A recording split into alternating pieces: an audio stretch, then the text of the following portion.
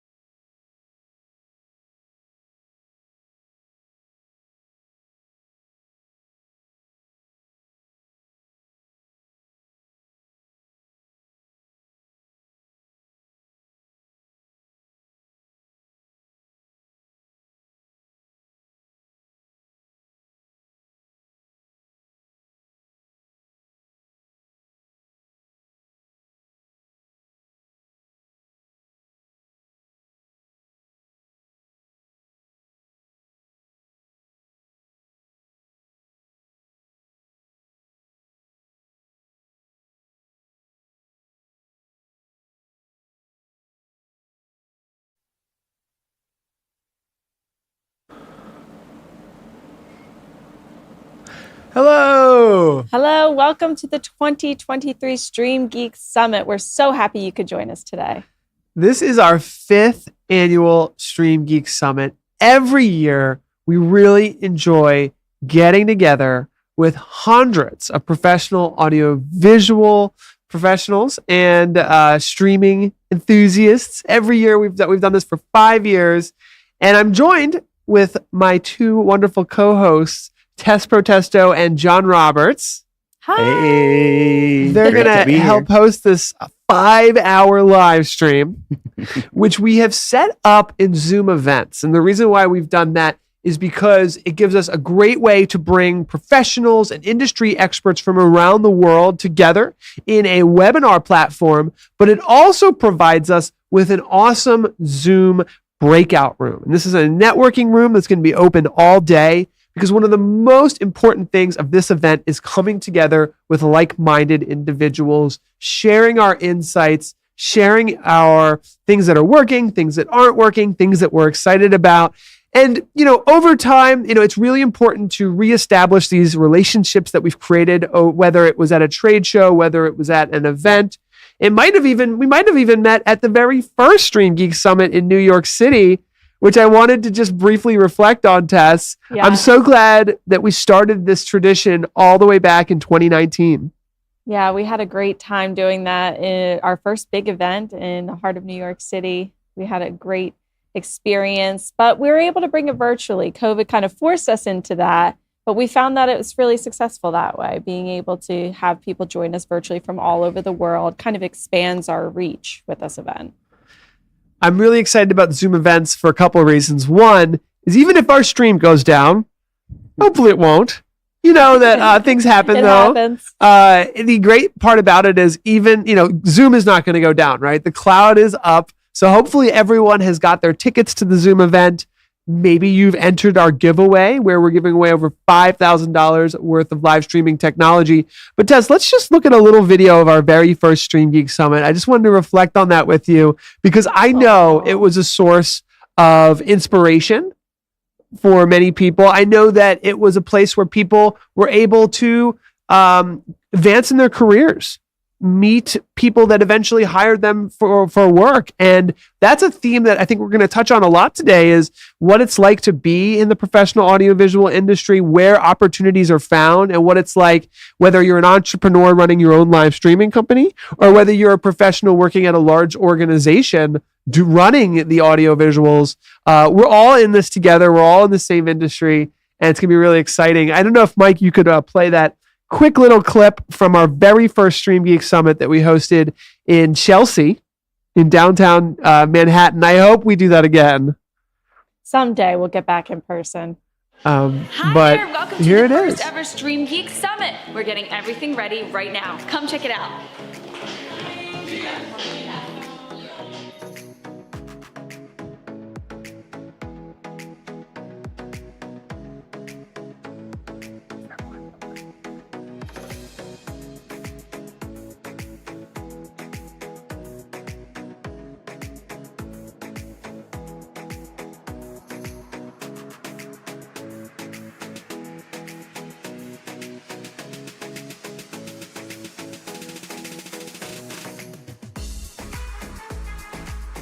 Very happy to be here.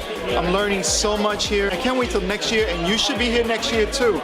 You're gonna learn a lot, and you might make a career change just like I am going to after this event. Super psyched and super excited to be here at the first StreamGeeks Summit 2019, and we'll definitely be back for next year. And I actually had to fly a 15-hour flight just to be here today, and it's so awesome. Definitely worth it.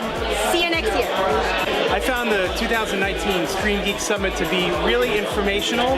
It's not just about the technology, it's about the attitude, and they make a difference in the distinction between what live video, what recorded video is. It's all about authenticity with live video. And I think that really came across, and it's kind of an overarching theme in many of the panels. Really, really informing and enlightening. 2019 StreamGeeks Summit was excellent. It was a great place for me to come and see the actual actual practical application of all this equipment and actually see it go out live and everything was great. And also seeing the companies that have different offerings in the streaming industry. And I'd love to come back next year. I really got a lot out of getting to meet a lot of the innovators and the creators of these technology that I don't have the opportunity to talk to and meet with in my normal day.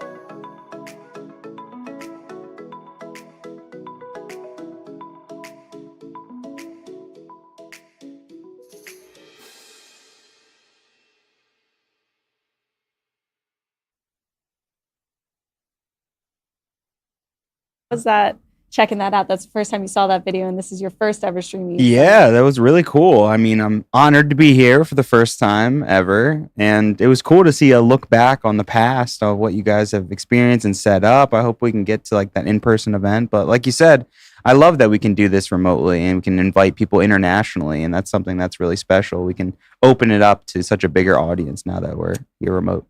Definitely. We have a slew of really informative special guests that are going to be presenting today. So make sure you hang tight. Let us know where you're watching from in the chat. If you're watching on YouTube, say hello.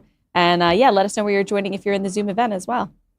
I'm really excited for your session, Tess. There are so many wonderful, passionate, and professional women in audiovisual, while somewhat underrepresented as far as, I'm going to say a percentage, which I know you guys are going to talk about. Very passionate, amazing women that I have met in this industry and in live streaming too. In the streaming and production world, especially, it's there's so many great women who get involved. You are one of them, Tess. Aw, thank you. And I know that you've been an inspiration for many women, young and old, but definitely a younger generation coming in and seeing your career, which has spanned almost a decade in audiovisual.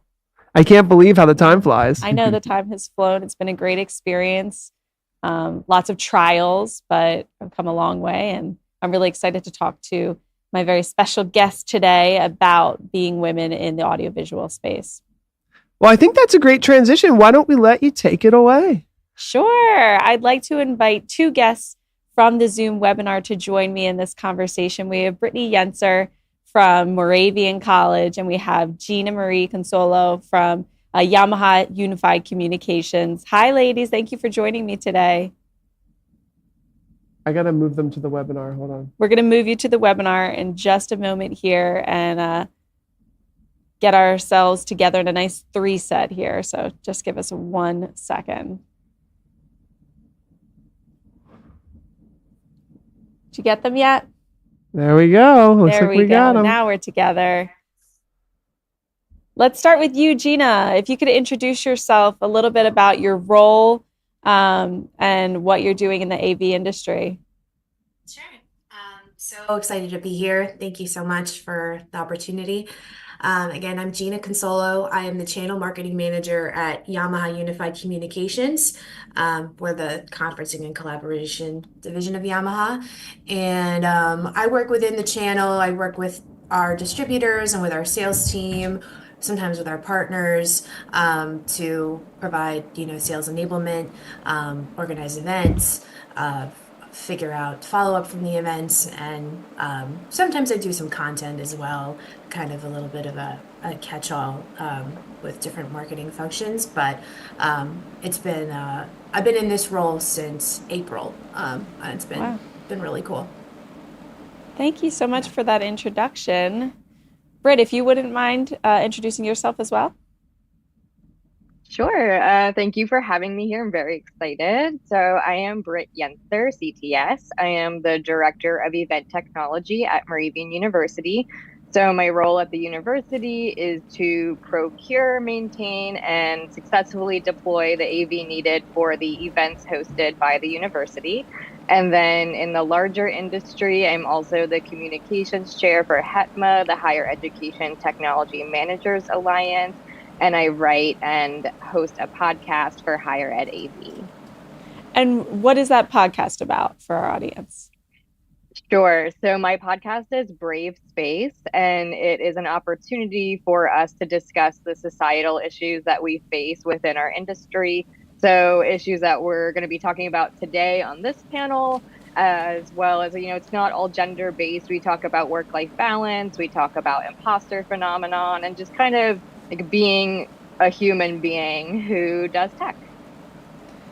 Awesome. And Gina, did you come from the AV space when you got into Yamaha Unified Communications, or was this a transitional, industry switch for you?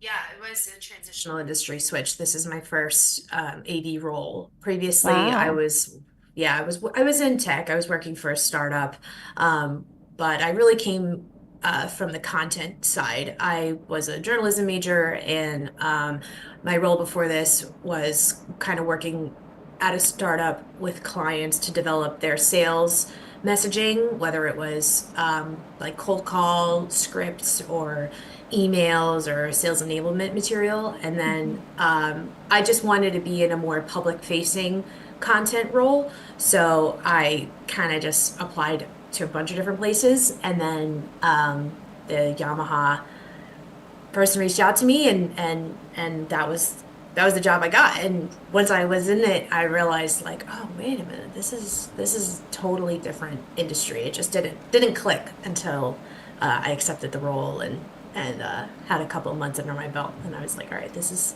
is cool. Yeah. It's interesting that you both do a lot with events and public facing aspects of the AV industry. Can you talk a little bit about that, Britt? I'll start with you being involved in events and really how that works together with being an AV. Sure. So it's interesting because AV really should be facilitating an event. It's not necessarily the feature of an event. And I think that in my role, I would not be successful if people recognized my work, right? Like, so it's kind of weird to say, but like my goal is to have the best lighting, the best streaming experience. We do a lot of live streaming, especially post-COVID, opening up the opportunity to have more people join in what they feel is a safer way. But even like being a university, we have international guests and presenters and things. So there's that streaming component really coming into play, the microphones, the music, like everything. And that's just a piece of it to make a strong and fun and meaningful event. It's not necessarily something that like I want people to point out though. No, I totally get that. And Gina, you are more on like the trade show event side of things. Is that correct? Yeah. So you're really a face of the company. Yeah, I guess so. Yeah, because I see you on LinkedIn posting all your events and everything. Yeah, we do trade shows. We also do a lot of regional events. Okay. With we'll work with some of our partners and invite resellers, and sometimes we'll partner with a distributor, sometimes we'll invite the distributor. Those, I think, a lot of times it's about kind of being in the right place at the right time and kind of catering a little bit to the crowd, Right. sort of knowing what their schedule is and what would make sense for them to stop by on the way home from work. And I think also it's a little bit of music even sometimes, like, you're going to get a lot of musicians. So I try to consider like who's going to be there and what they would respond to, what, you know, they would enjoy. Yeah. And we talked a little bit about joining the industry, and maybe Britt, you could start this off, maybe barriers for entry, or sort of career path into AV. Is there any challenges you faced getting into it, or were you sort of embraced with open arms as a new employee in the AV space? Yeah, so I personally was pretty much embraced, which I really appreciate. I think that points of entry to the industry are an ongoing challenge, and it's multi-layered. And I think that one of the larger challenges is that women statistically are not likely to apply for a job unless they can already do upwards of 90% of what they see on the job description. Whereas men are comfortable applying to a job if they feel they can do typically at least 50 or even maybe 70%. Wow, that's a really interesting statistic. Yeah, so it's a really large gap, and that's a problem in and of itself because women aren't allowing themselves room for growth. But as it stands, if a woman looks at a JD and feels like I can't do most of this, then she's not likely to apply. And we don't currently have very many formal courses of study or opportunities for women to feel like they're gaining the skills and knowledge that would make them comfortable applying for an AV role. So since this is a StreamGeeks Summit, I thought about it. It was like, what can I offer up to people? So if you are here, you're probably passionate about streaming, I would suggest going to your local school district and offering them the opportunity to stream something that they're doing, maybe one of their theatrical productions or a special event that they have going on. I really like the idea of getting into technical theater with young people because, like, there are young people who are running tech for shows in their high schools or even middle schools or whatever. You know, get in there, build connections, and teach them some stuff, you know, start building that knowledge and building those connections. And if you can offer internships to people, that would be great as well. Like, the more that you put yourself out there and show, because you can't be what you can't see. So show that this is an opportunity and help people to feel more confident. My personal entry, since that was the original question and I went off on this tangent, is like I was the possibility and I was supported. So, you know, offer that to other people. Gina, what do you think about that statistic that Britt shared? Did that ring true for you when applying for positions in this space? I would say so. Yeah, it's I think we tend to be a little harder on ourselves, and 50%, that's crazy. Because I think you know, and it's so interesting too, because it's like you'll learn the other 50%, really. I mean, sure. We can apply that statistic in other things and say, yeah, we can, you know, I feel somewhat confident that I can figure the rest of this out. But when it comes to, you know, there's just so much pressure to perform and to succeed right away. It's almost like we don't give ourselves room even to learn.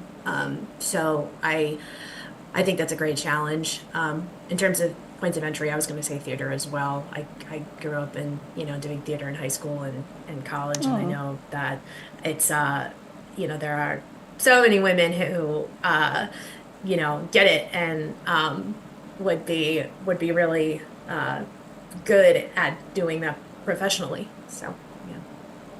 Yeah, I know for me, I was terrified when I started in this space.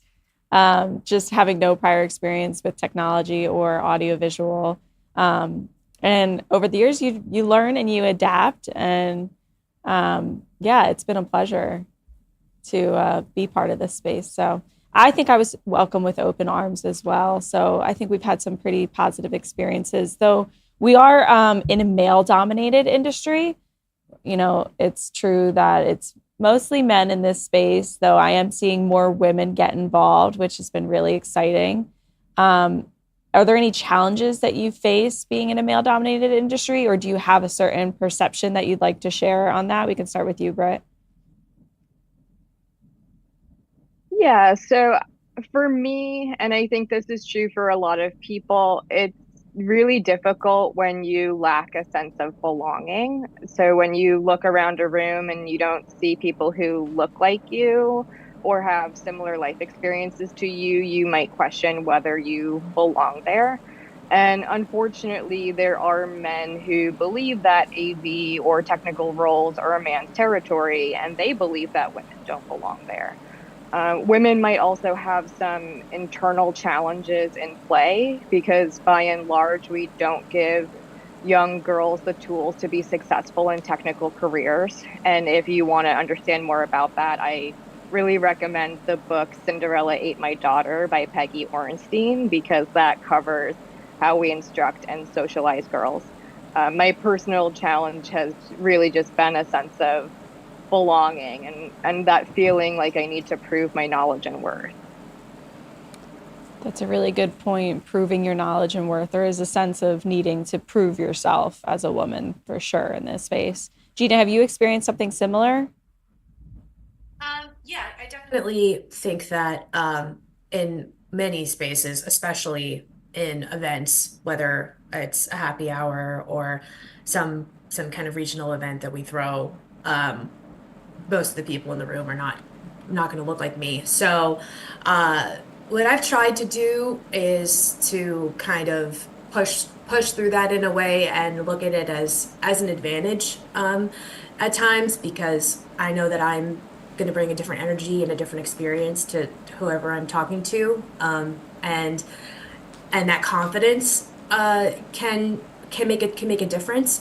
But I mean, I'm on guard. I've come from my first professional jobs, I guess, were in restaurants. So I, worked in an industry that was very hostile towards women. And then I went into more of a corporate space. But I just know how bad it could get. And so and I think it's true in so many industries.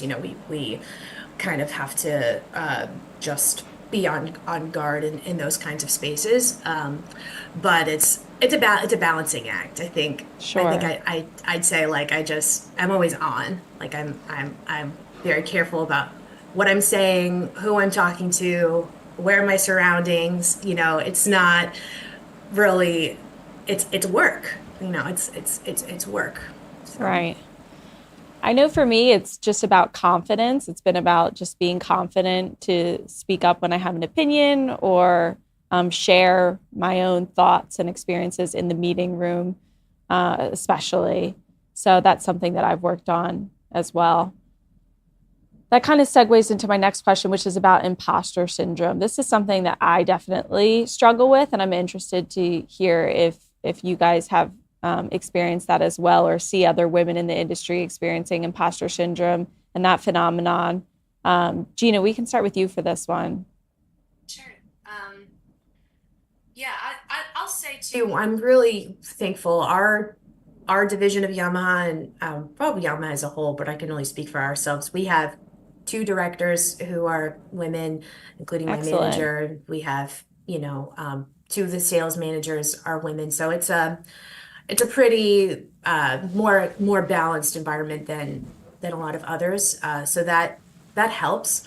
I think with imposter syndrome, what I've tried to just tell myself when I go to a networking event or when I go somewhere is, you have every right to be here. You are because of your position, because of the people because of your job. I mean, this is your job. This is what you were hired to do. This is what you're getting paid to do. And I think everyone else is doing it. Everyone else is chatting, just going up to people and chatting and getting business cards and confidently talking. So it takes practice, and I think it gets easier over time.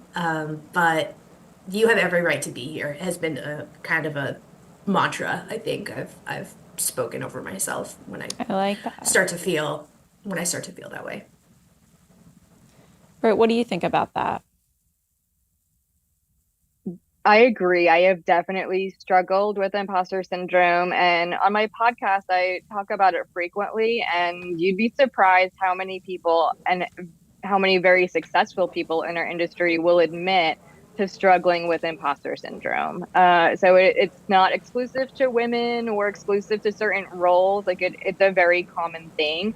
I personally am similar to Gina, where I'm trying to get myself to a point where I'm not doing imposter syndrome anymore. Like either I definitely know what I'm doing, or I have managed to bamboozle a whole bunch of people into believing I know what I'm doing. And either way, that means I'm pretty smart. So, I like the way you look at I've that. I've earned my seat at the table at this point. I like the way you look at even if you have to kind of BS your way through it, that's a talent in its own right. So, yeah. We have time for one more question, really quick. Why do you choose to stay in this industry? And is there any like really positive experience that you'd like to share, either at where you're working now or just your experience as a whole in this space? Britt, we could start with you. Yeah, I love this industry. It's interesting, it's dynamic, it's always growing. You'll never be bored, and that's my favorite.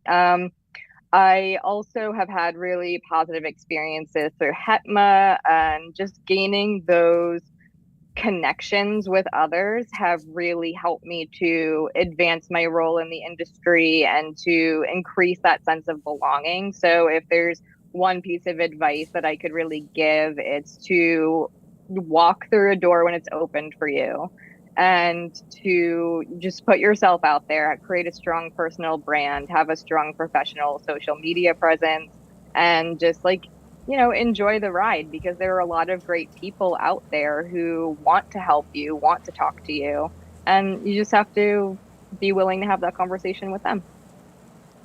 That's awesome advice. Thank you for that. Gina, what are your thoughts as we close up here? Yeah, so the AV industry is really exciting for me. I am fortunate enough to have a close family member and uncle who's been in the industry a long time, and he's kind of a father figure to me, a mentor to me, and has really sort of helped me kind of understand it from a business perspective, from a relationships perspective. So finding, whether it's someone at your that you currently work with, or someone that you meet at a show who has a lot of experience and can kind of mentor you has been invaluable. In terms of like personally, I am a musician, I'm a singer, I'm a vocal coach, that's and wonderful. this industry is full of music people. Yeah, So, it is.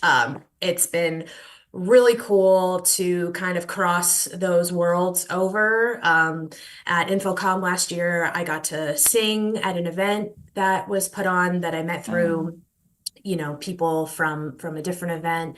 I've been able to give vocal coaching lessons to some of my colleagues and people that I've been meeting at shows. So I think if you have any connection or passion to music, you can really take advantage of all of the different components that this industry offers, and whether it's even discounts on Yamaha keyboards. I mean, it's just like it feels like it's made for me. So I feel very, very fortunate to have landed here.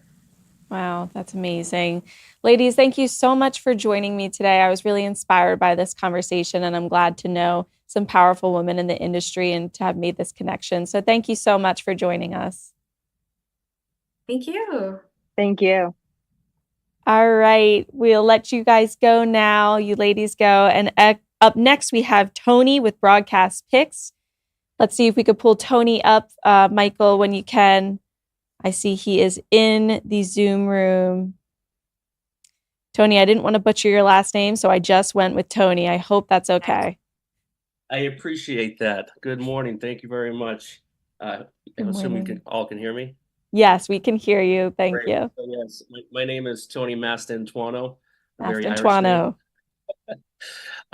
But thank you very much, Tess and Paul, for the invite. This is my first summit, and the very first time, I believe, Broadcast Picks has been invited. So thank you very much for that.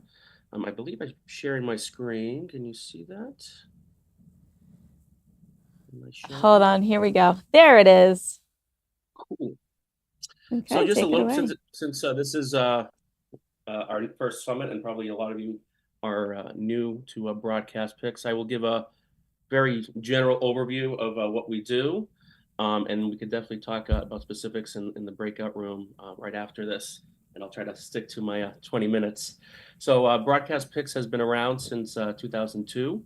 We're a manufacturer of live video production systems for live events, for streaming, recording, and producing events just like what we're doing here today. We've had over the last couple years, we've completely revamped our entire product line. So I think the best thing is, let me go through some of our products, and if we have time, maybe a little bit about what our software can do. The great thing about Broadcast Picks is across our entire product line, it's the same core software. And what the difference is really the amount of inputs and outputs that you're looking for, depending on the type of production that you're producing. So what you see in front of you is our heads-up multi-viewer. This is our interface that is completely configurable. One of our greatest features is that everything can be sized, dragged, and duplicated across monitors, different monitors. And so I'll do that right now just to show you the flexibility, the unique thing to us. And so this is these graphics here coming out of our still store that I've exported through PowerPoint. And so I'll just select here through our next slide. So I'll start from the top down. Our largest model is called the GX Hybrid. You'll see the word hybrid used across a lot of our marketing material. And the main reason for that is we're in a world that we're mixing a lot of different signals and formats and input types. And so on all our models, we are mixing a combination of traditional SDI and HDMI sources along with IP signals. And those IP signals can be a whole gamut of formats. The biggest one, obviously, is NDI, but we also integrate with SRT, HLS, WebRTC, and a whole slew of more that I'm forgetting, but a lot of IP formats. So here on the GX Hybrid, this is our what we call our 2ME, 2 mix effect system. So great for producing multiple screen outputs. And this has a total of 22 inputs. And if you can see here on the right here, there's the back of our units. The way we get to 22 is there's a total of 14 SDI, which you can mix and match between various resolutions. And there's a total of 8 IP inputs. And so that's how we get to the total magic number of 22. On the output side, again, we are mixing the SDI output with NDI. So here we have a total of 6 assignable outputs between program, the ME, clean feeds, and auxes. And so 4 of those are through SDI, and 2 of them are through NDI. This system has a total of 6 keyers to overlay for DVE boxes and picture-in-picture effects and chroma key. So a lot of flexibility with the keying layers. If you see on the top of slide here, my common features of our systems, this is available across all our products. So I briefly talked about our multi-viewers, completely configurable. A great feature from us is the what we call Commander, which are user interfaces that are a mix of a multi-viewer / controller / remote control operation. And so you can run our application either locally or remotely in a web browser. And that was a big thing during the pandemic, and still is, the ability to control systems remotely.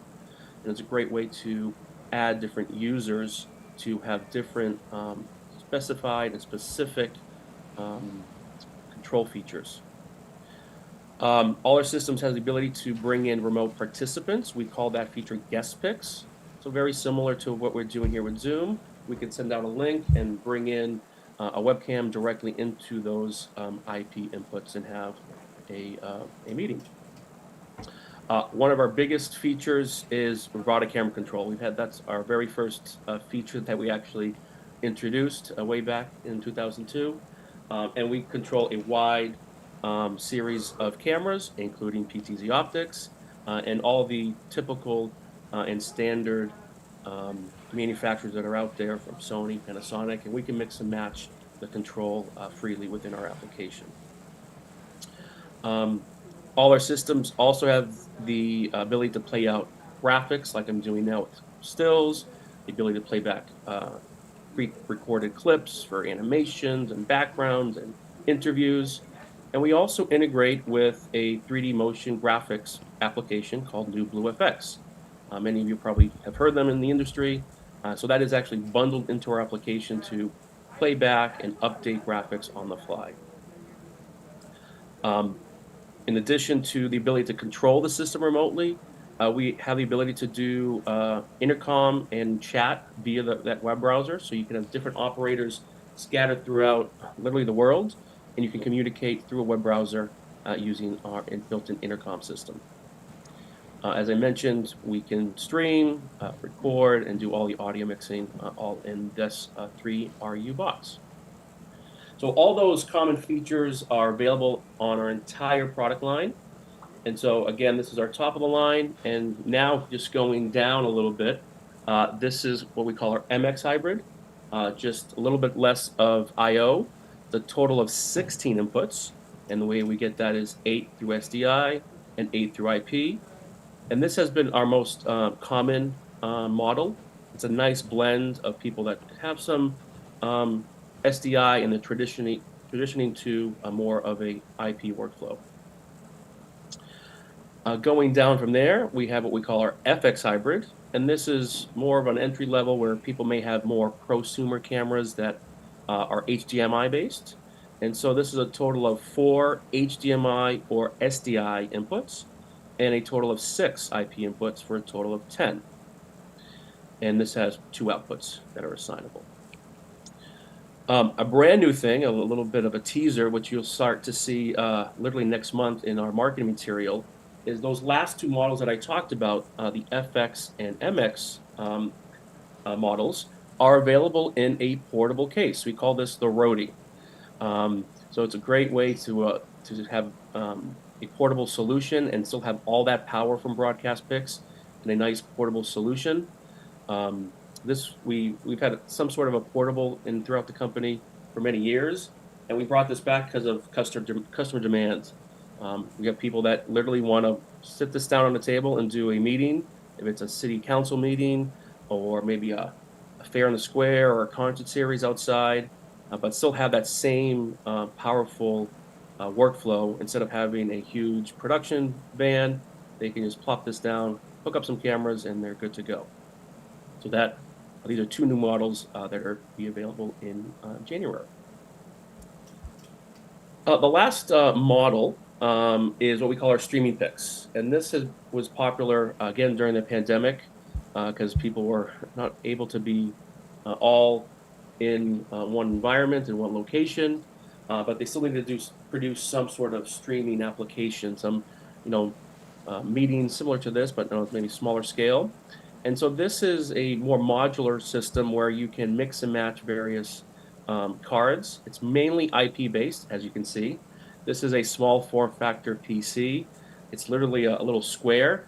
So this also is highly portable, that you can literally put in your backpack and put on a table and hook up a monitor and start producing. So the top card here can be configured as what is shown here as an input, and some people use that for a HDMI signal coming in for a laptop feed to do presentations, or maybe they have a camcorder they want to put in. So that can be configured as an input or as an output. And as an output, what a lot of people are doing is putting that to their cablecast system in the public access market, so they can output what they're producing locally out to their cablecast system. So this has a total of 4 inputs, so smaller scale, obviously based off the form factor, but this is a nice entry-level Broadcast Pix product if you're looking to start streaming and producing content. All these models that I talked about now include what we call version 10 software. We just announced this, I think a month ago, maybe a little bit more. And so that's shipping now with all those features that I talked about, but also two really cool pieces of hardware attachments. And you see this in this diagram right here. So the first thing that we have introduced is a brand new control surface that we call the 750 control panel. This is great to have a little tactile feel to switch your sources, use the joystick to control those robotic cameras, start your streaming, all in a nice compact and portable panel. In conjunction with that, we also have introduced integration with the Elgato Stream Decks. These are great devices. A lot of manufacturers and companies are starting to integrate with this, and we just have jumped on that bandwagon. They provide great feedback, as you can see here. These actually are the images coming from what we call here our Pix pad. This is our dynamic pad. And this pad on the multi-viewer can literally be duplicated on the Stream Decks to offer the exact same control that I'm doing here of moving between my content and clips and graphics, but doing that with a tactile button on this Stream Deck.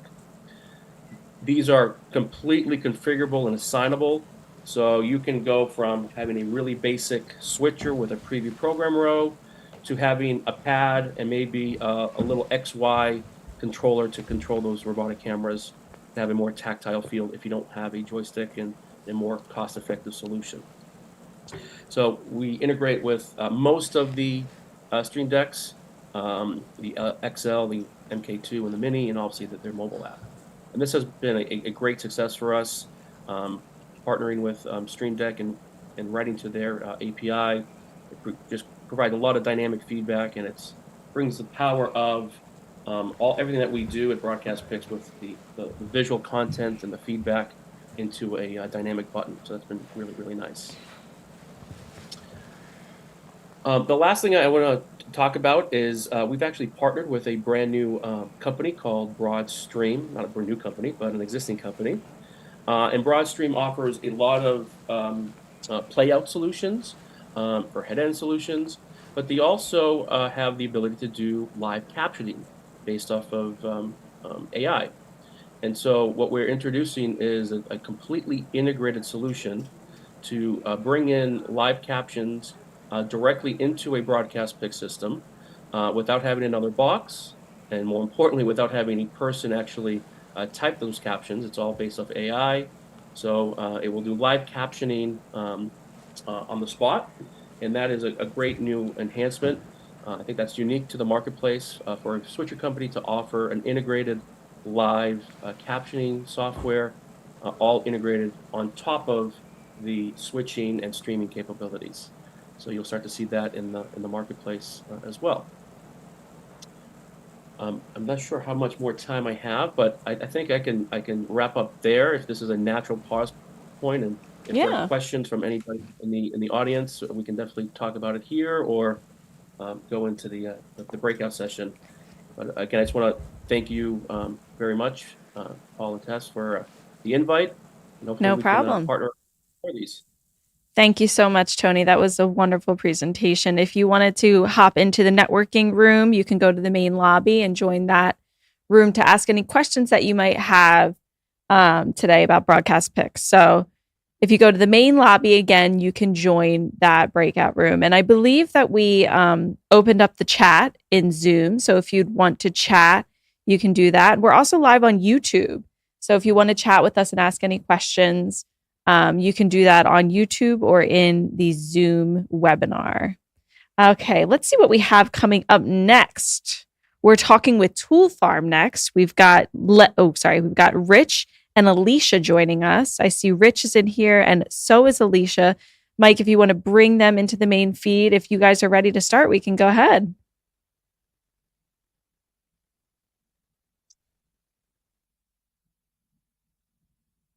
Just give us one moment here to pull you onto the main feed.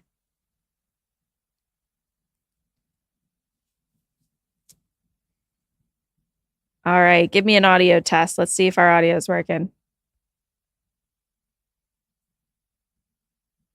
Hold on, he still has to bring you in.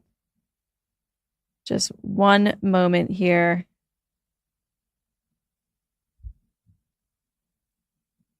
Let me see if I can do it. Okay, I think we have to do it from here. John, will you go over and pull Yeah, them I'll in? take a look. Good thing we're ahead of schedule here. Just got to get the speakers in the right area really quick.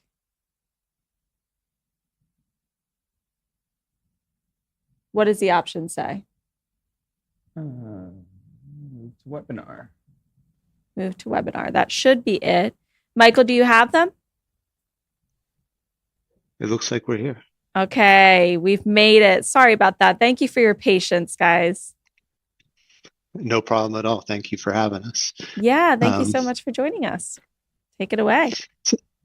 So yeah, my name is Rich D'Angelo, and I'm here with Alicia Burks. We're with Toolfarm, and we're a global supplier for a broad range of content creation software. It's a place to go to kind of learn what's new and happening in the world of motion graphics tools. And we're here today because along with cameras, switchers, and other gear, there really is a whole world of software that can help you up the production value of a stream and really create something beautiful with graphics, titles, and effects.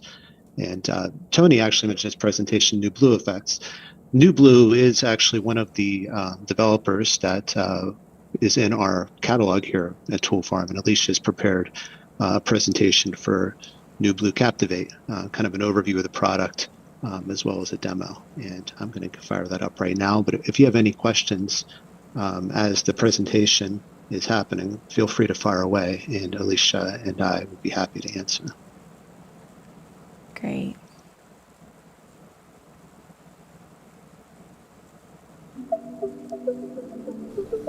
Hello, I'm Alicia Burks from Toolfarm. At toolfarm.com, we sell a wide variety of software for editing, motion graphics, 3D, audio, and more. And one of the products we're really excited about for streaming presentations is New Blue's Captivate.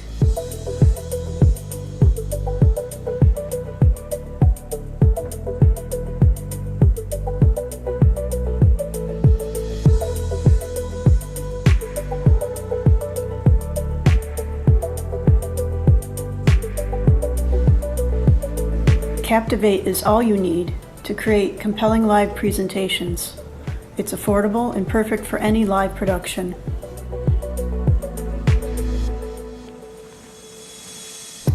With Captivate, you can enhance your live productions with professional graphics, titles, animations.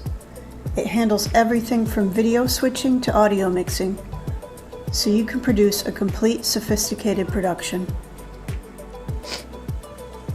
It's intuitive, with easy setup, and without a steep learning curve.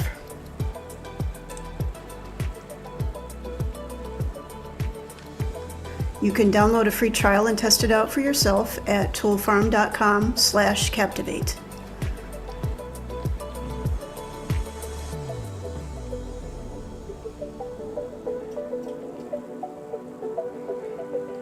Captivate has you covered in any live event situation.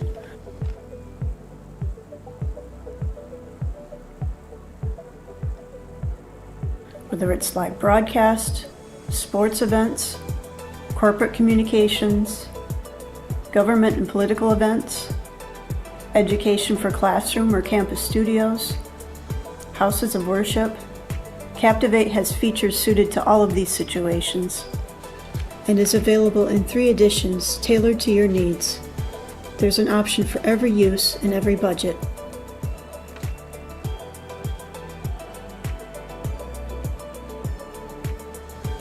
There are a massive amount of input options, including live cameras, webcams, or other video sources,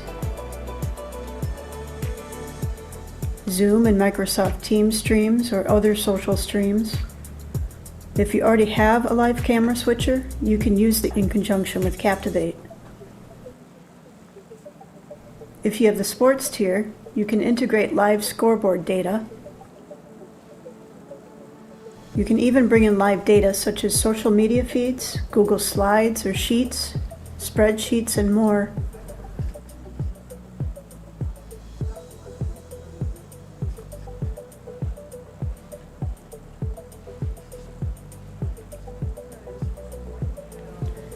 In addition to the live sources, you can also import a variety of imagery, video, and audio files. Captivate is also compatible with switchers, camera controllers, and other live video and audio capture solutions from Blackmagic Design, PTZ Optics, Telestream, Epiphan, and other brands. Once you have all your content, you can then organize all your video and graphic elements in your presentation. The new shot layout feature makes it easy to create dynamic animations for your live broadcast. Here NewBlue shows you how this shot layouts feature works. Let's get started. To create a new shot, there are a couple of ways we can begin. The first method is by multi-selecting the graphics we want to use. For example, let's say we want to use 2 picture-in-picture frames and a background. With all 3 graphics selected, we can click the Group into a Shot button.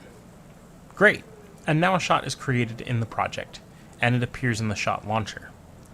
Clicking on it will play the shot on air, and clicking it again will bring it off air. Another way to create a new shot is by dragging and dropping an item into the shot launcher. This will automatically create a new shot, and you can add more graphics to it by dragging them in. If you need to make edits to a shot layout's properties, select the shot you want to modify in the project list. Now that we have some shots created, let's explore some options. By default, shots are played sequentially, but you can override this behavior. You can choose to have a shot play on top of others by unchecking the solo option. Shots that will play on top of others are denoted with a special badge. You can also assign color labels to shots for easy organization. Let's make our first shot blue and the second one violet. To further manage shots, you can use filters. Sort them by name or color, and even filter shots by color if you only want to see specific ones.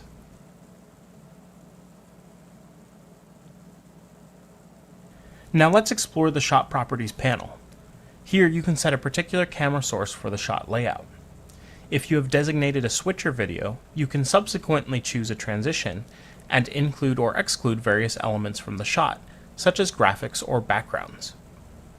Additionally, the shot control selection allows you to modify variables within a shot.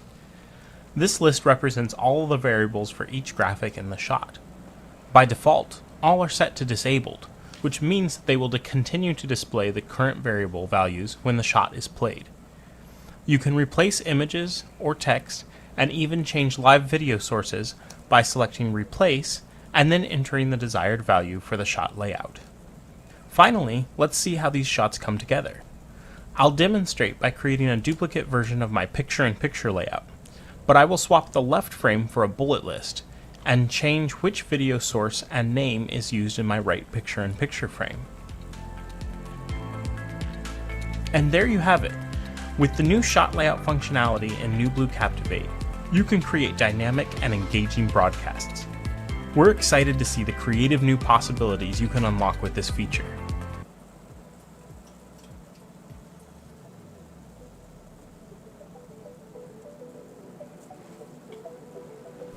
As we mentioned before, one thing that makes Captivate so powerful is the ability to import live data information.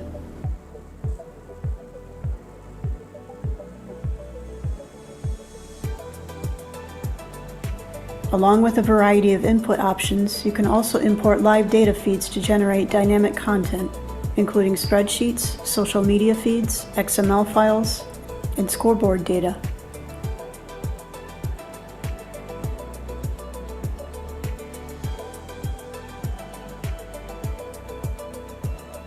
Deliver real-time, data-driven graphics, like live statistics, song lyrics, live polls and surveys, time clock information or countdowns, and much, much more.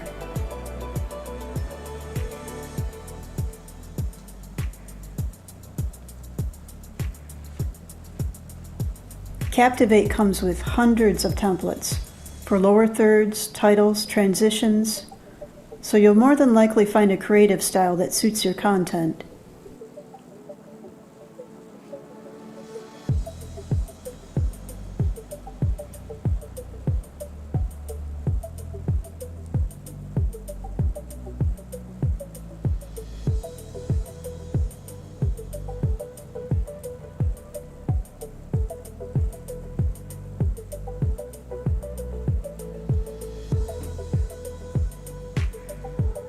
Captivate is available in 3 affordable tiers with perpetual, monthly, and annual subscription options.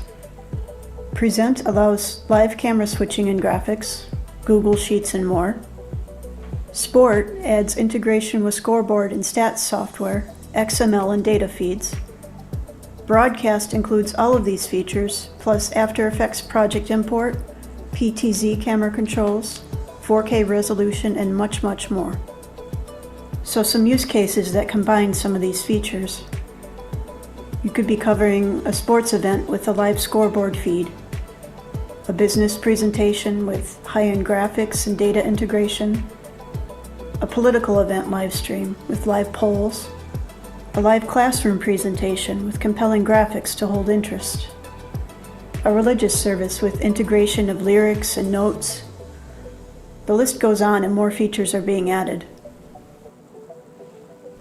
There will be a new instant replay feature launching soon for the sport and broadcast tiers. It is a massive list of features, and you can see a comparison chart of each tier at toolfarm.com/captivate.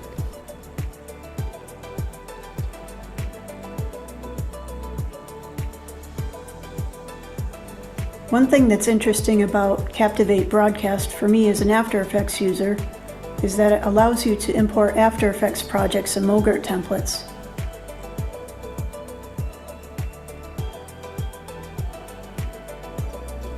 You can even set variables in your template to update live. So this really opens up the possibilities for custom design.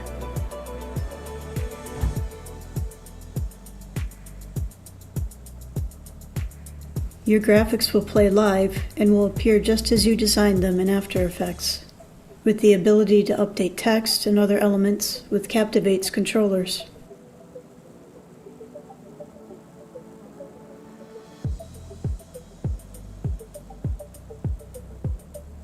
You can see how Captivate is a powerful, complete solution for all your live event needs. To download a free trial and test it out for yourself, you can go to toolfarm.com/captivate. In addition to Captivate, we also have trial software for many of the other products we sell. Speaking of After Effects, along with NewBlue products and Captivate, we sell a vast amount of add-ons, plugins, and software for hosts including After Effects, Premiere Pro, Avid, Resolve, Final Cut Pro, and 3D applications like Cinema 4D, 3D Studio Max, and more.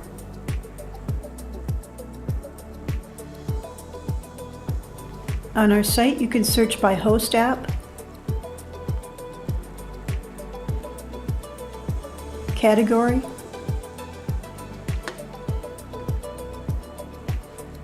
or vendor.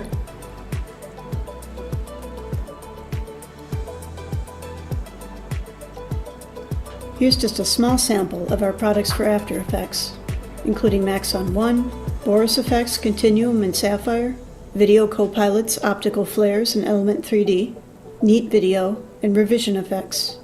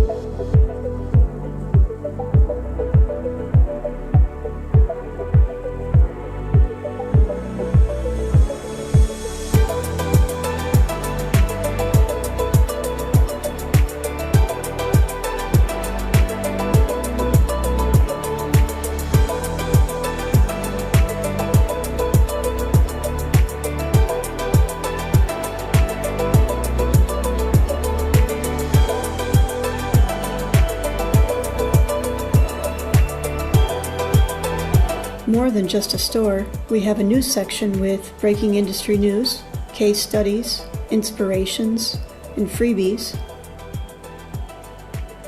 and a tutorial section for learning with in-depth articles. Whether you're looking for effects, transitions for editing, motion graphics plugins, keying and tracking tools, 3D and rendering software, audio plugins, you'll find it at Toolfarm. Feel free to reach out anytime for advice on your projects. Chances are we have the software you need and answers if you're researching or comparing products.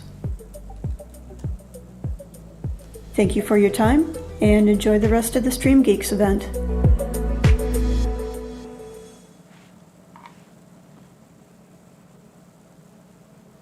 All right. That was a wonderful presentation. Great job on that, Alicia. Yeah, thanks, Alicia. Well done. And as Alicia said in the video, many of the tools that were shown, NewBlue plus the effects tools and 3D tools shown at the end, we have free trials available on our site. And we really like to look at ourselves as a resource for the community. So please do take us up on the offer to get in touch if you have any questions about NewBlue or any of the other tools that we offer. Yeah, could you just reiterate where to find you guys online, what that URL is? We did get that question a couple times. It's toolfarm.com, so just TOOLFARM.com. Awesome. I'd like to invite you guys to join the networking room after your presentation. Any questions can be answered there from our audience. So if you could go ahead to the main lobby and then join the networking room, that would be great. Excellent. Thank you so much for having us. Yeah, thanks for joining. Up next, we have Sam from Zoom coming on. I just wanted to give a couple quick updates on basically how the webinar is working. You can ask questions in the Zoom webinar and we can address them during the presentation, or you can ask questions in the networking room following the presentations. So if there's 2 rooms in the main lobby, you can get to both of them, the main presentation session and then the networking session is the second room. So you can join either of them, whether you want to ask questions to the previous speaker or if you want to tune into the main session, you could be in the main presentation space. We are also live on YouTube right now. So hey, everybody on YouTube, I see there's some great conversations happening. Let us know where you're watching from, whether you're in the Zoom room or whether you are on the YouTube chat. We want to know where our audience is tuning in from. And yeah, it's really cool to just have you all here with us. So thank you so much. All right, Sam, if you're ready, I can have you start soon. I think I lost you in. Oh, are you here? Oh, there you are. I went ahead and hopped over to the webinar as I saw you getting close. Love seeing your set again. You have the coolest studio. Thank you. Well, you guys have a great one as well. Thank you. Yeah. So, hi, everybody. My name is Sam Kukaiko. I lead the production side of the event services team here at Zoom. Though, actually, fun fact for all of you guys, this is actually going to be my last official presentation as a part of the event services team. I'm actually switching over to another role within my team, moving back towards rooms and hardware and workspaces back at Zoom, which is actually where I started at Zoom. Came over, started the event service, the pro events team, led in the event services team, and now leaving that in really good hands. So you're going to see Zoom still doing the same stuff that you see us doing today with our event services team, but I'm actually going to be switching into a different role here. But it is really fun to be here with you guys today. I know I only have a little bit of time, though I just gained 4 extra minutes here, but I'm going to be with you guys for about 20 minutes, and we're going to be talking about Zoomtopia a little bit and about a little behind the scenes look at what we did this year. I am very Q&A driven, so definitely toss things into the chats. I'll try to keep an eye on all the chats and all the Q&A and everything as we go, so you can kind of shape what direction I take this, because other than that, it's just going to be me kind of giving you top of mind thoughts behind what we did. To kick that off, though, I'm going to go ahead and share with you guys a little video that shows just a little bit of what we did at Zoomtopia, kind of how my team works and all of that. So let me get that pulled up here. And here we go. Zoomtopia is our annual convening of in-person attendees and thousands of virtual attendees, leaders, partners, general audience. Event Services is a diverse team of individuals who have in-person event experience, virtual event experience, editing experience. We know the Zoom Events platform very well. We collaborate with that knowledge to help the Zoomtopia core team produce the event and to wrap the Zoom Event platform and all of its latest advances into the live event production.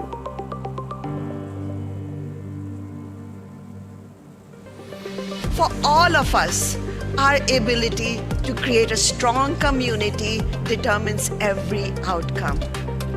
And what builds community? Connection. It is the magic in every aspect of our lives.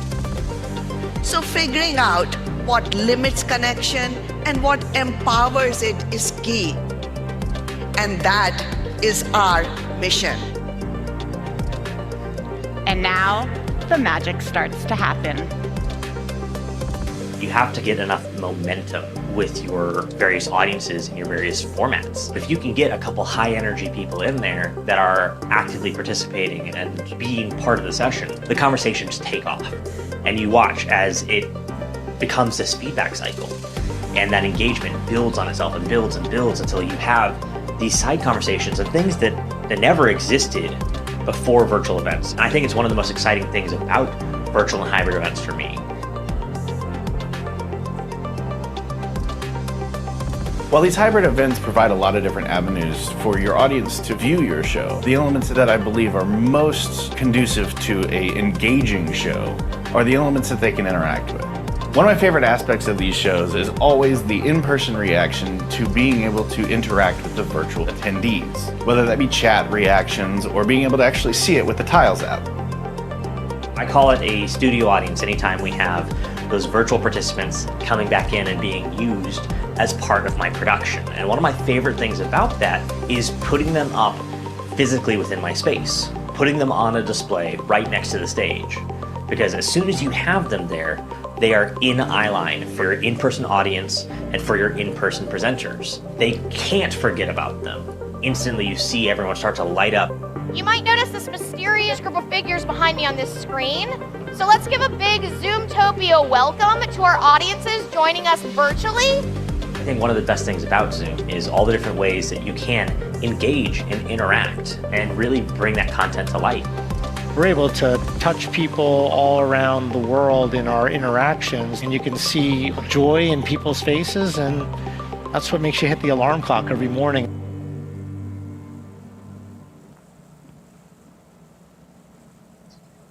So that is just a quick look at, again, what we're talking about here. So we're talking about Zoomtopia. And throughout that video, you saw mostly the main stage, but you saw two different setups that we had, and we're going to go over both of them a little bit. Let me get my windows reorganized just a bit so I can see this here. So yeah, our main stage. If we start with what it looked like last year, if you guys saw, I saw someone in the chat said that they were able to attend last year. That last year, 2022, looked something like this. So we had a big old video wall. We were using Immersive Design Studio's Canvas platform to deliver that. And what we were doing then is we were taking Zoom ISO. We had all of our studio audience of members. We had about 35 at a time that would go up on screen, and we brought them in these little bubbles. So what we have is we have a Zoom meeting happening separately, where we're bringing that studio audience out. We're using Zoom ISO in this case. Last year, we were using Zoom ISO to bring them out. Actually, only at 360. We, at one point, were debating between 360 and 720. We could do 720. We were engineered for it. But basically what we did is we pinned one person to all the outputs. And I went out front and I said, look, if you can tell me which ones are 720 and which ones are 360, we'll stay at 720. If you can't, then we're going to go ahead and just play it safe, and we couldn't. So we pulled everything back to 360 there for each of the individual participants.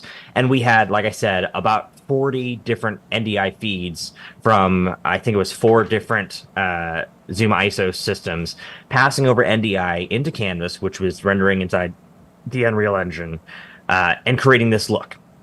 And so they're taking those individual videos of people, they're masking them, putting that little circle shape on them, moving them around.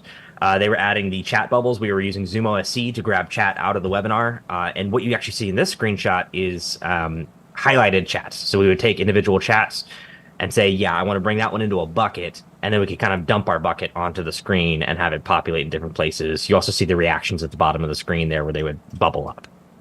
All that is, again, Zoom OSC pulling the data out, Zoom ISO pulling the video out, and then sending that over, in last year's case, to Canvas to do that. And then we're rendering that entire back wall and then handing that over to production, where they're using the spider to place the iMag on top of it in those 2 boxes and populate it onto the LED wall.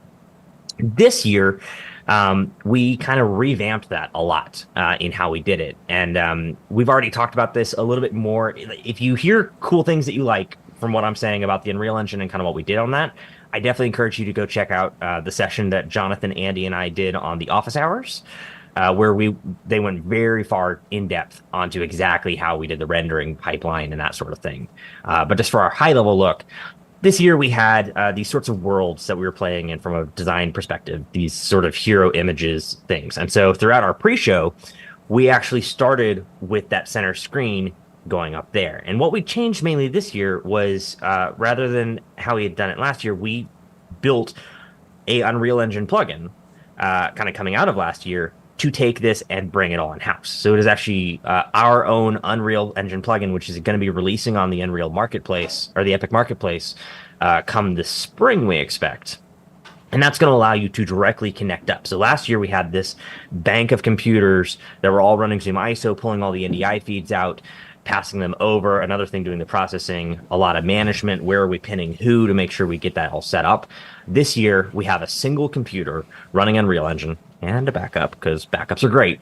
But we have a single computer that is directly inside of Unreal with this integration, this plugin, joining the Zoom call, pulling all the video data streams out. So instead of pulling the video out, turning it into an NDI, transmitting it over, turning it into baseband video, we're actually taking that data stream directly and applying it as a texture to a object inside of Unreal Engine, which allows us to do whatever we want.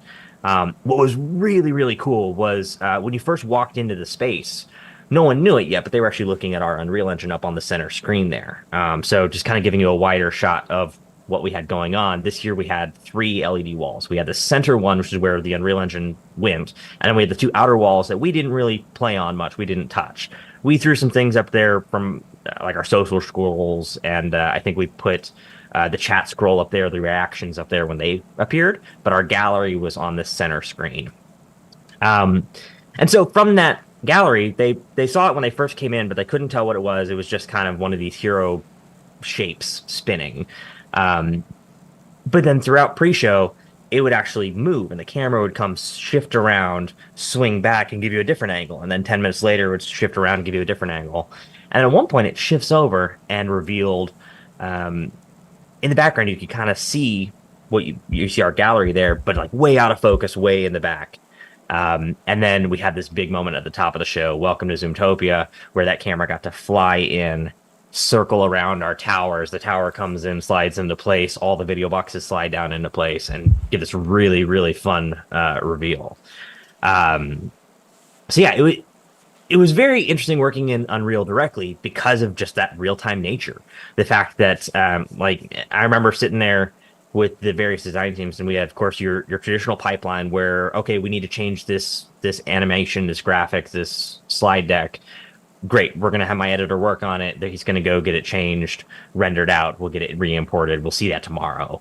Versus whenever we had a change on the Unreal Engine, cool, I want this box to move a little bit to the right. Okay, now what? We want to change the lighting. We want to change whatever. And we were able to really adapt quickly in true real time. Like if you guys have watched all the behind the scenes on The Mandalorian and shooting in the volume and all that stuff, then you've seen this application in use. And it was really fun to be able to bring Zoom directly into that on top with that exact real-time nature and sort of changeability of it. The other cool thing is that, we're just scratching the surface of what this can do. We're bringing video textures and putting them on a gallery, putting them on boxes, but you can do it in a lot of really deep and interesting ways. In the video, you saw a little shot of our AMC watch parties that we did. That was actually sitting over to the right side of our studio audience inside the Unreal scene.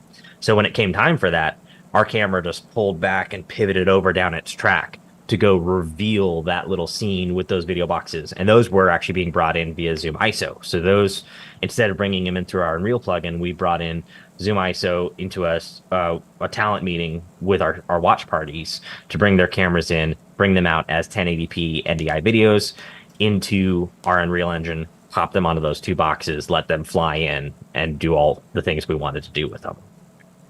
If you watch that office hours video, you're also going to see Andy really geek out about some of the different shaders and rendering pipelines we used that allowed us to do this at 4K 60 in 100% real time with a beefy computer, but at the end of the day, a desktop workstation rendering this. We didn't have a big rack. We didn't have a big farm doing the rendering. We had just a single workstation with I believe had a 4090 in it, rendering this out. And again, office hours clip is where you can find all those details, and we go into all the things about it. We talked about it for an hour there. One of the other really cool just kind of workflows I want to point out here is these little front displays you see in this image. We have our sign language interpreter there on the left display, and then we have our translated captions on the right display. So we had 4 sets of downstage monitors across our very wide stage, and what I did was have them pop 2 TVs on the back of each side of DSM. So we have 2 DSMs facing the stage for our presenters, and then these 2 displays facing into our audience. And this is something we did last year for the first time with our sign language interpreters, and I really, really liked. And so I was really excited to get to bring it back this year. But that's actually happening over Zoom's native ASL interpretation features. So a couple years ago, actually, I think last year was the first Zoomtopia that we did with it, where we have our ASL interpretation feature. It is our video interpretation channels. So with Zoom, you're able to do audio interpretation where I can have a interpreter speaking in another language along with what we're doing, and then my attendees can choose which audio track they want to listen to. Same thing with ASL, just as a visual language. I can choose as an attendee to watch that ASL interpreter or sign language interpreter. It doesn't have to be ASL, it could be any visual language. What we did here was we had our interpreters joined remotely somewhere off in the world from their homes with their own camera setup, just joining via Zoom like they do, assigned as an interpreter role, all natively within the client. And then backstage, we popped an attendee into the webinar with Zoom ISO. So actually, sorry, it wasn't an attendee, it was a panelist with Zoom ISO, because then I'm able to get those individual video feeds, and I can select the video feeds from my interpreters. So I was able to select the 2 different ASL interpreters we had, pop them out over NDI, and send them out to my production switcher to bring onto the screen. And what was actually really cool was we used the video loss mode in Zoom ISO, so that when video loss happened, the video would go transparent. And that allowed us to automate the switching. Whenever you're working with interpreters, they switch off in 10-minute intervals, whatever. And you can either put a person dedicated to that, to watching when they're going to switch and switching that pin over to the right person. Or what we did is we layered these 2 videos on top of each other with a transparent loss mode on the first one, so that the logic and the processing is the same that happens within Zoom. Within Zoom, when I have those 2 interpreters, one person gets kind of assigned as the primary interpreter, and if they turn their camera off, then it shows the secondary interpreter automatically. That first interpreter turns their camera back on, then it switches back to them. And that's how you can switch off between the 2 people. We were able to do the same thing so that no one had to touch it. Whichever interpreter is live and the audience attendees on Zoom are seeing is the same one that my in-room audience is seeing. And it was really, really great to get to bring that sort of that inclusivity and that accessibility down into our space for real. And by having 4 of them across the front, you're able to see them from a good portion of our audience. Over on the right was a little more of just a showcase than a functional piece, but Zoom has automated captions. So if they're enabled, you're able to just, as an attendee, click on the captions and watch them. And it's not a human captioner typing it. It is our AI that's taking that speech to text and populating it there. You can also do interpreted captions, where it's going to first caption it and then it will interpret it into various languages. So I can say, even though I'm speaking in English right now, hey, as an attendee, I want to listen to, or I want to read that in German captions or in French or in Spanish or whatever I wanted to do. And so what we did was we actually joined attendees onto this and had them watch the captions and then use Zoom OSC to output those captions in real time, where we then used the same system that you're going to see us use in a couple different places. This is an internal tool that we've built where we're basically accepting these OSC messages from chats, from reactions, from captions in this case, and rendering them into text. So we're rendering them out into HTML, CSS based web page. And what you see on that right display is literally just OBS. It's OBS landing a web page where we are rendering those captions in real time. And what we actually did was we did 2 different interpreted languages. I think we did German and French. So as our presenters are up on stage speaking, we have live AI generated captions in a foreign language coming up on those screens. And it's just a really cool use case to kind of showcase what you can do between the power of AI production and some of these Zoom tools. This is a little bit of a look at what our Unreal station looked like backstage. So there you can see the Unreal Engine on the right monitor there. The left monitor is, of course, that is our output. That's actually coming out of a Decklink 8K, if I remember right. And then that's just going directly to that monitor through a split and then going on to production. And you can, of course, see our multi-view up at the top side there as we're getting ready for one of our keynotes. I do want to go ahead and take just a second to point out my team. Like I said, the event services production side of the team, but we also have several from the rest of the event services team here. This was my on-site team at Zoomtopia from my event services staff, and just really couldn't do it without them. It was very exciting to get to work with them on such a big show, such a great kind of opportunity to really showcase this. And of course, who you don't see in this one is Andy's client innovation team. So Andy Carluccio, one of the founders of Liminal. We acquired them. I actually just saw his 2-year anniversary on LinkedIn last week or earlier this week, I think. But they are the ones who created Zoom ISO and Zoom OSC that we acquired the assets of, and now came over to work with Zoom as the client innovation team. And they're the ones who built that Unreal Engine plugin. They're the ones who developed this whole scene and what you see on screen. They're the ones who do the office hours talk with me, really get in the weeds and some really exciting things. I'll go ahead and give my small plug for, event services is something that we do for customers. We are a paid professional service that Zoom offers. So we do our own shows, but also do other things. So if you need help with consulting with how do I do this, whatever it may be, full production or consulting or questions or whatever, that's why we're here. That's what we're here for.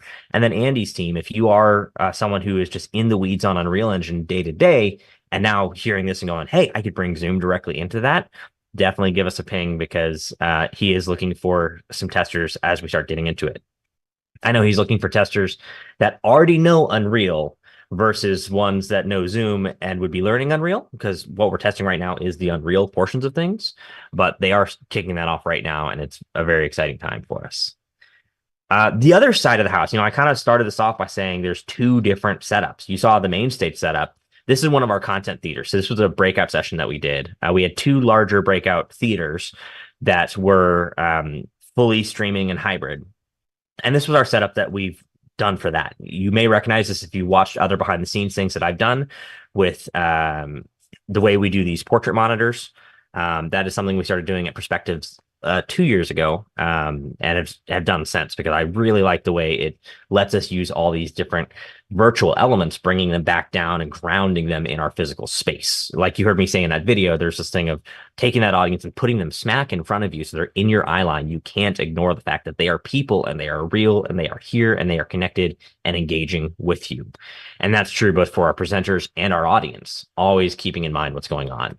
The other thing you see in this particular shot is you see one of our presenters remote. So we have several people on the stage, one of the presenters joining remote, and we're able to bring them and give them the sort of physical representation in the room with their title and all the things we see there. We've also have the what we did for our galleries here, rather than the Unreal Engine, was something that we're calling the Tiles Project. And that's something you're going to see more from us coming out in the future. But it's kind of an alternate client right now that joins up to a Zoom call and can pull the meeting participants out and does the rendering itself. So rather than Zoom ISO, where I'm taking the individual data streams, sending them out, and then I have to do something with them in production. So I could take those and I could drop them in vMix and do my borders, my mortise, my overlays, my masks, and place them on the screen, do what I want to do with them. What this does is it is actually rendering that whole thing, and it can actually output it with a transparent NDI. So in this case, these theaters were using vMix as their main screen switcher. We're avoiding IMAG, so we're not as worried about the latency. And then we're using vMix here. So that individual presenter is coming in via Zoom ISO, hitting vMix. That's where we do the crop, we do the rotation to put it on a 9:16 screen. We add the lower third and we add the background, and we put it up onto that output of vMix. Those other two are actually happening in the Tiles app. And what's happening there is we're taking those individual video participants. It is building a render. So I tell it, I want to have 8 people on the screen. I want it to be a 9:16 ratio. I want them to have this border, this rounded corners, this aspect ratio, this border color. And I want it to be a transparent background, which I then send over to vMix, apply that video background behind it, and pop it on the screen. This meant that we were able to have a single video background across all 3 of our sources, or all 3 of our screens there, as we brought different sources up and down. So we could have that kind of glue bringing things back together. You could, of course, also put an image background in the Tiles app if you didn't want to recompose it. If I just wanted to straight up take the HDMI out of that computer as a monitor straight to this TV. But we were screen switching it because at different times you see different things on those portrait monitors. You'd see presenters, you'd see 1, 2, or 3 presenters. Our virtual MC was hosted remotely coming in on there, our gallery app. You would see the chat scroll going up. You could see reactions. You could see just the logo and a still store or whatever it may be. And we kind of use those a lot. What you don't see in this image is that on the left side of the screen, we have our actual large screen in the room that we used for presentation content only. So presentations, videos, that sort of thing, our pre-show loops. But yeah, the neat thing we did with these theaters was that's how our in-room screen was. We had vMix running these 3 screens, and our main screens are 4 outputs. And then for the virtual audience, we were actually doing it with Zoom Events Production Studio feature. So we were all natively in the same webinar. That remote presenter is actually joined to our webinar, not to a separate talent meeting. And then we're using Production Studio to take our camera switch from this room, along with that presenter, any other remote presenters, our virtual MC, our content that's being shared in, and build that layout control natively within the Zoom app. And then that goes out to all of my webinar attendees. So everything inside that actual webinar is native. Our screen share is native. Our presenters are native. They're joining there. We're not doing talent meetings. We're not doing other things. This allowed us to have a lot of control over the 2 different experiences, be able to fully produce the 2 different experiences to show what needs to be seen for each at what time. And I think that's the most important thing you could take away from this talk with me here, is just thinking about and remembering that focus on always putting the right attendee view in front of the right attendee. What do they need to see when they need to see it? With that, I have hit my time, I think. Yeah, so I'm going to let you take back over, and then I'll be heading to the networking room to answer questions. Awesome. Thank you so much, Sam. If you want to ask Sam questions, I know that there were some questions in the Zoom chat. Please head to the networking room, and you can do that there. Up next, we have our keynote speaker, Mike Russell. We're so excited for Mike Russell to be talking about AI today. I will let him get right into that. Mike is from the Music Radio Collective. And yeah, let's bring him in.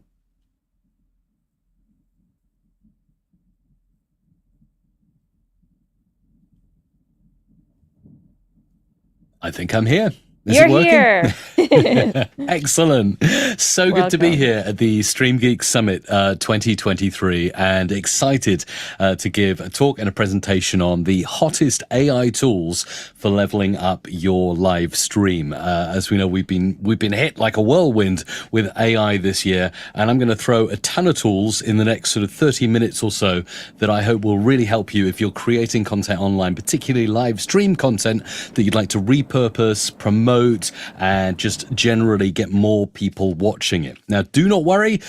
There will be a giveaway to every single attendee that will contain all the links to all the tools I mentioned, because you'll probably see quite a few and think, wow, I wish I'd written them all down. But don't worry, you don't need to. That will be coming to you. So, lovely introduction. I am Mike Russell from Music Radio Creative. I have a YouTube channel where I teach audio production for video and audio purposes, and also the use of new AI tools as well. You can check me out online. It's really easy. Just type my name into YouTube and I'm right there. Now, without further ado, I am going to share my screen and show you some great AI tools and some great presentation techniques for creating your own live stream content using AI. So we're going to focus on the tools that you can use. And the first thing I thought I'd do is walk you through a demo of what I do after doing a live stream. Now, I regularly do live streams, and one of the tools I use to do it is StreamYard. And the reason why it's so fantastic is because it will save all of my live streams here. And I can just click the 3 dots here in the StreamYard control panel, and I can actually go ahead and download that stream, where I can then go and do some repurposing. Now, as you'll see, I did that earlier so as to save you time, so you can see it right here. And I'm using Adobe Premiere Pro to make my edits, but any editor that works with video from Final Cut to DaVinci Resolve will also do the job perfectly. Now, you'll see this live stream lasted from the start all the way through to, well, over 2 hours in duration. So there's a lot of content in there. I don't really know what I can use. I'd love to make some shorts, some reels, some stuff to put up on Instagram, but to sift through 2 hours would take me a considerable amount of time as an editor. Well, thank goodness for chatbots, AI chatbots. They're absolutely amazing. And of course, most of you will know, watching this right now, unless you've been living under a rock, that the two biggest ones are ChatGPT and Claude from Anthropic. Now, actually, before GPT introduced all the great features, such as the ability to upload content, I was using Claude quite regularly to get highlights, and I'll show you how. And again, with these prompts, I've already done them, and I've got them here on screen so you can see exactly what I've done, rather than rely on prompting something live and maybe not getting quite what I'd like back from the language model, as sometimes it can give, the responses can vary, as I'm sure you'll have experienced yourself.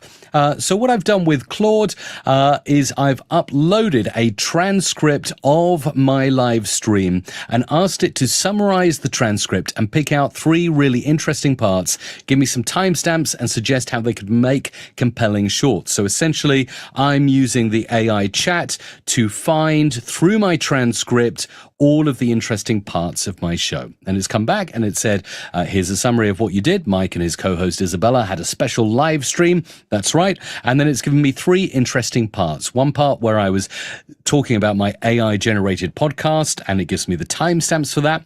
Another interesting part, I play some audio clips talking about an app converting my voice into realistic instruments. That was a great part of the live stream. I could also use that.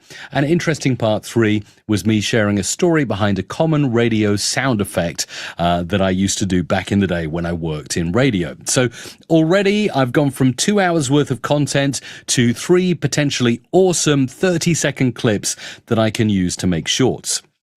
Now, this is fantastic, obviously. Doing all of this with Claude. I'll show you how I do it with ChatGPT as well. But you might say, well, hang on, how do I get the transcript of my live stream? And of course, many tools out there, AI tools, will do those transcripts. So, for instance, you can look at tools like, for instance, Riverside. I love using Riverside to record shows. Not so much live streaming. I do most of that in StreamYard. But if I'm recording podcasts or video presentations, I do it right here in Riverside. And of course, they give right here a fantastic transcription of everything I say that lines up nicely with the audio waveform down below. So that's a great way of getting a transcription. I'm also a big fan of services such as Otter. It's a fantastic service. And don't worry, that will be in the link that comes with the notes for this presentation. Otter, you can leave it running in the background and it'll transcribe your live stream. It can transcribe meetings. You can even throw it on an app on your smartphone and record meetings, in-person meetings. It's great for all-round transcribing. And another one I really like for its multi-language ability is Sonix. Sonix, that's SONIX.AI. And that is absolutely brilliant as well. But for me, what I did with this long live stream is I just transcribed it inside Premiere Pro. It comes with a feature now where it will transcribe all of the content you throw into it for free. So you can see here, I've got a nice transcript all lined up, everything that I've said. And what I really like about the way Premiere Pro does it is it assigns speaker names as well. So if I like, I can actually go in and I can assign those speaker names as myself, Mike, and Isabella as speaker 2. And then you get an even more in-depth transcript, which is fantastic. Also great later for doing captions as well. So if I have a basic transcript here, I can actually go ahead and click the 3 dots and I can export it as a text file. This is what I'd do, and I'd save this here on my hard disk, and then I can go ahead and bring it into a large language model such as Claude, or of course as ChatGPT-4, where you can actually go ahead and upload your transcript here. And again, I've given the same prompt, summarize this transcript and pick out 3 really interesting parts with timestamps and everything else. So you'll see, again, it's picked out different ideas to Claude, which is why I like to try different ideas. And I've got an introduction to the special edition of Free Jingle Friday, which was an introduction, so that's okay. Promoting the YouTube channel, which was okay. It's not quite what I'm looking for. But number 3 is fantastic. It's lighthearted. It's a throwaway story that I did with my co-host in the live stream about a garden hose. It was a lighthearted discussion about the advantages of a particular hose that I just picked up. And what I really like about the way ChatGPT does it is that you will upload a TXT file and it will actually give you the citation here as to where it found that content inside your transcript. So really good stuff. It's given me some timestamps as well, so I can go ahead and I can really dial in. So I can dial through to about the 15-minute mark here. And you'll see here in the transcript inside Premiere, I'm talking about hose that you wrap around the garden tap, and that's so monotonous. Okay, so fantastic. So this is the part where I'm talking about garden hoses, and I can go ahead and I can clip this out and make it into a short clip. So I've actually gone ahead and done that, and I'll go to this session here where we can actually see now the short clip, and here it is. So I've taken this. Now actually what I want to do is I want to go ahead and take this and show you how I might actually change it to be a short. So obviously I've got it here. If you see here, I've got a marker as to the start and end of my short. So if I go in here, this is the start bit. Let's do that I key on my keyboard for intro, and then we'll just go to the end here and push the O key for the outro. And now we've got that short that I want to use. So there it is, Amazon UK, and it flashed up. It must have been personal to me. It said, "Oh, you really need a garden hose." Okay, so this is fantastic. Maybe I'm just going to chop this right here. Chop the start, chop the end, and then I'm going to go ahead, and what I want to do is take just this part of the live stream, and I'd actually like to go ahead and make it a 16:9 format, or sorry, a 9:16 short format. So again, if we go back to the project window here and we look at the bit I've got, I'm just going to actually zoom right the way out, move this to the start of my session here. You can actually now go ahead and reframe this to be exactly the right size for a short. You just right click on the project here, auto reframe, and I'm going to make it vertical 9:16, and within seconds, there you go, it's automatically reframed, and it will actually move the camera around to whoever is speaking as well. Do you see that lovely transition? So you get lovely transitions there, all automatically, again using special machine learning inside Adobe Premiere Pro to make that beautiful short. So I'm going to go on and show you a fully cut version now that I can further go ahead and enhance and make into something special. And by the way, I wanted to say at the end of this presentation, I'm going to be really excited to hang around and answer your questions in the networking room. So make sure you show up there. And if you've got any questions or comments at all, make sure to post them in the chat or the Q&A here on the StreamGeeks Summit, and I'm going to make sure to get to those as well. So very happy to do that. So you can see so far I have used AI chat to determine the best parts of my live stream. I've used transcriptions in order to get every word that's been spoken. I've also got timestamps specific to my live stream, and I've used AI inside Adobe Premiere Pro to get those transcripts and also to reframe it to be a 9:16 frame ratio instead of 16:9. So you'll see here I've got something that now goes UK, and it flashed up. It must have been personal to me. It said, "Oh, you really need between me and my co-host," which is brilliant. So now I've got this. I would like to go ahead and add some effects to my short video to really make it pop out and make it look good. And I've been using all kinds of different tools to do this, but one that I really like is called Kyber. Now let me show you how Kyber works. As you can see, I've used it on multiple different videos, and I've done the rendering again earlier before we went live to do this summit, so that I wouldn't have to sit here rendering for 20 minutes, because sometimes it takes a while, even for short video clips, to get these great things. So you'll see here I've used this on previous videos where it's gone ahead and it's done great kind of effects on my my face or my videos. Here, I've actually taken this, and I actually looked for some ideas. I wanted to get some ideas on what I could do for a garden hose short, and it said you could make tropical rainforest or a garden scene or futuristic technology.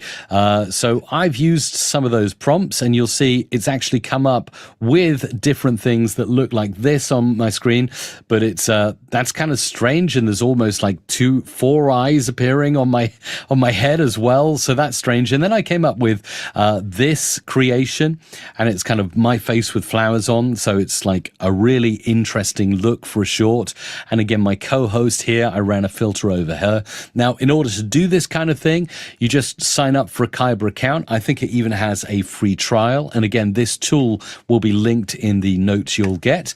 You can create a video, and it gives you different types of videos you can create, from flipbook videos to motion videos to transforming you in the real world to you in a fantasy world that you prompt. And then you can go ahead and upload your media, so an image or an audio file. It can even sync video to audio, which is really cool. If we go to the transform, you can actually upload a video file here. And if I go ahead and maybe actually go into here and bring in, say, let's bring this in, a little video. Oh, I've pulled in a video that's a little bit too big, but I could go ahead and maybe bring this one in. There we go. So there's a video. This is actually already the processed video. But if I bring in the unprocessed video, I could then go ahead and prompt it and give it the idea of what I'd like my video to look like. So I want a video of Victorian greenhouse, for instance, in the style of, and then obviously it's got some festive ideas now, winter wonderland, fairy tale illustration. I can go photorealistic. We can give it a cinematic prompt or whatever, or steampunk. And then you just go ahead to the video settings, and then you'll say, in Evolve, like, how much of this do you actually want it to appear? So if you pull it all the way down to 0, it's going to be no effect at all. 1 will just be a slight effect. The way I process the video you're about to see, I put it at 4, so you get a little bit of the effect. And if you go up to 10, you're fully out of reality, and you've got an AI-generated short. And obviously version 2 is the latest version. You can then generate previews and go ahead and create the video, and that rendering takes a little while inside Kyber, but once it's done, you can pull it into your project, and it's going to look really, really cool, because you're going to get something that looks incredible. And it flashed up. It must have been personal to me. It said, "Oh, you really need a garden hose." So this is what I've got right now. But then when I actually go ahead and and apply that effect, you will actually see that I have got myself here with the Kyber creation. And let's play this back in full so you can hear and see how it sounds. I went to Amazon UK and it flashed up. It must have been personal to me. It said, "Oh, you really need a garden hose. And look, it's on offer." And I found it. It's incredible. So, and again, no commercial affiliation, but it's Gardena. Gardena, I think they're a German company, and they make self-retracting hoses. I never thought I'd get excited about garden hoses on Free Jingle Friday. So there you go. You see, that is a fantastic use of AI to just make your short pop out and look even more exciting using some AI effects on the video. Now, of course, it doesn't stop there because you can do way more with this. So, for instance, I might want to go ahead and use another AI video tool called Runway. Now, I really, really love Runway for generating really cool videos from a prompt. Now, you'll see here, earlier on, I typed in superhero with garden hose, and it generated me a 4-second video clip that literally has a superhero there standing around with a garden hose outdoors. It's really, really cool. Now, you can sign up for Runway. Again, link will be in the notes that you'll get at the end of this presentation, and you can create really anything using this. So if you go ahead and you say, let's do text to image, or text to video is even better. So the text to video model will actually let you generate, let's actually go to home and find it here. So here we go, text to image or video, and you can go ahead and you can type in a text prompt. So you can say garden hose in a big field, like that. And you can click free preview.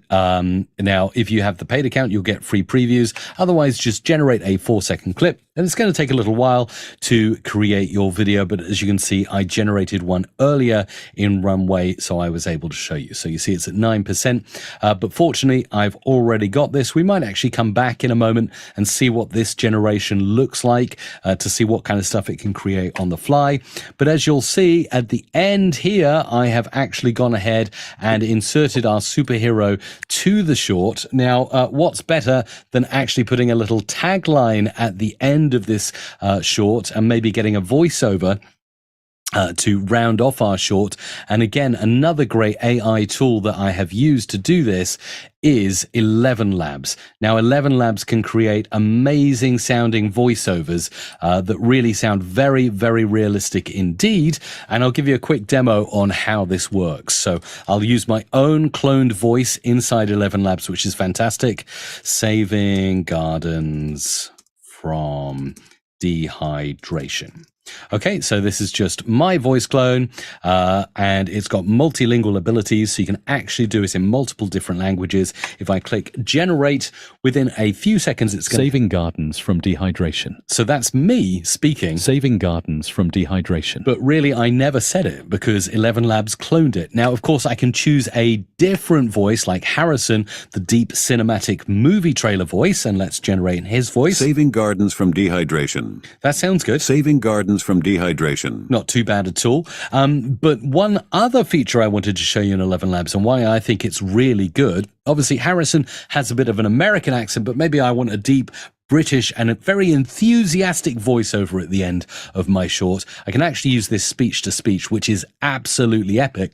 You can record your audio the way you want it said, and it will repeat back to you in the voice you select here, in the style you say it. So if I click record audio, saving gardens from dehydration. Okay, so very enthusiastic kind of generation there. So I've spoken into 11 Labs and the AI. Saving gardens from dehydration. It will repeat back to you exactly the way you spoke into it, which is incredible. And this works really for anything. So if I go ahead and grab Isabella's voice and we feed in that same recording that I just made and generate, we'll listen.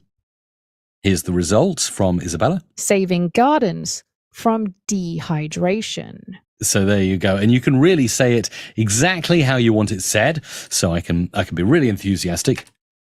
Saving gardens from dehydration. And then we'll click generate again and see what comes back from Isabella.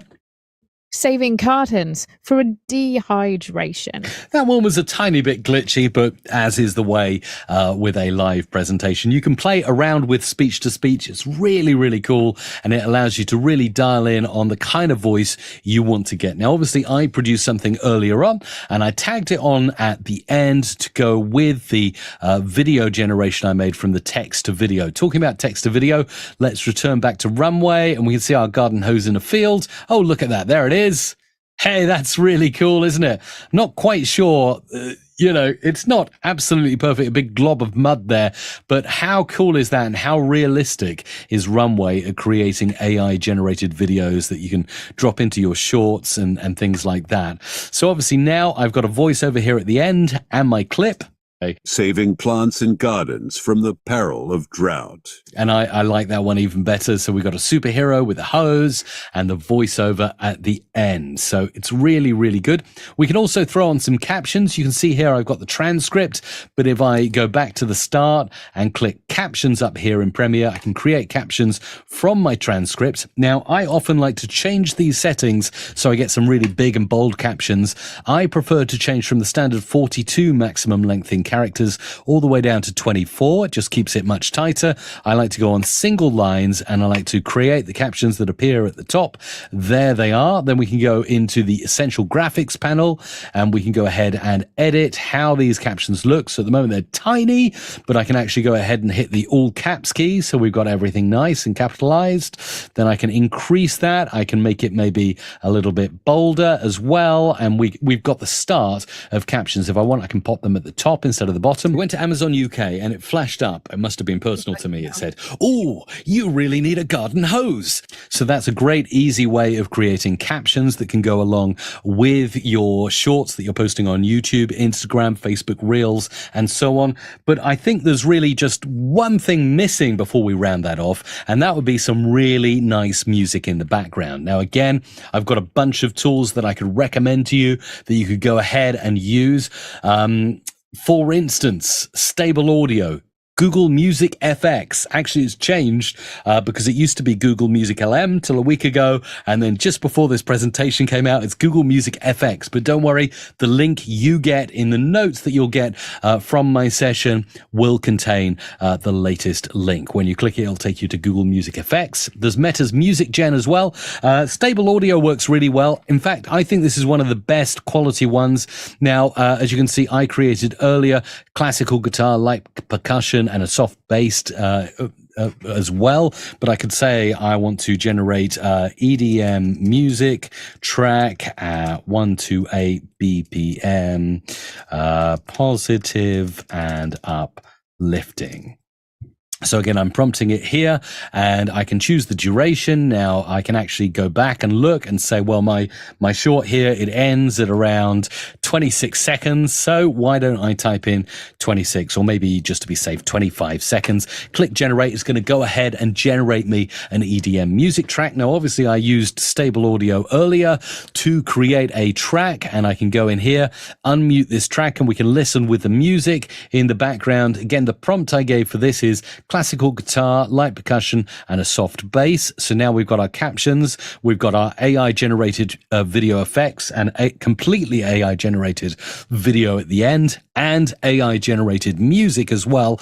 Plus, we used an LLM, a large language model, to identify the best parts of my live stream to actually find this bit to turn into a short. Let's play it in its entirety. Went to Amazon UK and it flashed up. It must have been personal to me. It said, "Oh, you really need a garden hose. And look, it's on offer." And I found it. It's incredible. So, and again, no commercial affiliation, but it's Gardena. Gardena, I think they're a German company, and they make self-retracting hoses. I never thought I'd get excited about garden hoses on Free Jingle Friday. Saving plants and gardens from the peril of drought. So there you go. That is the completed thing. Now you can see actually these AI tools are very, very quick indeed. Stable Audio generated that EDM music track. Let's give that a little play. See what we got out of this. This is pretty cool. So this was literally generated on the fly as I was playing you the short. It takes a mere seconds to get music tracks back.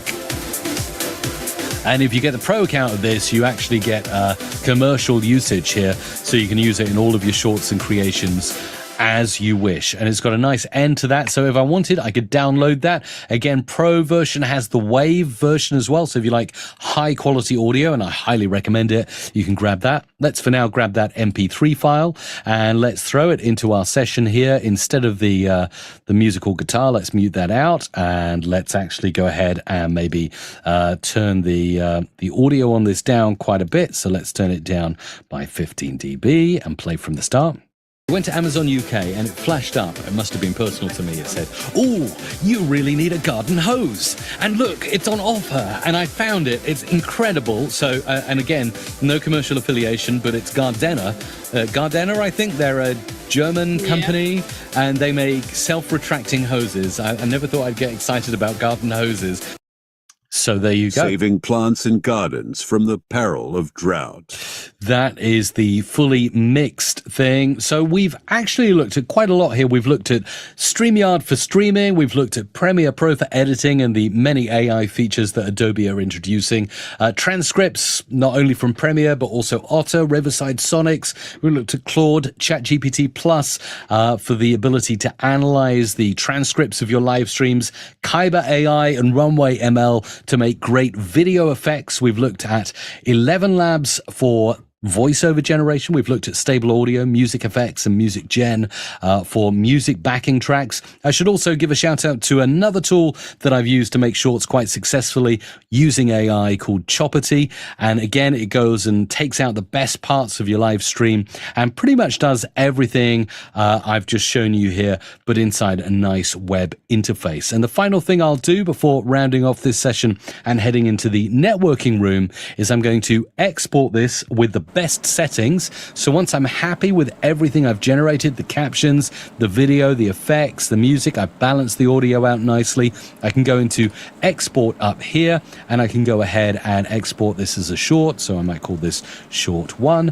And then the best settings here, when you get a lot of presets here in Adobe Premiere Pro, you actually want to go for match source adaptive high bitrate. And the reason for this, if you select anything else, like for instance, Twitter video or whatever, it's going to actually put those black lines either side and ruin the aspect ratio of your short. So make sure you go for match source adaptive high bitrate. Everything else you can leave as is. You can hit the export button and Premiere Pro is going to go and render that stuff all out and it's going to be ready for you to upload as an AI generated short, leaning very heavily on AI to create something absolutely awesome. Thank you so much for having me here at the StreamGeeks Summit. It's been absolutely amazing. And if you want to get all of the details of this, it is going to be sent to you as a freebie here for attending StreamGeeks Summit. Been awesome, and I'll see you in the networking room. Thanks, Tess. Thank you so much, Mike. That was wonderful.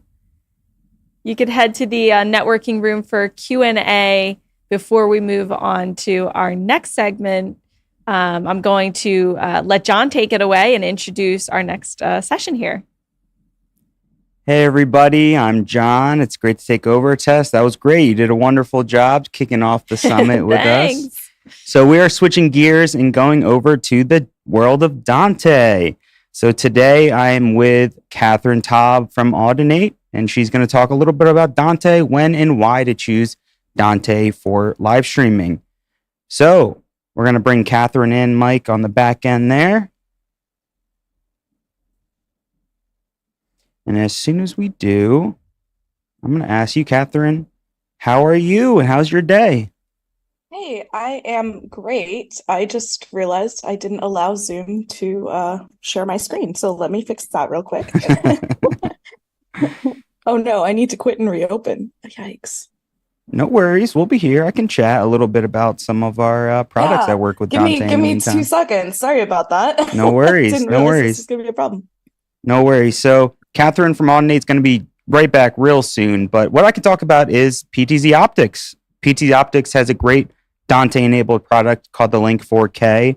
This is a great PTZ camera that integrates directly with Audinate's Dante AVH. And it is a great tool. You can buy it now on any of our resellers like B&H Photo, Adorama. And it is a great tool, and especially a camera. There's very limited cameras on the market that integrate with Dante. So it is a great tool that kind of integrates with that workflow. Did you get your Dante training yet, John? Yeah, a little bit of Dante training. I could use a little bit more. It? A little bit. I started it, but I have not completed it the way that Michael has gotten through 3 levels. To shout out producer Mike for getting 3 levels. There of he is. done. There it took he too is. long to shout out Mike. He deserved a shout out earlier. The man behind the webinar. Thank you, Mike, for crushing it today. He was showing just a great video, basically about PTZ optics and the year of 2023. We had a lot of products come out, a lot of new cameras. It's basically pushing us into the future of PTZ optics. Our biggest releases ever since I've been here, surely. We have 3 new products that came out this year, 4 new products that came out this year, excuse me, the Move 4K, the Link 4K, the Studio Pro, and the Move SE. So check those out. I also posted a link to the giveaway in the chat. If you haven't checked that out yet, go to the Zoom or the YouTube chat and you could sign up for today's giveaway. Yes, remember to like, subscribe. We are so close to 50,000 subscribers. If we can just inch a little bit further. But we're talking about Dante with Audinate and Catherine Taub. We're going to bring her in, Mike, and talk about Dante. And she's going to talk about when and why to choose Dante for live streaming. Take it away, Catherine. Great.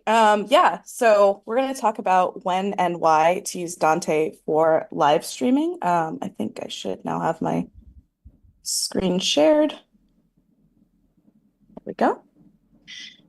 I'm Kat. I work at Audinate. I've worked at Audinate for about 6 years. We're the creators of Dante. Prior to that, I was a musician, a composer, and basically learned I had a knack for the tech stuff. So started designing AV systems and that sort of thing. Cool. So I'm going to answer the when and why pretty quickly in this presentation. What is Dante for those not already familiar with the product? Basically, it allows you to take audio and video, put them on a network so it's easier to send signals around, and we'll talk more about that. So when would we typically choose to use Dante for streaming? So if your setup is like a large to medium AV system, meaning I have multiple inputs, multiple outputs, a pretty decent sized room I'm trying to manage the AV for, or if you're trying to send audio and video around to multiple rooms, then you're definitely going to really benefit from the networked AV effect. But if your setup is kind of just a streaming setup on your computer, you have, one input, one output, not so much tricky sort of AV happening, then you'll probably benefit less from Dante, and it might not be the right product for you. You want to kind of do the cost analysis, and adding Dante can increase the cost to some products. So really what we're looking at is the benefits of networked AV. So if we take a traditional audio signal or video signal, so using HDMI, SDI for video, or analog audio cables, or some other digital audio technologies like MADI, when we plug in devices, it's going to be a point-to-point linear cable path. So we can't just send things to anywhere. They all need to actually be physically connected in a point-to-point system. But in a network system, as long as they're on the network, we can send video and audio signal to any of those devices. For changing signal paths, if you're doing a point-to-point connection, you need to actually go and move the cable to be able to move the signal around. On the network, it's logical routing, so you basically just click a button and you can send audio or video to somewhere else. And then can we split the signal? So if we want to send things to multiple places, if we're doing a live event and we have maybe monitors for the folks on stage versus the audio system for the whole room, we might want to be able to send the same signal to multiple places. With point-to-point connections, we're going to need a cable, and often we'll need things like extra equipment to be able to do that, like distribution amplifiers or video repeaters. But on the network, we can just click another button and send things to multiple places. And then basically, with point-to-point connections, every type of connection requires a different kind of cable.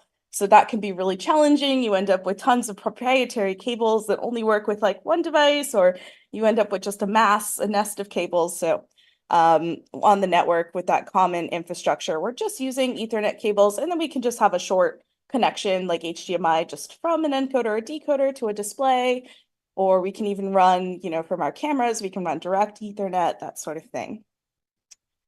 So the send signals anywhere, like I was saying, just an example here, when we did sort of events and we wanted to produce audio for them, we'd have to have this giant analog multi-core cable that's really heavy to pull, and it would only send signals from the stage box to the mixing console. But once we put them on the network, we can start doing tons of other things, like adding the computers, we can add video, we can send things to remote trucks, and then even further with some of our new products, or you can send Dante into the cloud for broadcast cloud production. And this is kind of just an example of how we can change signal paths. So that logical routing means we're not having to physically move cables around to change where things go. So in a Dante system, the main tool for setting up configuring your devices and routing where the signal is going to go is Dante Controller. So your basically send channels are across the top and the receive channels are down the left-hand side. It's pretty friendly to use. It can look maybe intimidating at first, but we do have tons of training. And once you kind of get the hang of it, it's way easier. I used to set up like pretty complex studios with like Dolby Atmos, and honestly, changing to Dante for those meant so much less like messing around with word clock and all sorts of troublesome things that were quite confusing. So it has automatic discovery. We can rename devices so that anyone kind of knows what they are. We don't need to know IP or MAC addresses or anything like that. And best of all, the devices remember what they were connected to. So Dante Controller is really only required for that initial configuration, or if you want to make changes. It doesn't always have to be on your network.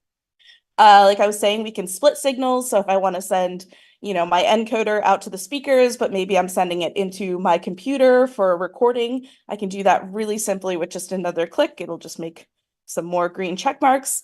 And then presets are really great because, if you have analog cabling and you want to like change your setup because someone wants to go from like a 5.1 sound system to like a 10.2, you actually have to like re-cable the room. Maybe, or you need to have a device that can do that. But basically, you're able to come in and just save a preset for different setups. So if you're doing like, if you're a church and you have different setups for like, oh, we have the large band today versus like, oh, we're just doing, a spoken word thing, or if you're doing like panels, how many speakers you can have different setups configured for each of those things. As far as the cables go, like I said, with older systems, especially with the audio, you'd end up with tons of different types of cables and a rat's nest of things. Luckily, Ethernet cables are inexpensive comparatively. They are easy to control and to wrap, and you don't need to like tell people not to touch the cables. They're just there. They're always on the network. And then as far as more things about Dante Audio I want to talk about is Dante Audio is the de facto networked audio standard. So it's uncompressed audio over the network. So you're getting full quality PCM audio. And some manufacturers can do up to 192 sample rate and then 32-bit depth. So you can get that really high quality audio as needed. 48K is what most of us can hear. So depending upon what you're doing, it's also tightly and automatically synchronized with other digital audio systems like with AES or MADI. AES3, that is. You have to like basically have a word clock and add a whole bunch of cables to the system to make that work. Dante, it's automatic, tightly synchronized. It works for like line arrays or that sort of thing if those are in your systems.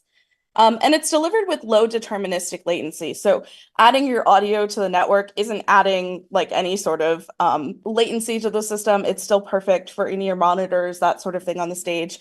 It can be delivered with some of our higher end audio equipment in under a millisecond, as low as a quarter of a millisecond. So it's definitely something that the world's sort of top production studios, concert halls, and professional live tours have adopted. So And it's, easy enough to use for your local school, your local church. If you're setting up events and you want to do it quickly, it's less cabling. Once everything's set up, it remembers where it's routed, all of that good stuff. And then finally, it's really easy to add computers into your system. So with Dante Virtual Sound Card, it's a really simple virtual sound card. You can bring in up to 64 by 64 channels of audio. So even if you have a really big system, you can bring all of those audio channels into your computer. It's also pretty low latency at about 4 milliseconds. So if you have something like a Mac Pro, it could be that low. You might have to up it if you're running like a Lenovo ThinkPad, but for most professional streaming setups, it's a perfect solution to get audio into the computer. So then I wanted to talk a little bit about Dante AV because we've introduced video to the Dante system and when and why we might want to use that. So Dante AV is a family of solutions that gives you the flexibility to select the right products to meet your application and budget. So it's not really just one everything solution. We kind of have a couple different ways to bring in video to your Dante system. So we have really high performance solutions where you're looking for that low latency and visually lossless, so like iMag applications, or we have low bandwidth and sort of cost effective solutions that are perfect for streaming applications. I need to get video from my site into my computer to stream to OBS or vMix or YouTube or whatever we're going to.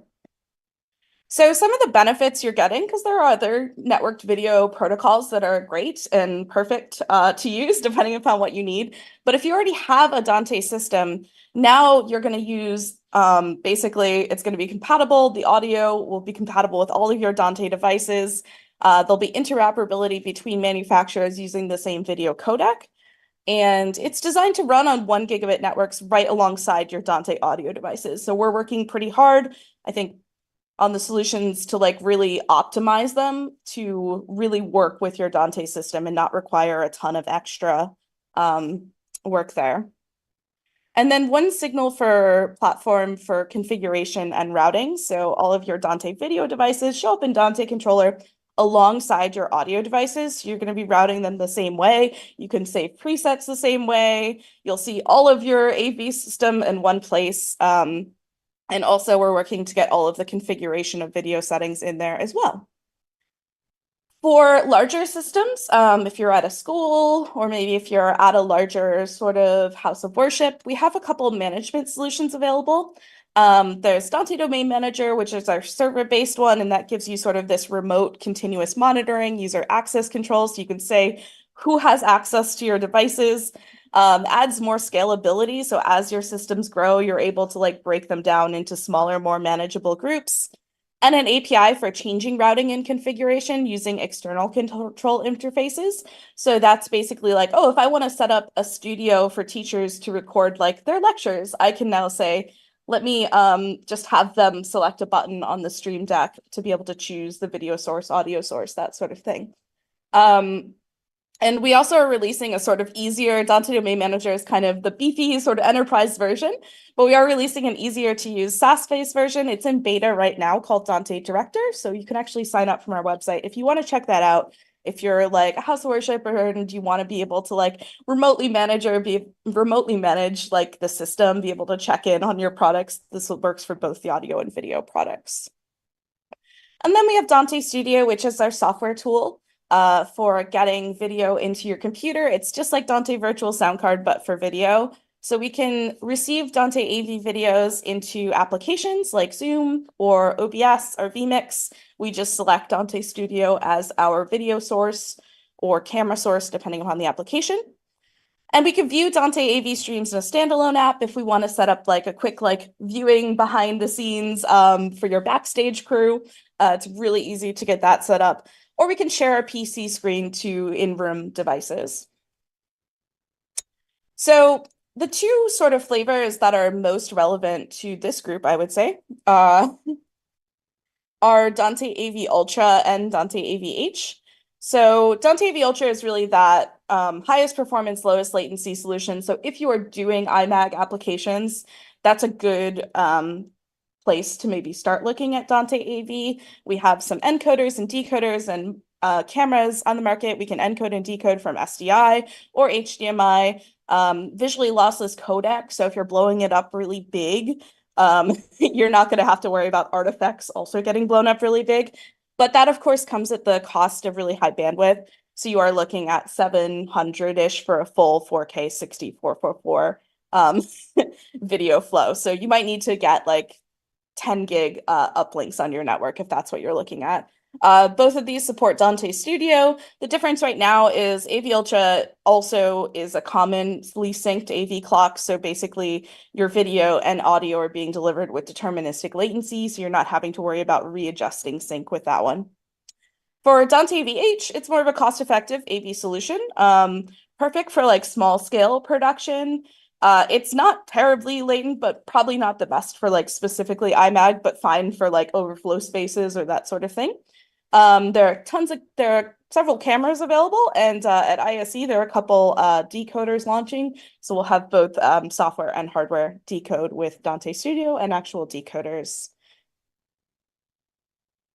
So why might we switch to Dante? We can save infrastructure costs with our IP replacement for SDI cabling. It's an easy to use solution. I know there's like things like SMPTE 2110 out there, and those can get quite complicated. So we kind of wanted to put a middle ground solution that's 1 gig, easy to use, familiar interface, that native interoperability with Dante Audio that folks might already be using. And then it's easy to bring in that video to streaming software with Dante Studio. So a couple quick like little workflows. We'd have our Dante Audio devices. We could bring in cameras to Dante AVTX, or we can get cameras that are natively Dante enabled. And then we have our audio system. We could have some decoders at a video switcher, or we just introduced in Dante Studio 2.3, like a fast switching function. So there's no splash screen or black screen when switching between video sources in Dante Controller or with the API. So for some projects that might be okay if you only have a couple of sources to switch between. We can easily send things to overflow spaces, to projectors. Yeah, and it all just works really nicely together. So if you want to learn more about Dante, you're new to this, we have a really beefy certification program. So we have levels 1, 2, and 3. They're available as webinars, or they're available as pre-recorded YouTube training. And basically, we also have some electives, like a Dante AV elective, if you're specifically looking to learn more about Dante AV. And that's it for me. It's an amazing presentation. We appreciate you showing that over. The introduction to video to the world of Dante has kind of thrown people by surprise, and a lot of people are really interested and excited about it.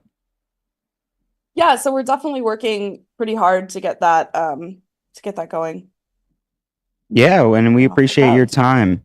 And I want to thank you once again, Catherine. And we're going to switch over to another audio solution, but specifically Presonus and Fender. And we're introducing Richard Gaspar here. Thank you, Richard, for joining us. And he's going to show us a little video clip he has. Mike's going to bring him over right now.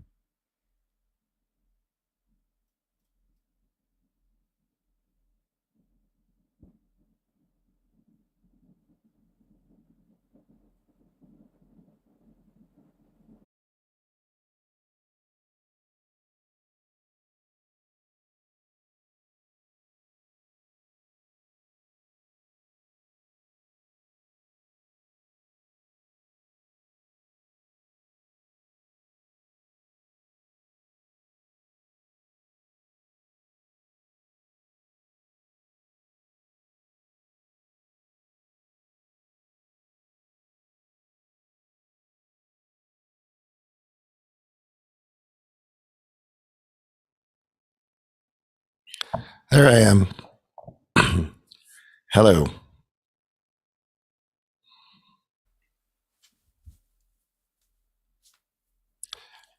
Hello, Mike, Tess, are you guys there? We are here. Thank you for joining us, Richard. Okay. Thanks for coming on.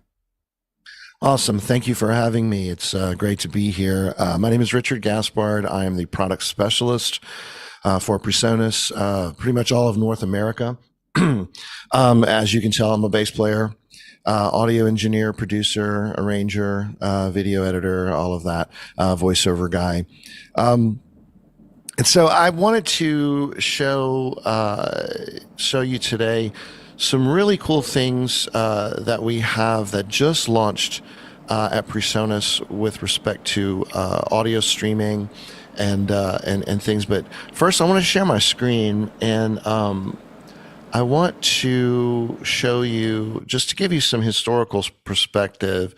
Let's just kind of talk about some industry firsts in Studio Live. Studio Live is our mixer product. And so what we're going to cover here later, I'm just wanting to set the stage for what we're going to see here in a little bit. But Studio Live 16.4.2 was the first digital mixer with a bidirectional FireWire interface. So, this is important because, we were pioneers in the interface world, and, for studio and just, being able to record audio back and forth. So this was the first device that offered that. And then Capture, which was the first mixer integrated multi-track recording application. You could literally plug your mixer into your computer, open Capture, everything was routed one-to-one, and then you could play it. And then we had further integration between Capture and Studio One. Whereas if you had a Capture session, you could drag those WAV files into a digital audio workstation. But then with Studio One, you could take your whole Capture session into Studio One, and it would open it up with all of your fat channel processing that you used on your mixer. So you were, 10, 20 steps ahead just by going from Capture to Studio One. UC Surface, originally named Studio Live Remote. This was the first wireless remote mixing application. So, we're all used to seeing people walking around with an iPad or a laptop at a venue, mixing a band or mixing a service remotely via Wi-Fi. Well, we invented that. That was something that we created. It was also the first digital mixer control app in the App Store. QMix UC, originally named QMix, was the first iPhone and Android remote monitor mixing application. So again, these are all things that we've pioneered that are seen in the market now, but this is stuff that was created by Presonus. The series 3, which is our current mixer series, this is the first fully integrated AVB ecosystem of audio products. And we just heard from the person from Dante. Presonus uses AVB, as does other manufacturers, and it was a decision for us to go to a more open source type network so that we could provide more features for the money in the AVB world, because we weren't having to pay licensing fees to Audinate. So other manufacturers have gotten on board with this. AVB is a super solid audio information network. A lot of vehicle infotainment systems use AVB, so it's super rugged as well. But we were the first fully integrated AVB ecosystem of audio products. So our mixers, our stage boxes, our ear mix units, switches, all of that. And then Studio Live Series 3 64S was the first 64-channel digital mixer in the sub $10,000 price range. It's actually in the sub $8,000 price range. But again, another industry first for Presonus. And then the AVB D16 was the industry's first AVB to Dante bridge. So yes, we are an AVB company, but we want to be able to interface with other manufacturers who are Dante exclusive. So enter the AVB D16, which is a 16-channel AVB to Dante device. You set up the Dante side in your Dante network, and then you set up the AVB via Universal Control or via your mixer. Universal Control is our control app for our mixers and our larger interfaces. And so that allows the AVB to Dante network to happen. For instance, if you have Dante enabled speakers and you have a Presonus console, you can send things out AVB, convert it to Dante, and then it goes to the speakers. Similarly, if you have a Dante mixer at front of house and you wanted to add a Presonus console at broadcast or monitor world, an AVB D16, 16 channels per device. And then you can go over into the AVB world for broadcast or vice versa. So that's just some historical perspective of what we've done, some industry first. So I want to talk about the latest industry first, which is Presonus Metro. Metro is a remote mixing application over the internet. Think about if you are looking at your mixer's control interface over the internet, you would be doing it via TeamViewer, Splashtop, all of that, and being able to see what's happening in the mixer, but there's no audio playback. Metro allows you to see what's happening in the mixer, control what's happening in the mixer over any parameter that's happening with low latency audio playback. And really, really excited. This just came out. We've got a short little, almost 4-minute video that kind of shows you how it's done, and you can kind of see a little bit of it in action. So the guys can roll that. Hey, it's Richard with Presonus, and I want to show you an exciting workflow built into Universal Control. It allows remote operation of a Series 3 mixer with low latency audio monitoring from anywhere in the world. It's called Metro, and I'm here to show you how it works. For the purpose of this demonstration, I'm at my house in Baton Rouge, Louisiana, and a coworker has this mixer set up at our office, which is about 13 miles away. Now, I'm on my computer, which we'll call the client, and what we will call the host computer is connected to the mixer via USB at the office. The first thing we need to do is establish a connection via our My Presonus accounts. I can add connections by hitting the plus sign, and then the person I've requested to add gets an email and they accept the connection. And for the sake of time, I've already done this. Now we each launch Universal Control and select Remote Access. At this point, the client, which is me, will request access to the host's mixer, and the operator there grants it. His job is done at this point. I can now monitor the mix from my computer by clicking this gear icon and choosing either an interface or my internal computer speakers. I can also choose an input for a talkback mic, which will then go to the mixer's aux outs. I click the picture of the mixer and I'm in. If I give myself front of house permission, I now have access over every parameter. I can choose to mix the main mix bus for a streaming only scenario, or I can choose an aux bus and make it stereo for a streaming mix while a local operator mixes the main bus for a live audience. But for this demo, I'll select the main mix. You can see the main mix faders moving as I bring them up on my instance of Universal Control over the internet from 13 miles away. This is possible for any remote location as long as there is a solid internet connection.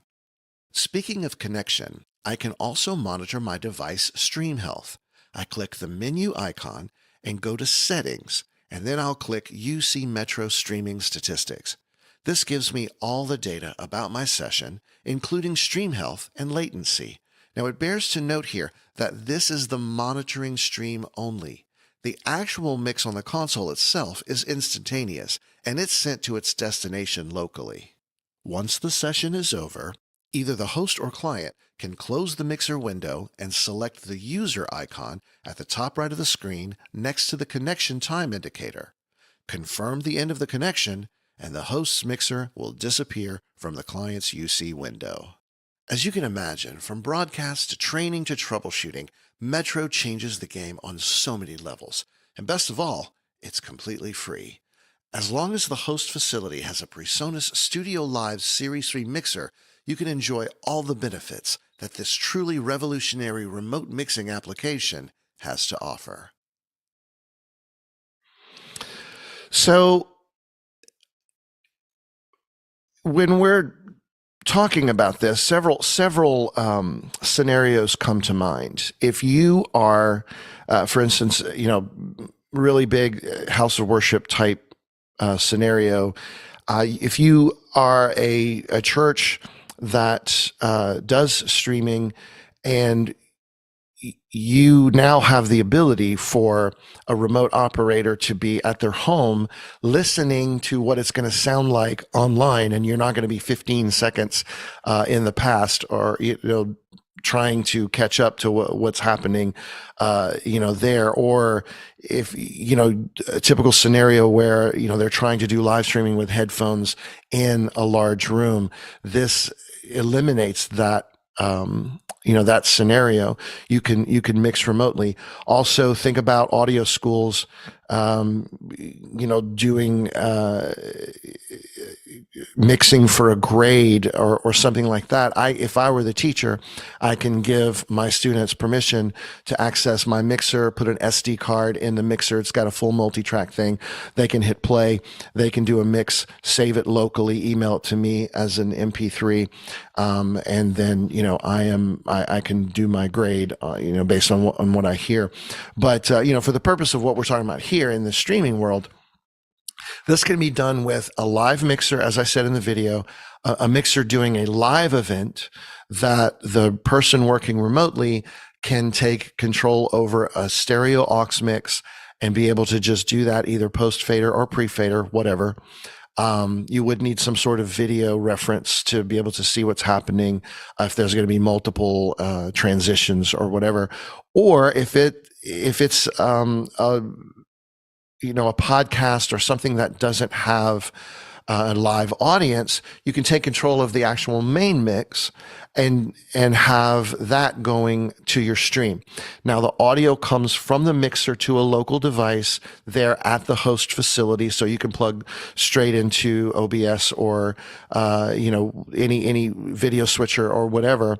But the control is happening remotely, and we're getting latency of 90 milliseconds, 100 milliseconds from 1,500 miles away. But that is just monitoring. That's not the actual audio.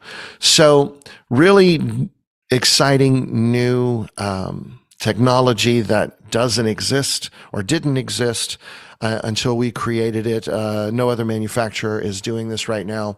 And so just another industry first for Presonus. And anyway, that's what I wanted to share with everyone today.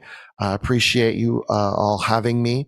And I know we're a little bit ahead of schedule now, but if there's any questions, we can do that here, or I can move over to the chat room.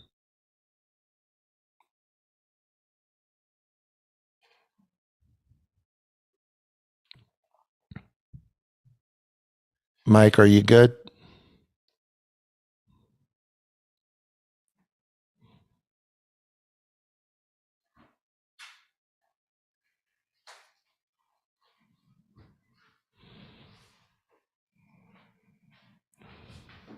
Can you hear me, Richard? Testing 1, 2. Yeah.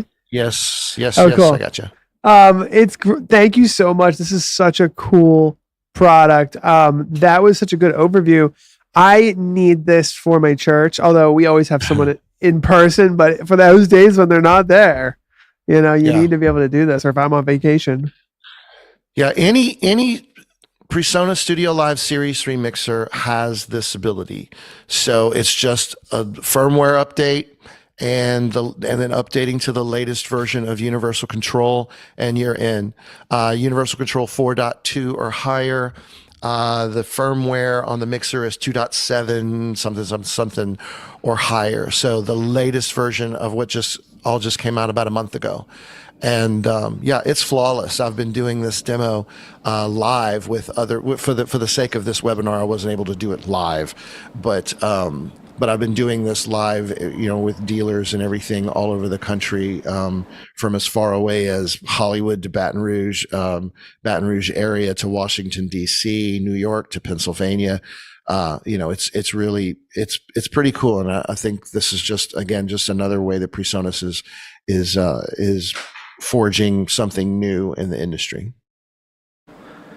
Well, and there's, you hear a lot about, remote production and remote control, whether it's PTZ cameras, but I haven't heard a lot on the audio side. It's obviously so important. So I'm really stoked that you've put together such a impressive package. And for all those Presonus customers out there, gaining access to this is a game changer, Richard. I mean, you must be so excited. Yeah, we really are. And not only, this is a little bit off topic of the streaming world, but think about our dealers out there who would have a 3-hour radius of where they do business. Well, before, if I was having an issue and Mike, and I was 3 hours from you, and I'd say, hey Mike, channel 7 sounds like garbage, man, can you do something about it? You'd have to drive 3 hours and then come see me at my facility. Well, now you can log in and you can say, hey, Richard, get on a microphone, and I can talk or play my bass or send some sort of audio signal. And then you can look at it and go, hey man, your compressor's set to -60 at 8-to-1, or your limiter is set, or look how much bump at 2K you have. That's why your thing sounds so terrible. So there's also the ability for someone to come in remotely and take a look at what's happening in your mixer to be able to help you from far away without having to drive over to your facility. So there's a lot of possibilities that can happen with this beyond just the idea of doing a live stream. I agree completely. Well, this is amazing, and hopefully you'll have a moment to join our networking room where we've got some people who I'm sure will want to ask you questions about this. I really appreciate it because we needed something on the audio side today, and this is a game changer. This is what we need going into 2024, Richard. Yeah, for sure. And it was born out of the COVID world, people needing to stream and everybody streaming sounding not so great because no one had really figured out, all of this. I'm an audio guy myself, and I know that you just don't take the board feed because it's just not the same, right? So yeah, this was born from that, and we just wanted to make that available, and we're really excited about it. Well, that's amazing. I guess the last question I'll ask you is, how's Fender playing into all of this? This seems like a Presonus product, but Fender is a really big name in the music industry. It is. And, we've been under their banner now for 2 years. We're part of the Fender specialty brand. So there's Fender and there's Fender specialty brands. Specialty brands is Jackson Guitars, Charvel, EVH, Gretsch, Bigsby Tremolos. I think I'm leaving somebody else out there, and now Presonus. So we really rounded out their offerings. Before it was guitar players, musicians. Now we brought in audio engineers and creative producers. And it's been good. We've had some really good products come out since they've taken us over. And we're poised to do even more for our customers under that Fender banner. And we're all really excited about it. Well, that's amazing. Thank you so much, Richard. I really appreciate it. All right. Well, we're moving right along here. My next guest is here in person. A good friend of mine, Ryan Brenneman from Mobile Video Devices, is representing Magewell. And yes, he did bring some toys. Oh, you know it, Paul. I do enjoy bringing a few good items when I come to the studio here to see you. Well, we've only got 20 minutes and you have got a lot of cool stuff to show us. So let's jump right in. I know you have the Magewell Director Mini. You've got the USB Fusion. Show us what you have. So what we're talking mainly about is the Director Mini today. And this is an all-in-one portable streaming device. We announced this just, maybe only about 7-8 weeks ago. And since then, there has been a flurry of activity that has been happening for updates and everything else. As you mentioned, I'm presenting on a USB Fusion. So as we're looking at the presentation here, you'll see me live annotate over top of a few things using USB Fusion. So it's about the ecosystem. Magewell is known for the robustness of supporting NDI protocols and also having these really amazing products that work as an entire ecosystem. So looking at the Director Mini, what you're seeing is the I/O of the device. And so it has 2 HDMI inputs, 2 USB inputs. It has a mic or a line level input, a headphone jack. It has a SD card mount on the bottom. You can quarter mount or quarter 20 mount it. Has Ethernet.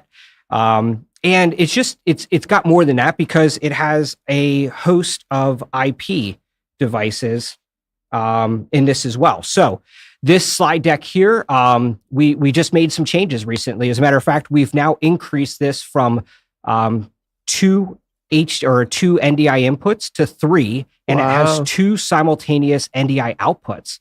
And so this last firmware version that just hit opened up 37 additional items that we've done, the engineering team. Some of those are optimizations, but we just added things like shortcuts. So now one person who is running their entire production can use a USB keyboard or an X keys, and they can set triggers. So I can switch to a scene, I can turn off a graphic, I can turn on a microphone, all with the press of one button. And when you have a device the size of basically an iPhone Pro, you need to be able to create these things to have a seamless show, because bouncing between screens becomes a challenge. So we've solved that with shortcuts, but we've also solved it because we have an app for your phone or tablet. And it's super exciting. I'm going to play a clip now that kind of goes over the Director Mini overview. So what you're seeing right now in the top side is just a duplicate screen of the device. The bottom would be our program view. And then on the right-hand side, you're seeing something that I think is a fantastic way to control the device. It's the Director Utility. Now, this is on an Android phone that we're seeing, and you'll notice that we're presented with 2 options. I can serve as a remote assistant or as a phone camera. So for the time being, I'm going to go ahead and tap Remote Assistant. What it's doing is it's looking for all the Director Mini units that are on the network. And so I can just simply connect to my DM Unit 2, and now you'll see all of the scenes are populated, and I'm able to control this. The great thing about this is that up to 3 mobile phones or tablets can control a Director Mini unit.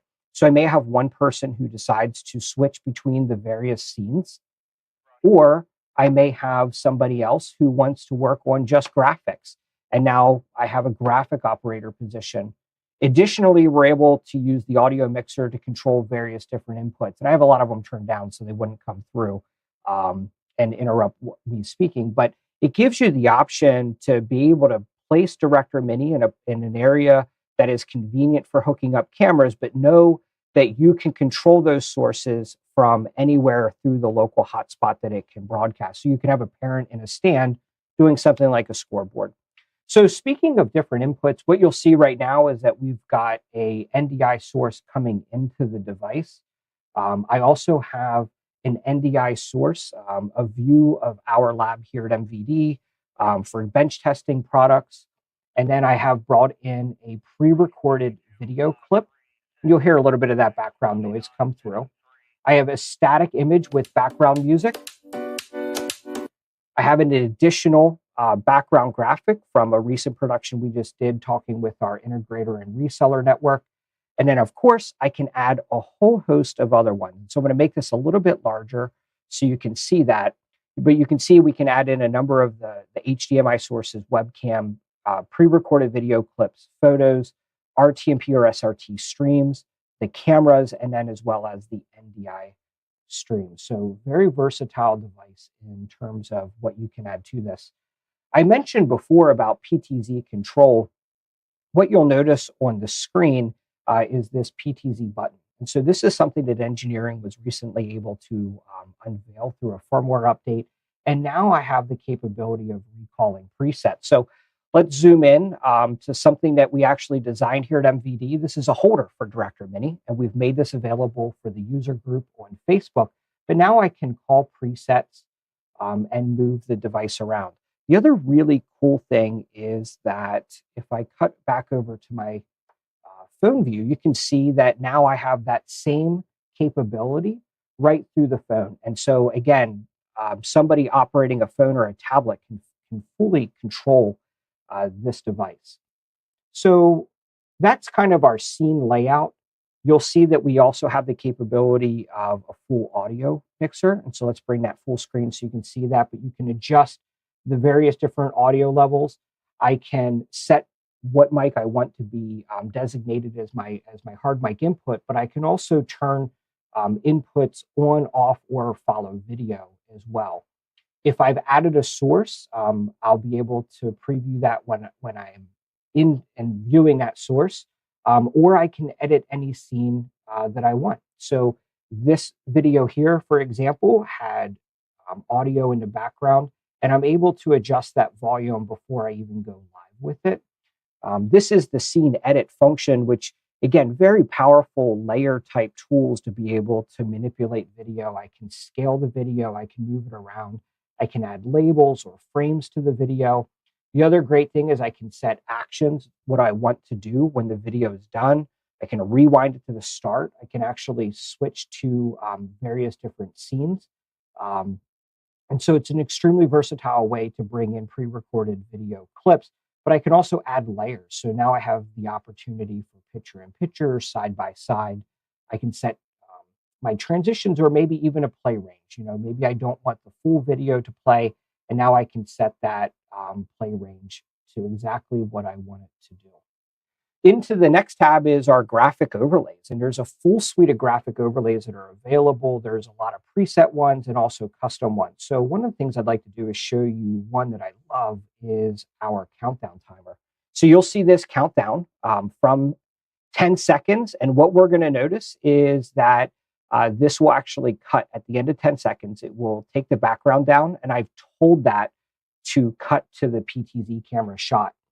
And so if I come in here, I have these policies. And so I'm telling it then to switch to which source or camera that's pre-set up in my show. So an extremely versatile way to do this. You can see I can move this around. I can change all of my colors. I can even add sound effects to this particular graphic. So that countdown timer is actually something that's pretty fun to use.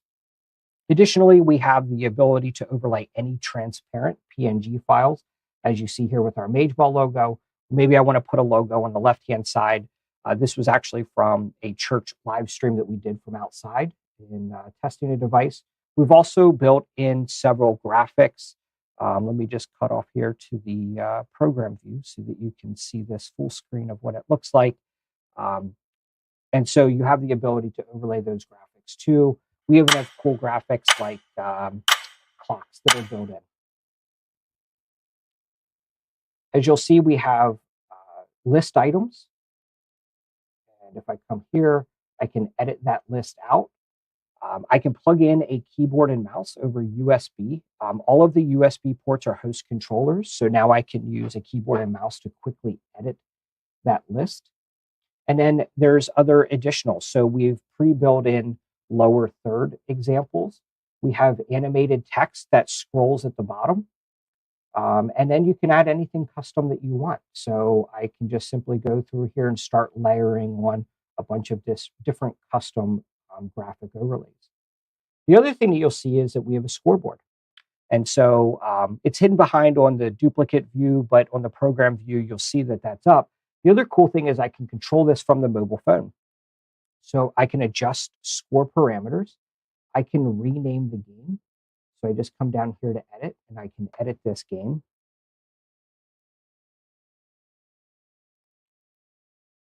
We can do the home team as Kaiser. And we'll do this as Point. And then I can choose graphics. So I just come through to my device. You're seeing it. I'm selecting the device graphic. And then I can select the away graphic. It will feed into it, and then it'll insert those into it once it downloads. All right, so I see we've ended that. We'll kick back over, and we have another video coming up to share this. But the Director Mini product is so versatile, and everything that you can do, as you can see, just the number of inputs that you can have coming into this with the built-in graphics, the built-in scoreboards. We recently just added in baseball scoreboards. That was for our friend Joel in our user group. We have a very active user group on Facebook. So you can join that, chat about the products. You can look at firmware, put in feature requests that you would like to see.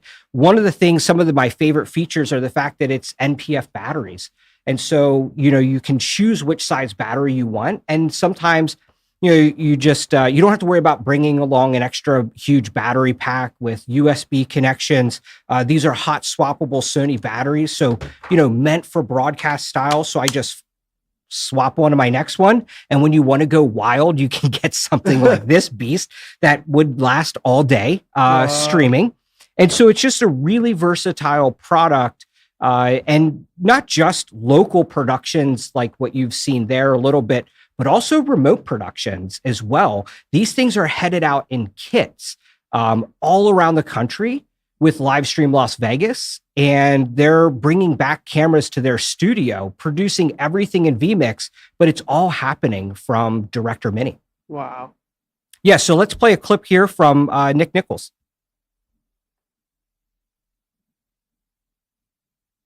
Hey, Ryan. Want to thank you for the opportunity to share with you what our company Podworks has done for one of our podcasting clients out here in Las Vegas.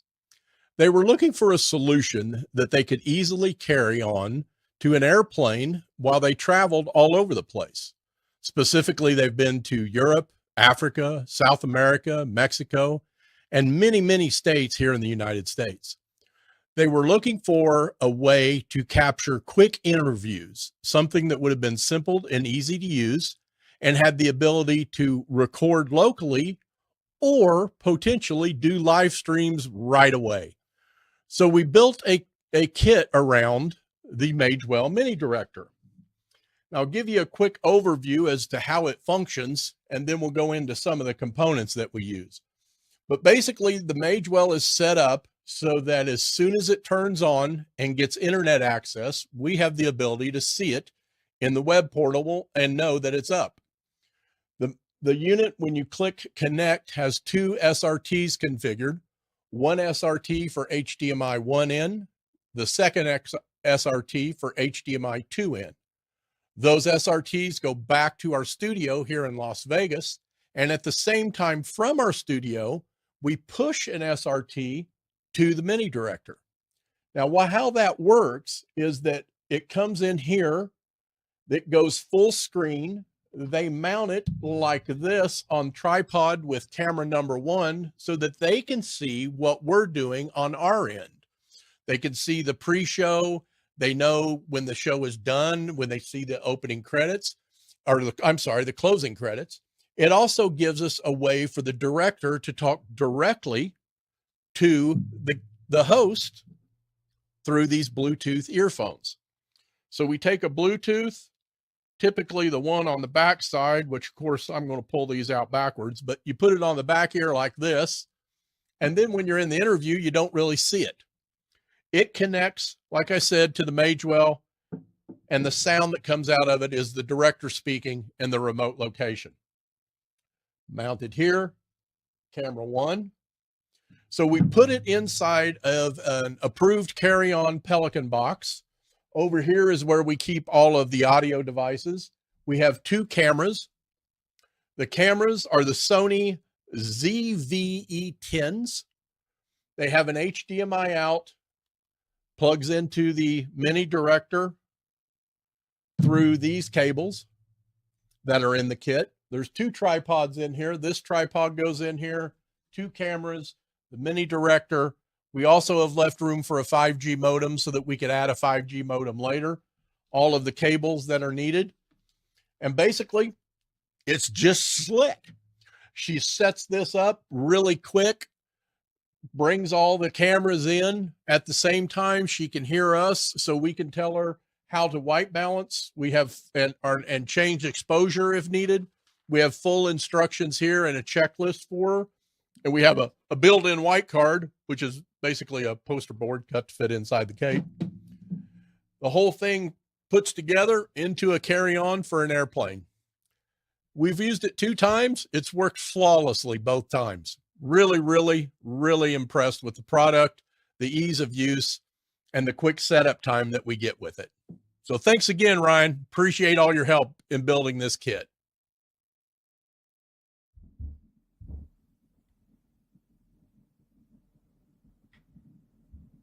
All right, so that's how Nick and Scott Whitney down at Podworks and Livestream Las Vegas are using it. It's just never before could you do so much of this. And when we were initially talking about, they had an early prototype unit, And he's like, Ryan, here's our workflow. We have 2 cameras. We've got to get comms audio to them. How are we going to do all this? It's going back to engineering and the fantastic engineering team at Magewell to say, like, let's dream with you and let's figure out how we're going to accomplish that. So, putting Bluetooth audio into the device just means that it's a lot less things that can go wrong because you have all these systems talking to each other. Everything happens inside one portable little device.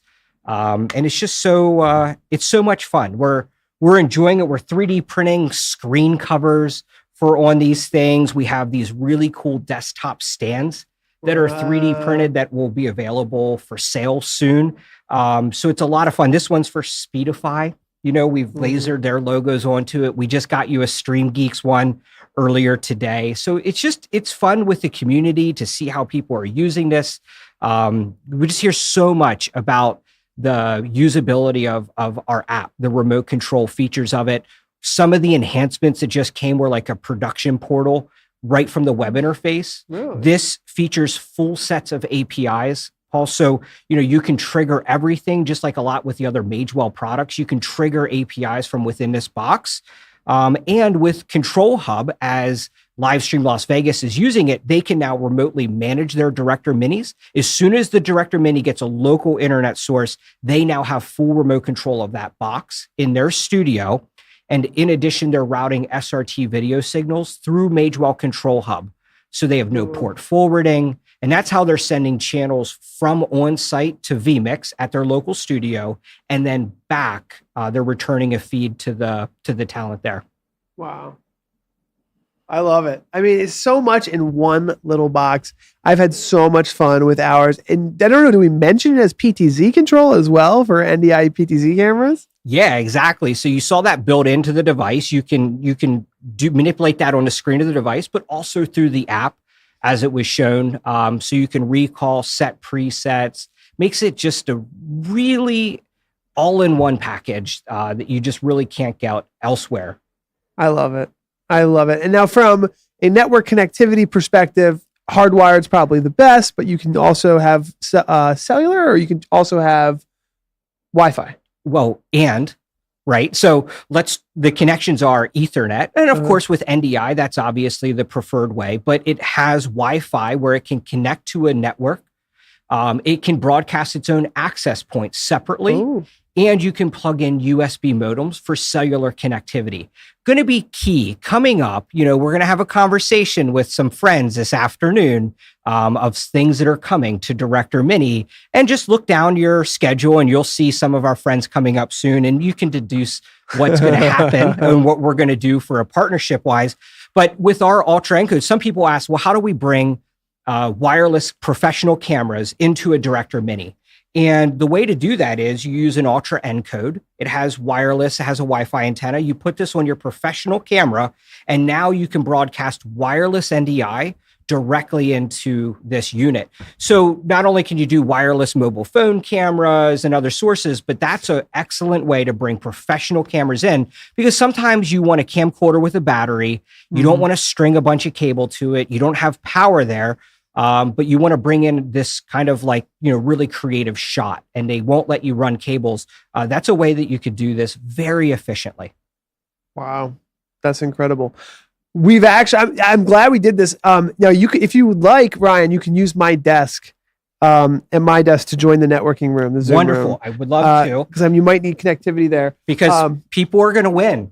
Someone is going to win. Somebody is going to win a Director Mini later. This is epic. And we're going to sweeten the pot, because whoever wins it, I will 3D print a desktop stand for you, a screen cover, and a large sunshade, and we will laser that with your logos or whatever you want onto. So we'll have to link up. We're going to do it. That's amazing. I am so happy for whoever wins this. Don't forget to sign up for this giveaway, because there's still time to win. Right. We're going to draw it at the end of the summit around 2:30, 3 o'clock. Thank you so much, Ryan, for coming in. Thanks for having me. I appreciate it.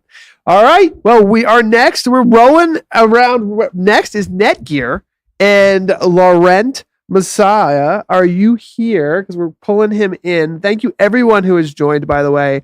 This has been so much fun. We're having a blast over here. One of the best summits we've ever had. So thank you so much for being a part of this, everybody. Networking is so important at these events. Let's pull Laurent in. Everybody knows him from Netgear. Laurent, you probably have to leave the backstage room and come into the webinar to join, and I'm really excited to have you. That Magewell device is incredible, by the way. I can't believe that, Director Mini. I'll see you in a second, Laurent. There should be like a little join webinar button here. I can press it for you. Hold on.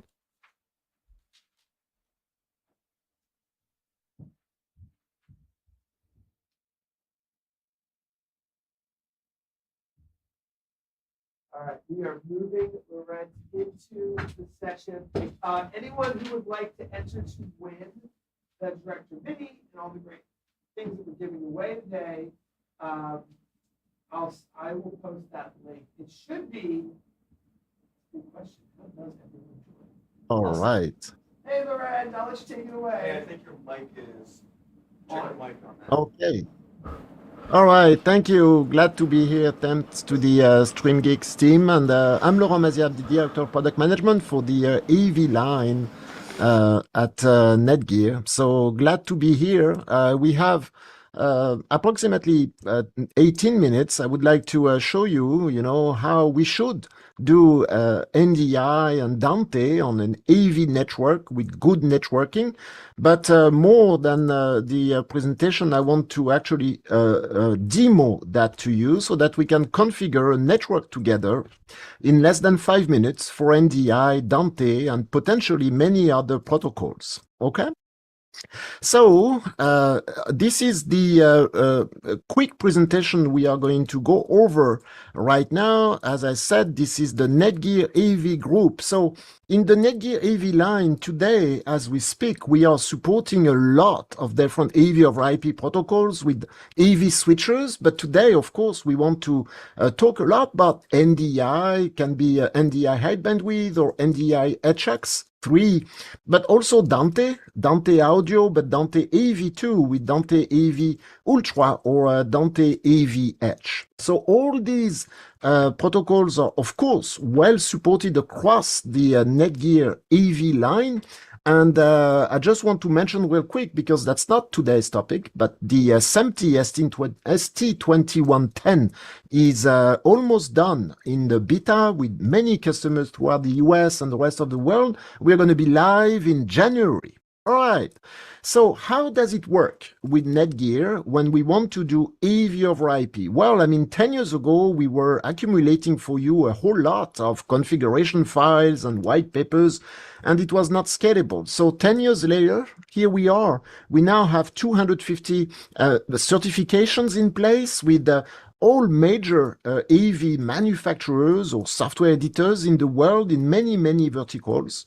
And we are packing those certified configurations into a list of profiles so that you can deploy those profiles confidently without bothering with all those IT terms like QoS and IGMP and all that. This is all done for you in an AV operating system. Netgear has been busy and hungry for learning new AV protocols too, with those large alliances that you can see at the bottom. So today, I will demonstrate that to you. This is our latest software. So we published it live across all the platforms the end of November, so last month.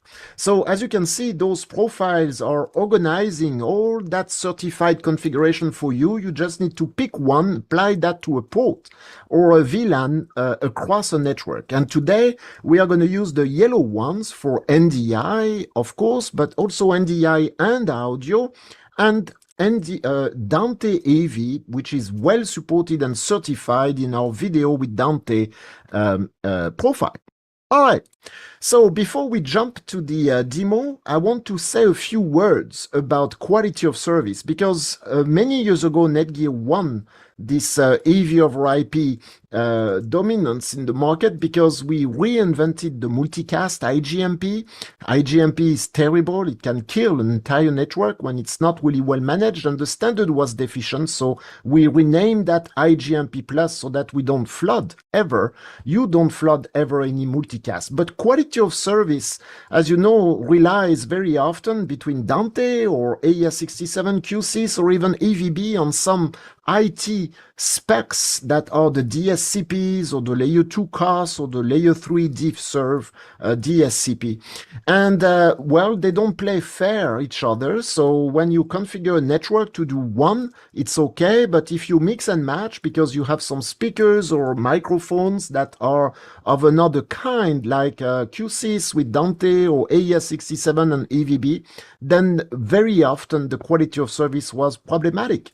So we learned that the hardware, we had to configure a lot of things manually over the years. But the good news I want to deliver to you for Dante AV, and for all the audio protocols out there is that now any of our profile, I'm saying any of them, is revolutionizing all that by ignoring the DSCP from now on, and we only look at what matters, the PTP packets, so that independently from PTP v1, v2, Dante, AES67, QSys, independently from the protocol, we just place the PTP packets in the fastest queue so that you can cohabit, in harmony. So we all live now in harmony with that. So today I don't want to show you all the switches. You just need to know that we have several series. I am going to demo a mix of them today. The 4250s at the top, they are good looking switches, because the front is only LED information ports on the back, but you can reverse them, of course, if you want. They are good for the 1G compressed AV audio, but also the 1 gigabit like NDI, Dante AV video over IP. Then we have some more enterprise class platforms. The 4300s are redundant power supplies, and they have way more 10G. And yes, lately we released a brand new series called the 4350. They are, well, even better. This is the new top of the line. We go all the way up to the 25 and the 100 gigabit. All right. So enough said. Well, because we spoke about the software, we now have this profile operating system, both in the AV user interface or the Engage controller to configure all switches at once in your AV network. We spoke about the hardware. Okay, good hardware. But to us, the software and the hardware does not really matter, because service and support is key. And we understood that long time ago. So with the Netgear AV line, what comes free for you is really much a worldwide team of more than 25 certified SEs across the world that you can reach out to just one email away. It's called proavdesign@netgear.com. proavdesign@netgear.com. So before a project or during a staging or configuration, or of course after the installation when you have some, trouble or some things that don't interact correctly, just reach out to us. We are available at any time across the weekdays, and in far less than 2 hours, one of us is picking up your case and doing Zoom or Teams with you, fixing any potential network-related issue for you. All right. So proavdesign@netgear.com. This is for the AV line of switches. But of course, now we see more and more Wi-Fi. We just talked about NDI, HX, most likely, a unicast TCP going over Wi-Fi. That's great too.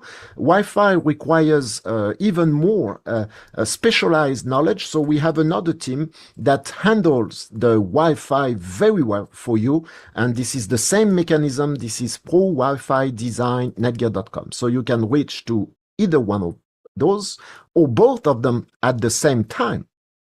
All right, so I'll make sure to reserve a few minutes after the demo to answer any potential question. But now we should go directly, get our hands dirty, and configure an AV network together. How we are going to do this? Well, I am today in Paris, France, and I'm using a Windows PC on which I have this Netgear Engage controller. What's that? Well, that's free of charge. This is a software that you can have on a thumb drive if you want. You can run that on a Windows PC or a Macintosh on Mac OS. And this software is discovering all the Netgear AV switches you can have on the site and let you configure them globally instead of going switch by switch into the user interface like the web GUI, the AV UI, and lose time because you do things one by one. So I have this Engage controller running on my PC. As you can see, I already onboarded a whole lot different switches here, but if I plug another switch just out of the box by magically, I would say, the discovery will be put at work and you would be able to discover any new switch and onboard that on your site. So really quickly on the controller management, we can manipulate several sites. So right now I have only one. I could import one site from somebody else Engage controller, and reversely I can export a site and give it to somebody. All right, but today this is my site. My switches are over there. We have a star topology. It's always a good thing to organize the network in a star topology. The large daisy chains are less efficient. So we are using here 1 gigabit, 10 gigabit, 25 gigabit, and several times several links in order to form that star. All right. So considering this network, it's very much factory default. The only thing we did so far, you can organize your switches the way you want, but we just gave them a name. Okay. And you can also upload a picture so that you can remember which switch is doing what. So under the site settings, because it's all default, we have a VLAN 1. So the VLAN 1, all ports belong to the good old management VLAN that the switch is coming with. All right. So the VLAN 1, we call it the management VLAN. We have a DHCP server on the core switch here so that all the other switches can get an IP address from that main core switch. And personally, so that you know, I like to have a dedicated management of the switches with the out of band. So I'm manipulating all those switches from the out of band port. All right. So what do we want to do today? Well, I would like with you to create a new broadcast domain across that network to do NDI. Can be NDI high bandwidth or NDI HX. Doesn't really matter from a configuration standpoint. And next, we will do another VLAN for Dante AV and Dante audio this time. Okay, so that if you have a production server, you can plug one NIC into the NDI VLAN, the other NIC into the Dante VLAN. All right, so to do that, we are going to use the site settings and create a new profile. I'm not going to use the VLAN 1. I could, but I'm going to reserve that VLAN 1 for management and control purpose. All right, so we are going to create a new profile. And in the list today, we are going to find the video NDI5, and this configuration is also allowing at the same time the audio can be Dante Q6 or AES67, the same VLAN. So we are selecting that profile. That's the goodness of the system. You don't have to remember which Ethernet settings you need because this is already there in that certified profile. Selecting it, we are going to give a name to our VLAN. That's our NDI video today. We are creating the VLAN 10 on this network and just select a color so that the ports can be visible with some yellowish color. Next, you have your switches in your network, as you know here. I am going to select the first one at the top. I called it the M4250 up switch. And we are going to tell, well, we want to use the first 6 ports. So we want to connect NDI devices on the first switch on the first 6 ports. And let's say we want to go fast. I'm going to do that the same on all other switches, the first 6 ports for NDI. We can copy paste quite easily and deploy the same port counts on all of the switches that way, okay? So I'm not going to do that at the core because that's a fiber switch. We are not going to connect really any NDI endpoint at the core. So, but all of the switches we want to do the same port counts. And now see on the list under, you can control that the port 1, 2, 3, 4, 5, 6 is always selected, and all your switches are yellowish. All right. I forgot to tell you, actually, this is quite new. Since November, we have a dark theme now, if you are in a quite obscure environment. All right. So the port selection has been done. You can apply, and now we confirm. So from there, all the settings are pushed to the switches. Quick look on the time. I think we're good. We can go to the layer 3 now because we just did the layer 2. So I don't know for you, but I like to have my NDI cameras, my NDI encoders and decoders, or all my equipment with static fixed IP addresses, right? So that you can correctly configure your control, your PTZ controller and all that. So now that we've done the port selection, we can go to the layer 3, the routing section of that NDI VLAN 10 together. So let's enable the routing on all the switches so that you have an IP interface for that VLAN 10. And on the core, because that's our core, we are going to say, look, I want you, Engage controller, to let me configure the core as a core with DHCP server and IGMP querier. Okay, so this way, this Engage controller knows what you want to do. We want to host the DHCP server for VLAN 10 on that controller, on that core. So let's go. And now we can go to the VLAN routing section under the site settings after the network profiles. The VLAN routing section is ready for us. This is your NDI VLAN 10. All right. And we are going to say that all switches will get an IP interface for that VLAN NDI 10. And the core switch, because we said we wanted a DHCP server, we first need to assign an IP interface there. So let's call it 192.168.10.1. Keep it simple with the class C. And you are almost ready to go now, because going down that page, the DHCP server is predefined. We just want to start our DHCP pool at 100, for instance, and finish it at 200, so that on your NDI VLAN, all your endpoints, all your NDI devices will get an IP in between, all right, for the VLAN 10. So we are going to click apply. You have also some free IPs if you have some statics. No DNS, no internet, we know. We are not going to do internet on that VLAN. So now again, all the configuration is sent to the switches for you, especially the DHCP server on the core and all the VLANs across the board. All right, so in a few seconds now, we are going to be able to control how this has gone. And also, I want to explain to you how to reserve now IP addresses so that your cameras and all your equipments always get the same IP interface. All right, so of course, it's taking some time because I'm using a early software for the SMPTE. That's explaining why I need a few more seconds on that version. All right, so VLAN 10 is all ready. Your DHCP server is visible. We go to the advanced section. In the bindings, we should see all the VLAN 10s on the other switches. So the DHCP server is already at work.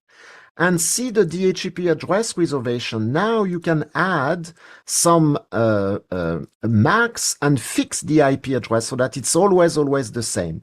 We can actually go manually this way, but it's not very practical, right? Instead, you want to import an Excel file with the first column showing the MAC addresses of your NDI equipment, in the second column the IP address you want within the scope of your DHCP server, and this way you will reserve and deliver always the same static DHCP IP address. All right?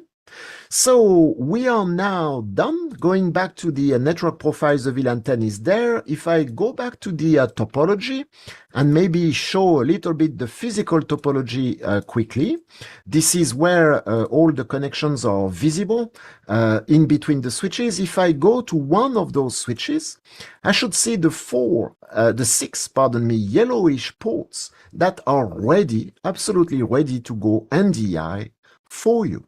All right.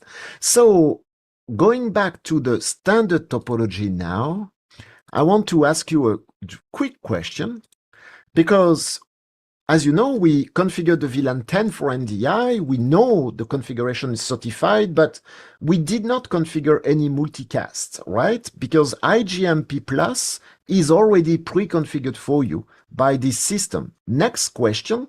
As you know, we have plenty of links, uplinks. When we add a new VLAN, you need to do the trunking. You need to tag. There's a lot of things that need to be done on the network. And in this system, it's all taken care of for you. So I will show it to you. That will be my last quick demo. Let's pick up any of those switches. Individually, we can still configure them. That's the Netgear AV operating system for that switch. Going to the profiles. There you are. All right. Can you hear me, Laurent? Yes. Laurent? All right, you're out of time. So we're going to have to finish up in the networking room. All right. So I am all good. Thank you. Thank you so much. Have a good one. All right. Wonderful. Sorry, we just got it. We got to stay on pace or else the chain will go down. All right. I am very excited to be talking with Nate Hall today. Hey. This is our presentation on what it's like to be in live streaming and video production, to run your own business, to be responsible for a live stream for clients, small and large. Nate, why don't you tell us a little bit about yourself? Hi, I'm Nate Hall. I'm the executive producer and CEO of Stream Virtual Productions. We are a video streaming company in Bucks County, Pennsylvania, and we do a lot of hybrid events. We do live streaming, webinars, and we specialize in multi-site global streams. So whether that's a big product launch for a new product or a new pharmaceutical medicine, or even like an all-hands meeting for a major corporation for their employees, we kind of handle all that from start to finish, from picking the platform to designing the lighting and all that type of stuff. So anything live streaming, we kind of do. And there's so much we can learn from you because, I'm sure you've spent hours, hundreds of hours, thousands of hours thinking about your tech setup because it's got to be reliable and you're doing this for your clients. I have a PowerPoint with some pictures, Mike, that I wanted to share as Nate kind of explains this. Tell me a little bit about your inspiration for starting your own live streaming business. I'm interested in how you got started. So when I was a kid, I went to a vocational high school where they had television production. And this was back when they had like giant 1980s and 1970s tape to tape, reel to reel, all this type of analog equipment. But I really took to switching live shows and doing the high school broadcasts and stuff like that. And that led me to get an internship at the local cable station, which would be Comcast now, but it was like TCI cable or whatever it was back in the day. And I started directing live television programs for the least access. And they were high quality television productions, but for a low budget. And I love doing that type of production where it's still high quality, but it's not millions of dollars. It's not NBC. Mm-hmm. And that just always stuck with me. And I ended up working for bigger TV stations like ABC and stuff like that. But the whole time in my back of the head, I was always thinking, how can I bring this experience of doing these small productions, studio style productions like what we're doing right now? How could I bring that to more people? And that led me to investing in a big TriCaster and a bunch of broadcast cameras. And we went out there and started talking to event people and different people like that. And everyone thought we were totally crazy. Absolute failure. So no one really got it back then. So this was like at least 10 years ago when I tried to do that. And I just stuck with it. And we did a job here, a job there. We're doing a lot of video production as well to supplement that. And it just kept on growing from there. And then we eventually switched from TriCaster to vMix, or the ATEM, as you can see in some of the photos here. It really depends. And then we ended up doing a lot of work for big AV companies. So they would do the staging, the lighting, and everything else, but they weren't so good on producing a television broadcast. Their idea of streaming was more, let's stick a camera in the back of the room, get it to Zoom, we're done.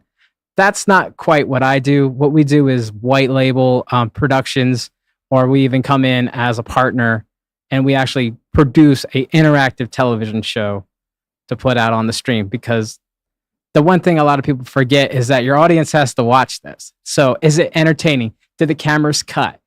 Is there gamification? Is there anything that makes people want to keep watching? And that's kind of what we want to do as far as bringing production values out there. Wow. But we want to do it at not NBC prices. We want to do it at a reasonable level. So you had experience in television production. Yeah. You had the aptitude for it. You were excited about it. You were a little early to the game. A little too early. But you started your business. You got started. You seems like you found a niche in helping professional audiovisual integration companies without the skills to do the streaming. Mm-hmm. Tell me a little bit about when you talk to a customer and they're telling you what they need. Have they already invested in something, or are they in the middle of things? What is your kind of walk me through a new customer and a perfect scenario of a virtual event or a live stream? Well, I could give you the perfect scenario, which was they would come to me first, and then we would help them identify who the audience is. So we would find out, are you looking for donors? Are you looking for people that might buy your product? Are you looking to educate employees? Are you trying to do training for your employees? So we would walk them and figure out who their audience was. But a lot of times people will come to us way later. They've already planned a lot of stuff. They spent 20, 30 grand on a platform like a C-Vent or something like that. And now they're like, we don't know how to use this. Can you help us out? And then we have to figure out how to do the production. But ideally, they would come to us. We would identify who it's for. Then we try to figure out what type of budget are they looking for. So sometimes people want this back and forth, awesome production, but they don't have a budget to have professional cameramen on each camera running it. That can get very expensive very fast. So the one thing we can do to make the production values high is we'll suggest, how about we use PTZ cameras, which is the little robot cameras that we're using here today. And that gives you a very close to that. It's not the same, but it's very close to the same production values, and you can do it at a more reasonable budget. But that's one avenue that we go through. Another thing is we find out what type of platforms did they usually use for communication in-house. So if it's for their employees, if they use Zoom every day and we're bringing in remote guests, we're going to use Zoom. If they use Teams, we're going to use Teams. If they use WebEx, we use WebEx. We don't try to make people train on this whole new platform. Like, we love vMix Call. I prefer using that, but I'd rather have the clients be more comfortable than try to force them down a different path. So I'm the one that figures that part out. The tech stuff I can do.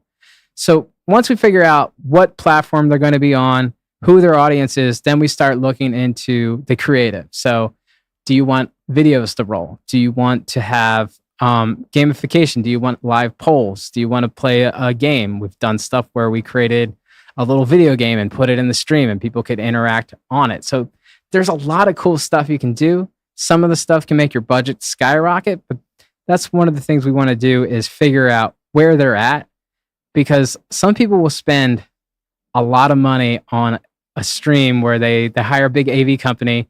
They come out, they do the pipe and drape, they do the lighting, they have this huge crew, all this redundancy, but they only have one camera.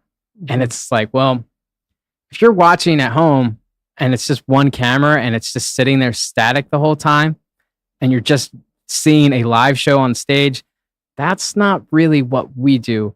I mean, we can help facilitate something like that, but what we try to do is focus on television broadcast quality that's interactive and that has some type of gamification to keep people stuck with it. Oh, for sure. And some of these pictures that we have here, if we can cut to those, I want to talk about this. I see you're going out on site. Mm-hmm. Sometimes you're flying all over the country and the world.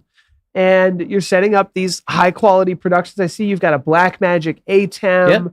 I see you're using a PTZ Optics joystick controller, and we're showing some of the cameras. Are you using NDI much? It really depends on the project.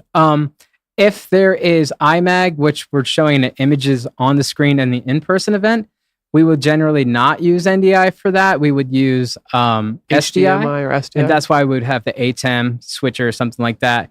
On a bigger show, I might be cutting the hybrid portion. So I would be running either the ATEM or a vMix machine or a TriCast or something like that. And then there would be the AV operator would be running their giant E2 screen management system that would be sending it to all the crazy video walls and everything else. But that's a totally different show. The in-person and the virtual are two different things. And that's the one thing a lot of people forget. And they try to make the virtual portion an afterthought. And there's really no point in doing it if it's going to be an afterthought. So like people have to watch it. So it's got to be entertaining. So what we try to do is pick the appropriate tool for the job. The shot stuff you're looking at right now, that's more of like a one-man band. So it's something that they don't have a huge budget to have a giant crew with a separate PTZ operator, a separate switcher operator. This is more as like, we want to get it done, but we want to get it done for a good, but still have good production. So that's where a lot of the stuff that I do myself, I can do a lot of one-man band stuff. So I think that's some of the stuff in my little studio that we have in Bucks County. We have video walls. We bring in people remote from any source. We have a whole TV studio, just kind of like just this one. It's about the exact same size of where we're at now, but it's open to other people, whether you are an agency, a creative agency that needs a spot to do a production. If you are anything that you would need, like production wise, we can do it in-house and we can white label it, but we also build studios on site. So we've done huge global shows where we built green screen studios in Charlotte, North Carolina, and then we had another one in Singapore and another in the UK. So we've done a lot of cool stuff where we're bringing multiple sites together and making a seamless production. So, you know, I really am so glad you're here because so many people out there are making a living, starting businesses, and really helping out clients. I have some LinkedIn pictures here I just wanted to show from all over the world. Nice. I follow so many of our customers and people we work with that whether they're setting up on site for a business event or doing things remotely now over the public internet, just so much cool stuff. And it's literally every industry. You know, we've got houses of worship, corporate. I mean, it's every industry. So I kind of wanted to ask you about the different industries that you work with, and maybe you could share some tips with our audience about how what different industries are asking for, and how you kind of what they specifically need. Perhaps you could give us some tips on who you work with and how that they get the most out of your services. Okay. So I could start with some of our bigger clients, our pharmaceutical companies that want to do like a big product launch, or they're doing employee training, stuff like that. They usually want everything very sharp and polished and very professional. And I think one of the slides you had, we helped them set up a video wall so they could see all their Zoom participants real big in front of them. Oh, this one. So that's kind of a mock-up of what it might look like. There's another one where we set it up on site right there. So that's one of the cool things. I mean, obviously that costs a little bit of money, but those people have a little bit bigger budgets to work with. So one of the things is we want to make it seamless. So you don't have to log into Zoom. We try to do everything for you. So as far as a tip with them is just plan it as far out as ahead as possible. So, and this goes for anybody, like if you're having a big event, you should start planning it at least 6 months ahead of time. A lot of people are coming to us last minute and they're like, we don't even have time to onboard your remote speakers or even get your platform set up because Cvent or Zoom events or whatever takes a while to get it all set up and the event invites to go out. So a little bit of planning, creativity, and vision is good to have. If you're like a nonprofit or a smaller thing that wants to stream your event, whether it's in person that needs to be streamed or completely virtual, budget wise, there's a lot of different things you can do to save money where like I've had a group that wanted to do this huge broadcast, and they were like, "Oh, we have to have broadcast cameras, da da da da." And I was like, "Well, those are like at least $25,000 cameras with $100,000 lenses. Do we actually need that? We can get a pretty close production with our PTZs. So whether we're using NDI cameras or we're using SDI, doesn't matter. It's just you're saving that money that way. So you can still have a lot of the stuff you want. It's just like, I know some people would like, if you tell them, give me your budget, and they'll just like, oh, that's what it costs. But we kind of have to have an idea of a range, because we can plan it out in a way where you can like figure out like what is the most optimum way to do it for your budget range. So sometimes it doesn't make sense to go totally crazy with like some people want a big video wall, but they don't know that you only can use the really high quality ones as a background, because it will create all types of distortions if you have a lower end low pitch or a high pitch. You want to do like a high pitch wall, which would cost more than buying the rental, would cost more than buying the low end one. So there's a lot of little things like that cost a lot of money, especially internet.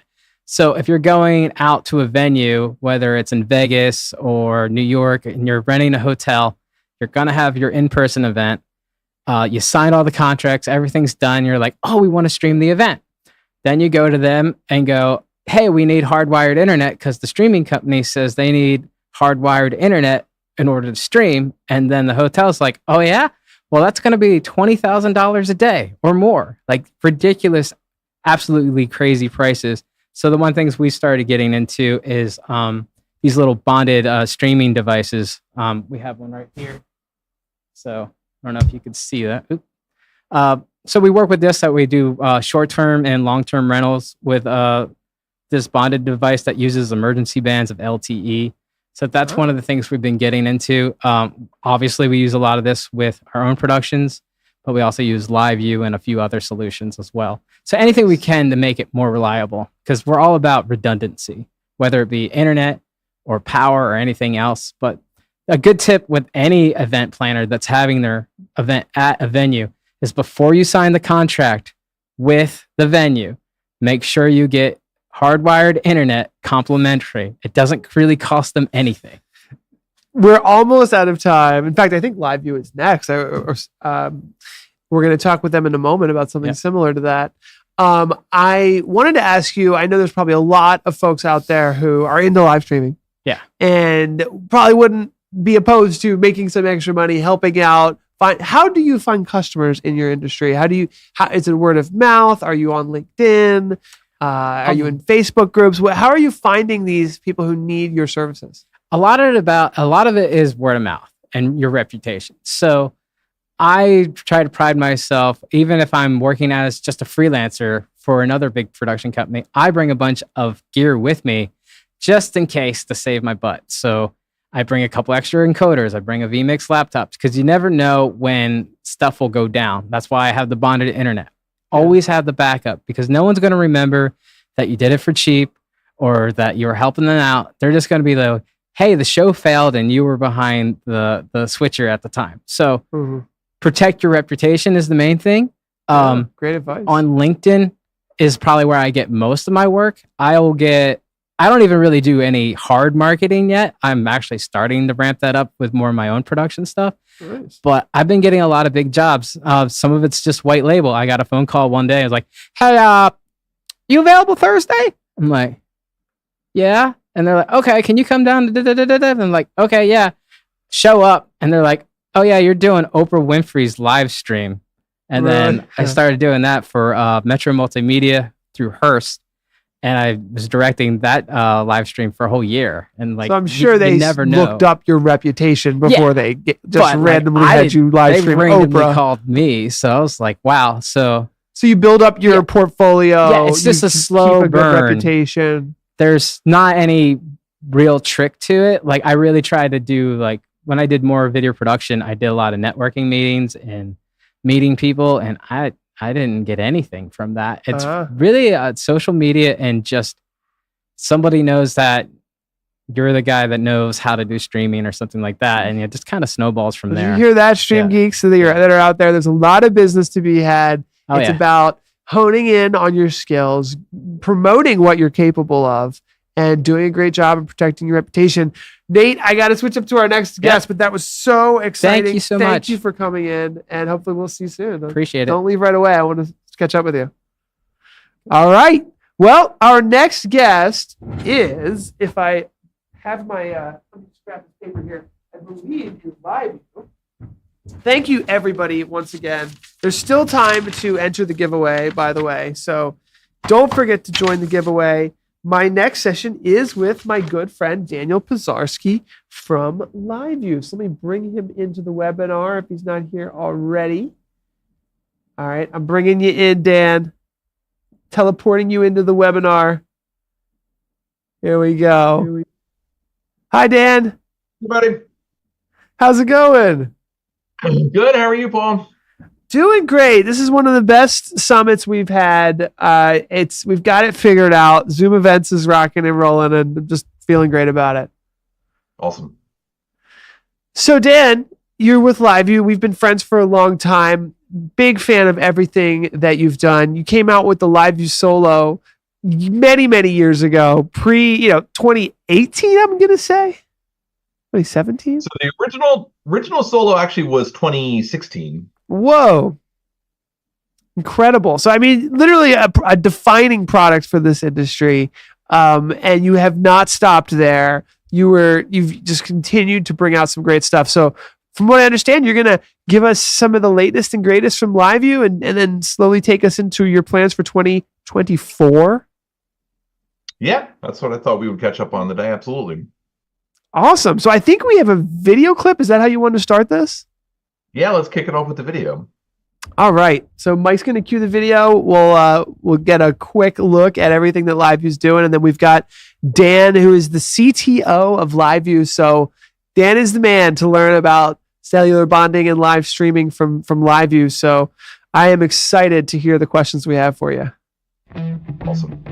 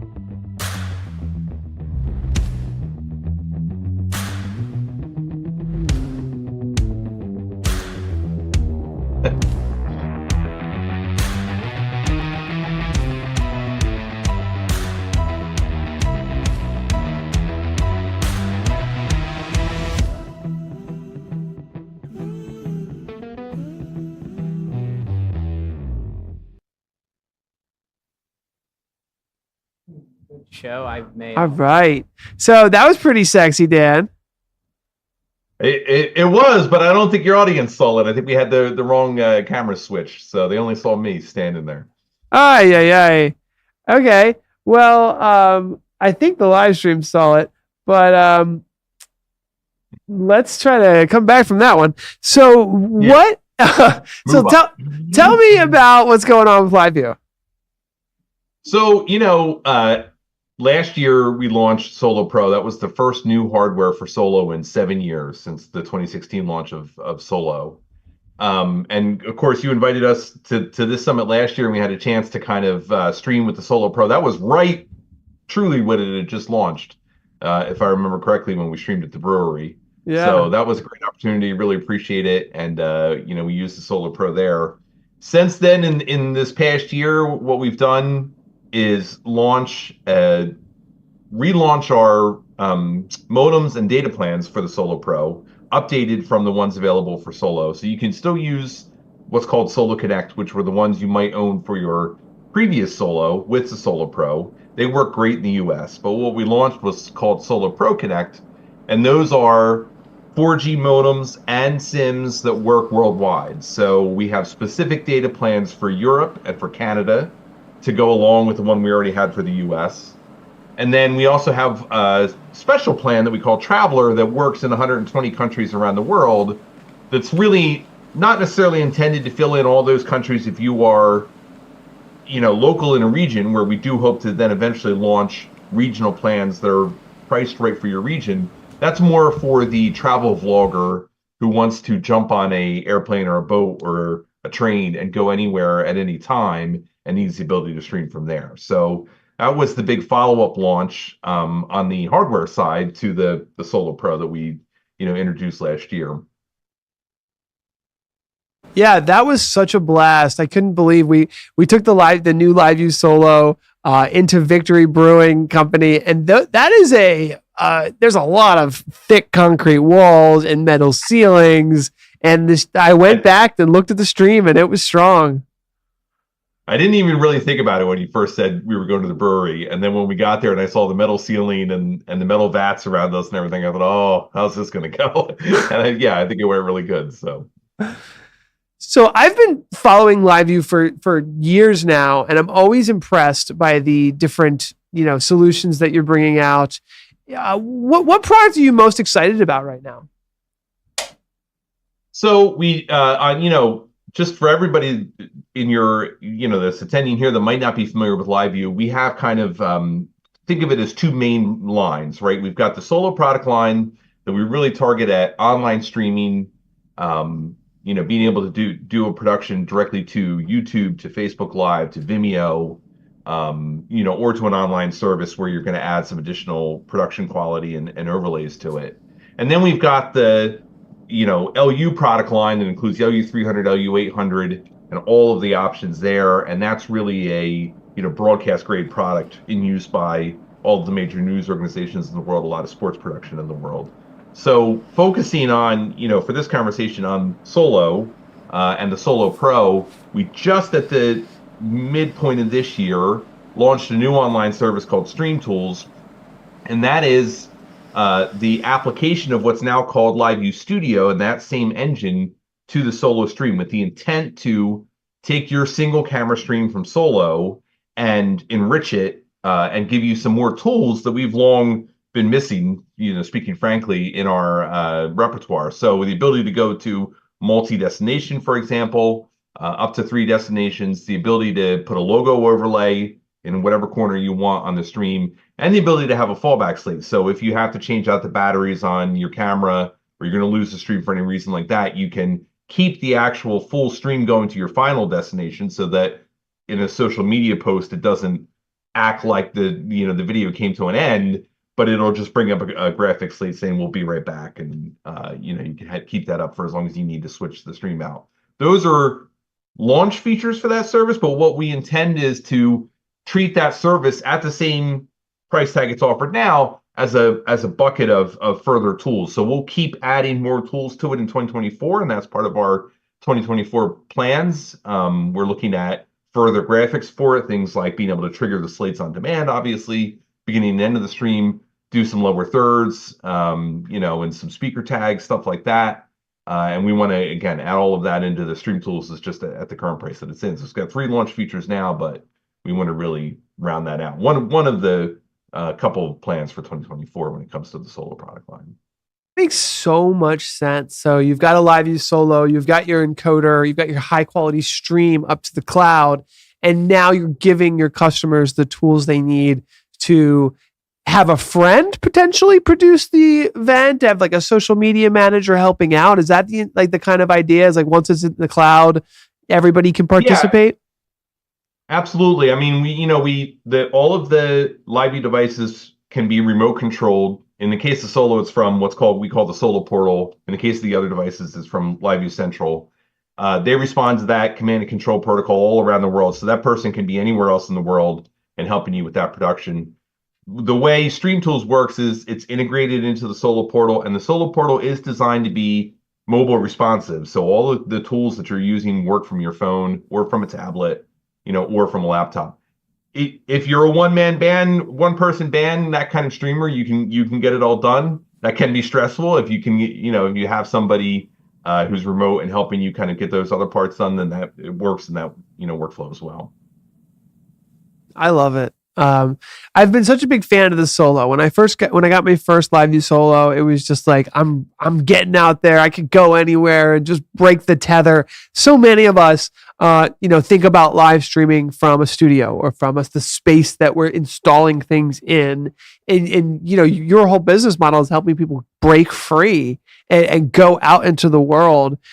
Maybe you could tell us a little about some interesting stories where reporters are getting things done live, and really just the whole world is changing by being able to kind of break free from hardwired connectivity and going wireless.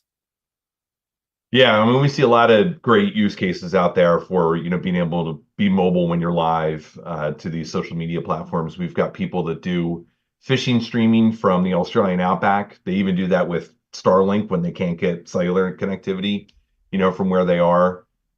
We've got all kinds of sports productions like surfing competitions in Hawaii that they can stream right from the beach and get that back. Increasing number of users on the Solo side in racing examples and motocross. So seems I'm not a racing aficionado per se, but it seems like there's a really growing interest in amateur racing out there, vehicle racing, and being able to bring the camera right into the car, being able to stream from that. There's even some companies out there that makes then some additional hardware that'll overlay on your stream kind of current stats, your miles per hour and your RPMs and things like that.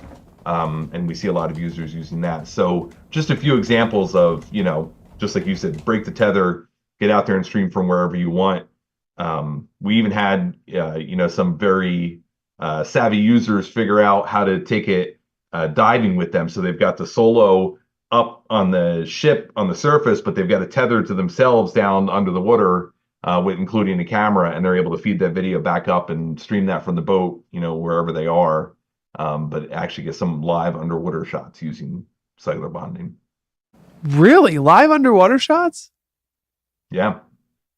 That's incredible. So you're literally going everywhere on planet Earth and then underneath as well. Yes, exactly. I love it. I mean, it's just been so exciting to see your company, especially, Dan, just in this industry, because so many of us are working on a specific niche or a specific area. And it seems like every industry should and can get out into the world and tell their stories. And it's not everybody has the right technology to do that. And it just feels good to break free and get out there into the world. So I've always just been such a big fan. Now, if I'm not mistaken, the LiveU Solo is really the entry level point, but you have a full suite of products that are used all the way up into kind of the highest end broadcasters. That's right. Yeah. So, LiveU really got their start in news broadcast, or what's called ENG, electronic news gathering. And that's still, a vast majority of the LiveU use out there. So if you see a news crew out there, 9 times out of 10, they're transmitting that live shot using LiveU.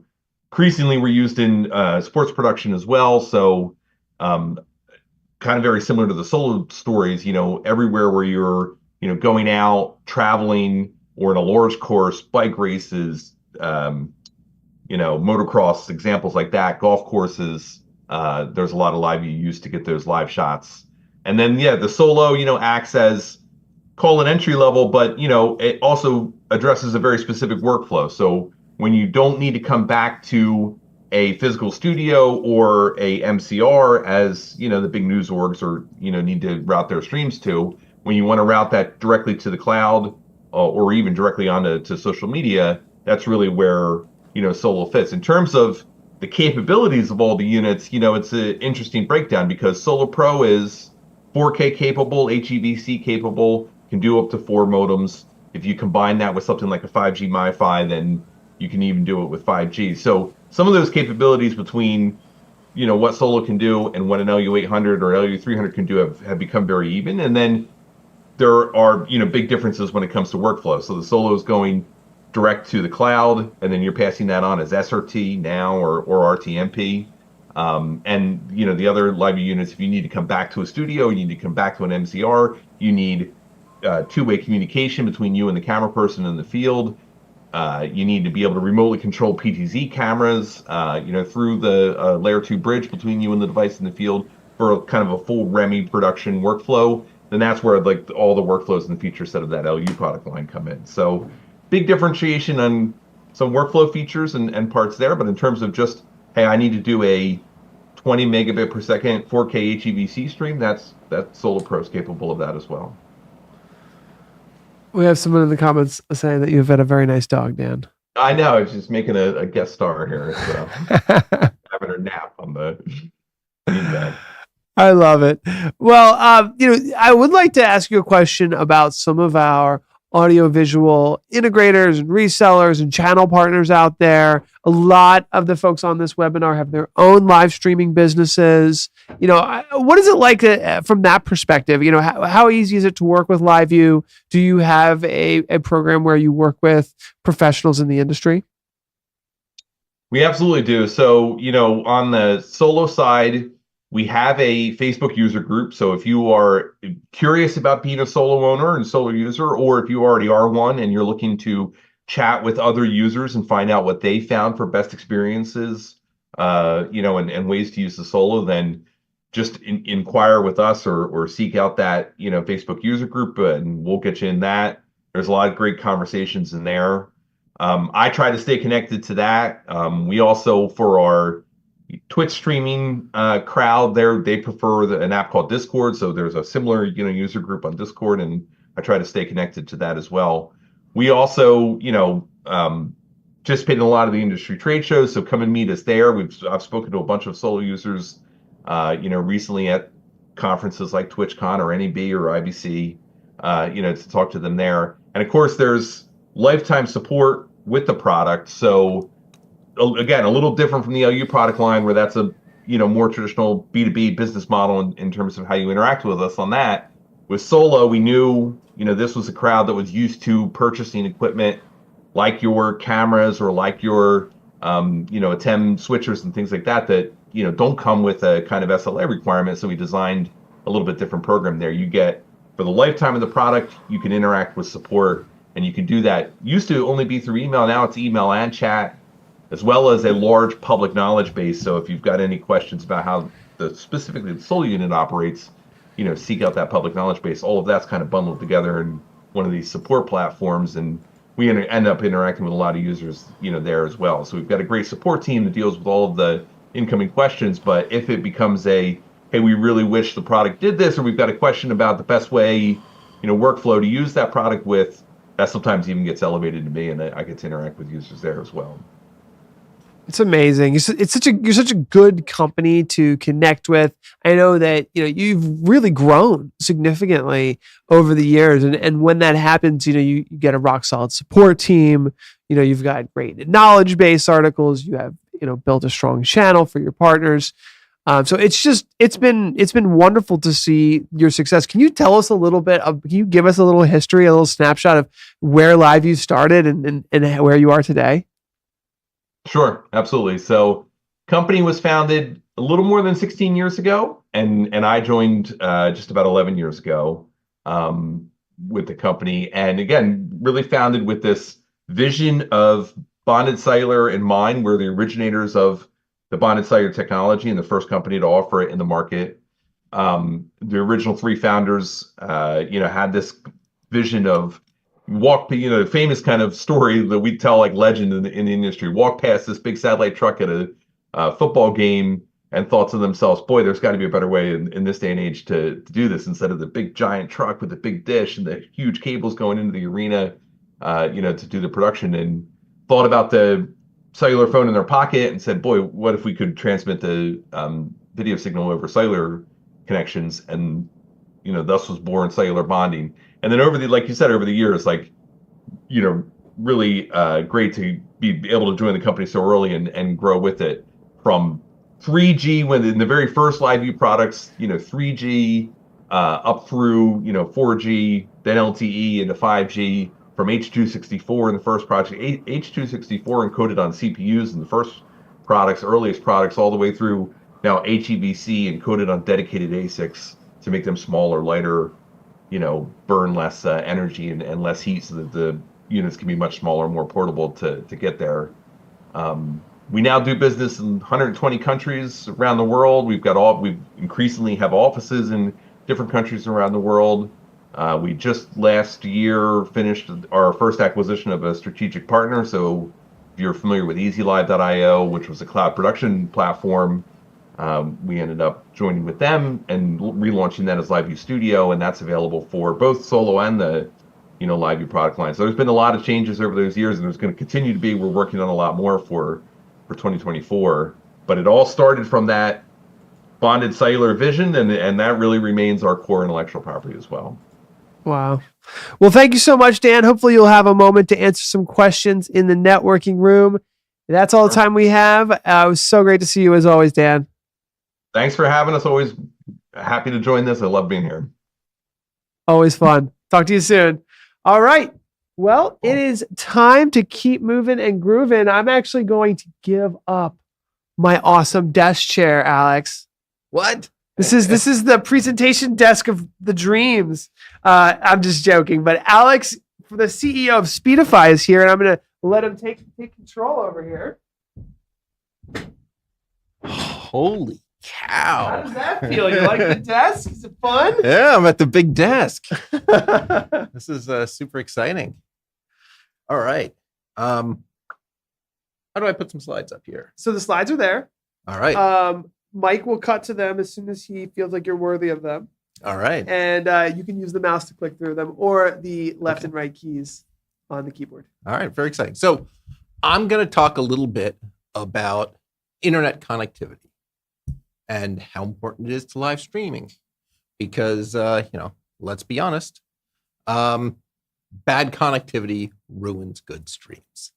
You can do all this work and you can have the best PTZ optics camera and, the best microphones and a whole wonderful overlay. And if you're not online, nobody sees it. So I'm just going to focus on that. I'll say a little bit about Speedify, but a lot of this is just things I think you guys ought to know. So 3 keys to what I mean by good internet connectivity. 1, bandwidth. Measure megabits per second. It's how fast your internet connection is. And I think that's what most of us think about. But there's also latency, which is how long it takes things to get across your internet, and loss. And they are all very, very important. All right. So this table, probably a little piece of gold for you. So how much bandwidth do you actually need? Well, the first thing is it's all about the upload. When companies advertise their internet speeds, they constantly advertise their download speeds. 300 megabits down. Closer to the mic. Oh, sorry. 300 megabits down. But, what you care about as a streamer is up. You're not watching video. You're sending video. If you want to do high quality 4K, you need to be able to send 50 megabits. Most of us aren't doing high quality 4K these days when live streaming. But 720p, 1080p is probably the goal, I think, for most people. And that gets you to, you really want, around 9 megabits. So if you're going to live stream, my strong suggestion is make sure you can get 10 megabits of upload. Latency, this is the second issue. This is how long it takes data to get from you to the internet back. It's measured in milliseconds. It's time to just send one little packet. For live streaming, the lower the better. 10 milliseconds is fantastic. 100 milliseconds is actually just fine for live streaming. Now, if you're gaming while live streaming, you're looking for like that 10 millisecond number. It's really twitchy. But the truth is, if you're watching texts come in from your viewers and respond to them, an extra 1/10 of a second makes no difference. It's good enough. So you're really looking to stay below 100 milliseconds, unless you're gaming at the same time. I like this layout better. All right, loss. I'm not going to get deeply into this. The important thing is loss is terrible. When you send something on the internet, you want to make sure it gets through your connection to the other side every single time. Now, how bad is it to lose 1% of your packets? What does that slow you down 1%? No, it's a disaster. You can see here the line across the bottom is loss. The colored lines are the speed you can get on a 5 megabit internet connection. It turns out 1% loss is enough to turn a 5 megabit internet connection into a 1 megabit internet connection. Because when the packets don't get through, the other computer has to send a message back saying, please send that again. And it holds up all the data until you resend that. And it just turns into a train wreck. So losing 1% of your packets takes out, 3/4 of your speed. And if you get up to 3 or 4% of packets not getting through, now you're down below 10% of your speed, right? You have 5 megabit internet connection. You can't do 0.5 megabit. Horrible stuff. Do everything you can to avoid loss. So, solutions. What do I want you to do with this knowledge to improve your live streams? I got 3 pieces of advice. 1, get better internet service. 2, connection bonding. Put multiple internet connections together. You can do better. 3rd, test. I'm going to emphasize that really hard here. So I've done a lot of live streaming. Throughout COVID, I had a kind of talk show called Speedify Live, and we'd have people from all over the world, people who are successful in live streaming. We'd interview them, learn their secrets of success. It was a lot of fun and got me a lot of experience live streaming and, realizing what we needed. I started doing a lot of IRL, helping churches, walking around Philadelphia doing tours, realized, what kind of internet connectivity you needed to go IRL. So let's talk about that. The best internet service you can get these days is fiber. If you have a studio, and it doesn't have to be nearly as nice as the StreamGeeks studio. This is fantastic, by the way. Getting a gigabit fiber, you can be done. You get the fiber and you run an Ethernet cable from your modem to your computer, and you're good. Wired is better than wireless. I love Wi-Fi. Gives me all kinds of convenience. I can work from bed. I can work from the couch. I can work in my backyard. But if I am live streaming, I really want that more solid connection from a wire. And Ethernet, it's nice. It's got the little clicky thing. It clicks in, and the wire doesn't slide out the way some other wires do. Well, we can't all get fiber, and some of us have to IRL stream, right? That doesn't help me at all the second I'm leaving the office. But, there's cable, there's DSL, there's cellular, there's satellite, Starlink, Wi-Fi. All of these at different times can be helpful. Really all of them have the problem of faster download than upload when all you care about is upload. Starlink, incredibly variable. For a little while, you can get 50 megabits up on a Starlink. I have one on my roof. It is fantastic. And then suddenly it'll drop to 1 megabit, I guess, changing satellites. And if it's a live stream, it's a disaster. Wi-Fi, every time you reach the edge of range, it becomes dead. So if you're moving around, it's honestly dangerous. So cellular is kind of your only option if you're moving around a lot. But, even that has dead spots and slow spots. So that brings me to step 2, connection bonding. And there are a couple solutions here. Mine is Speedify. I helped develop it. There are some hardware boxes as well. They tend to be fairly expensive. But what Speedify is it is software. You can run it on your Mac, your Windows computer, your iPhone, Android, Linux. And this screenshot shows what it looks like. It combines all of your internet connections together into one more reliable internet. So on a cell phone, typically you've got your Wi-Fi and your cellular. That can be great in your house. The Wi-Fi goes out, you're instantly on your cellular. It's fine. You walk out of the house, switches the cellular without ever interrupting your stream. If I'm going IRL, what I do is I've got my AT&T iPhone, and then I've got a Verizon Android, and I have my phone join my other phone's hotspot.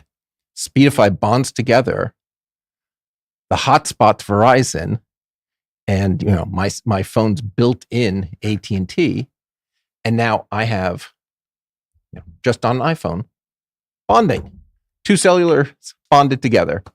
And that's what I use for a lot of my IRL streams. I could just walk anywhere in Philly and one or the other might fail out while crossing any given street, but one of them was always working because I was on two different networks and it was fantastic. In the studio, I've got a Mac Mini and I Ethernet to my Comcast cable modem. I Wi-Fi to my Starlink. And until very recently, what I was doing was tethering with USB to the same iPhone. Now I have 3 internet connections. Really reliable. Any of them can go out. I was saying earlier, I used to think that my Comcast was fine. Once or twice a day, you'd load a web page and it wouldn't load. But then you click reload and it would load fine. And so I just thought it was my computer. It's not. It goes out for 6 seconds a day, which is no big deal if you're browsing the web. But if you are live streaming, that's a disaster. 6 seconds, that can be long enough that, people see that the video stops and they jump to the next channel. People do not stick around. The new feature, and I'm so excited about this, that we have added, it's called Pair and Share. This is just built into Speedify. If you have Speedify on a bunch of devices on the same local network, meaning the same Wi-Fi hotspot, they can find each other and you can give them permission, it's under your control, to share with each other. And all the phones with Speedify then can offer their cellular to the other phones and to the computers on the network. Say, hey, if you need extra speed, you can use me across the Wi-Fi. So now if your main internet goes out, you can have a Wi-Fi hotspot and it can lose internet. But if the clients are still on the hotspot, they can talk to each other, use the cellular.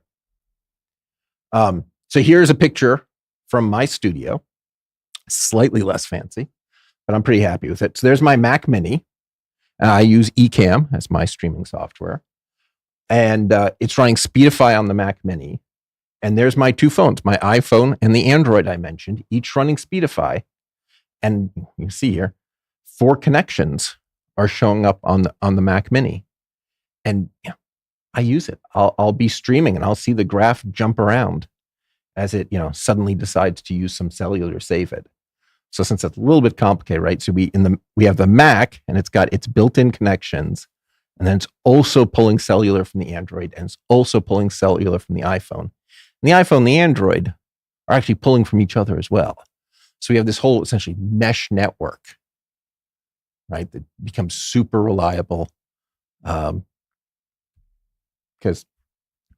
they all have these connections. So my 3 keys to connectivity: bandwidth, latency, loss. Speedify helps with all of them. The bandwidth puts together different connections, potentially giving the speed of all of them added up if you need it.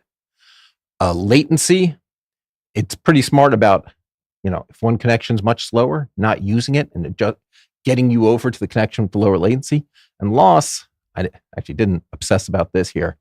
It has a lot of smarts. It detects loss way before any other software. So it'll resend packets before your streaming software notices that they're gone. It automatically detects if something is a live stream and it prioritizes it, and will, if it sees enough loss and you have fast enough internet connections, it'll do things like actually stream on all of the internet connections at the same time, the same content, and just deliver the one copy that gets through first. There are a lot of professional radio programs that when they leave the studio, use a Raspberry Pi with 3 cell phones hanging off it and then stream from there, right? They're not worried about using too much cellular. It's just embarrassing if the radio reporter gets cut off in the middle of his program. All right, my final point for you, my 3rd piece of advice: test. Test, test, test, test, test, and then do a little bit more testing just before you go live. I cannot tell you how many times we have seen things go wrong that we could have found. And it's whatever you don't test is what will fail you. So, make sure your internet's good enough. Make sure your streaming software works. I have a Twitch account named after my dog. And often if we're planning to go live on Twitch, I go live there first. And I get somebody else on, make sure they can hear me, make sure they can see me, make sure that, whatever effects are showing up. If I'm planning to move around, I'll quickly move to the different places I'm moving, make sure they still see me. You got to test the audio. And it's when in the studio, if you build a studio, you can get to a good spot where, like, if you don't move something, then you don't have to test it again. If it worked last time you touched it, if nobody's moved it, I'd still test it. But once you're IRLing, you can't trust anything, right? If you're going into a convention, you have no idea what the internet will be like. You have no idea if cellular is going to work on that floor. You've got to test that. I once covered the Atlantic City Air Show. And so we went to IRL from the beach as the jets flew overhead. And we were using Rode GoMic 2s on the stick. And we just didn't imagine how loud the jets would be. So, the Blue Angels tear directly over my head. And so I am screaming into the microphone, hoping to be heard. Well, it turns out for the audience, the GoMic 2s are so fantastic, they only pick up exactly what they're pointed at. So in the video, the audience sees, for absolutely no reason, Alex is standing on the beach and he suddenly starts screaming into the microphone. Hard to test everything, but you really want to. I would also make a checklist of things to test when you're there, right? Write them down ahead of time, because once you're there and everyone's saying, let's go live, it's really worth making sure you did. Now, because I'm such a big fan testing, one thing I threw into Speedify is the live stream test, right? There are lots of speed tests out there. There's Ookla speed test and there's fast.net or fast.com. And they mostly test download. And they'll give you an upload number too. I think fast.com, you have to do an extended test to get an upload number. But for us, that's what we care about. So this is a test that doesn't try to max out your internet. It tries to send 50 megabits of UDP traffic. Essentially, it tries to see, can I send 4K of high quality video on this internet connection right now? And the end result, it doesn't tell you how fast your internet connection is. It tells you what kind of video this internet connection can stream. It'll tell you 1080p. It'll tell you 4K. It'll tell you you have a reliability problem. Don't stream from here. And that's the most valuable result of all, when it saves you from embarrassment. I just wanted this. So we built it in Speedify. It's there. It's in the menu. You can easily run a live stream test at any time. If you want to learn more about Speedify, you can go to speedify.com. We've got a coupon. StreamGeeks gets you 25% off any regularly priced plan. And YouTube, we're Speedify. We have, if you go back through the archives of Speedify Live, we have lots and lots of videos where we interviewed successful live streamers, including, of course, Paul Richards, and ask them what were their secrets. So there's a lot of good content there.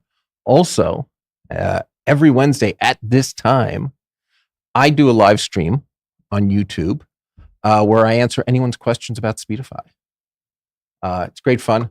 If you have questions, get on there. I've heard from other people that they just find it entertaining to see the crazy questions I'm asked and how I answer all of them every time.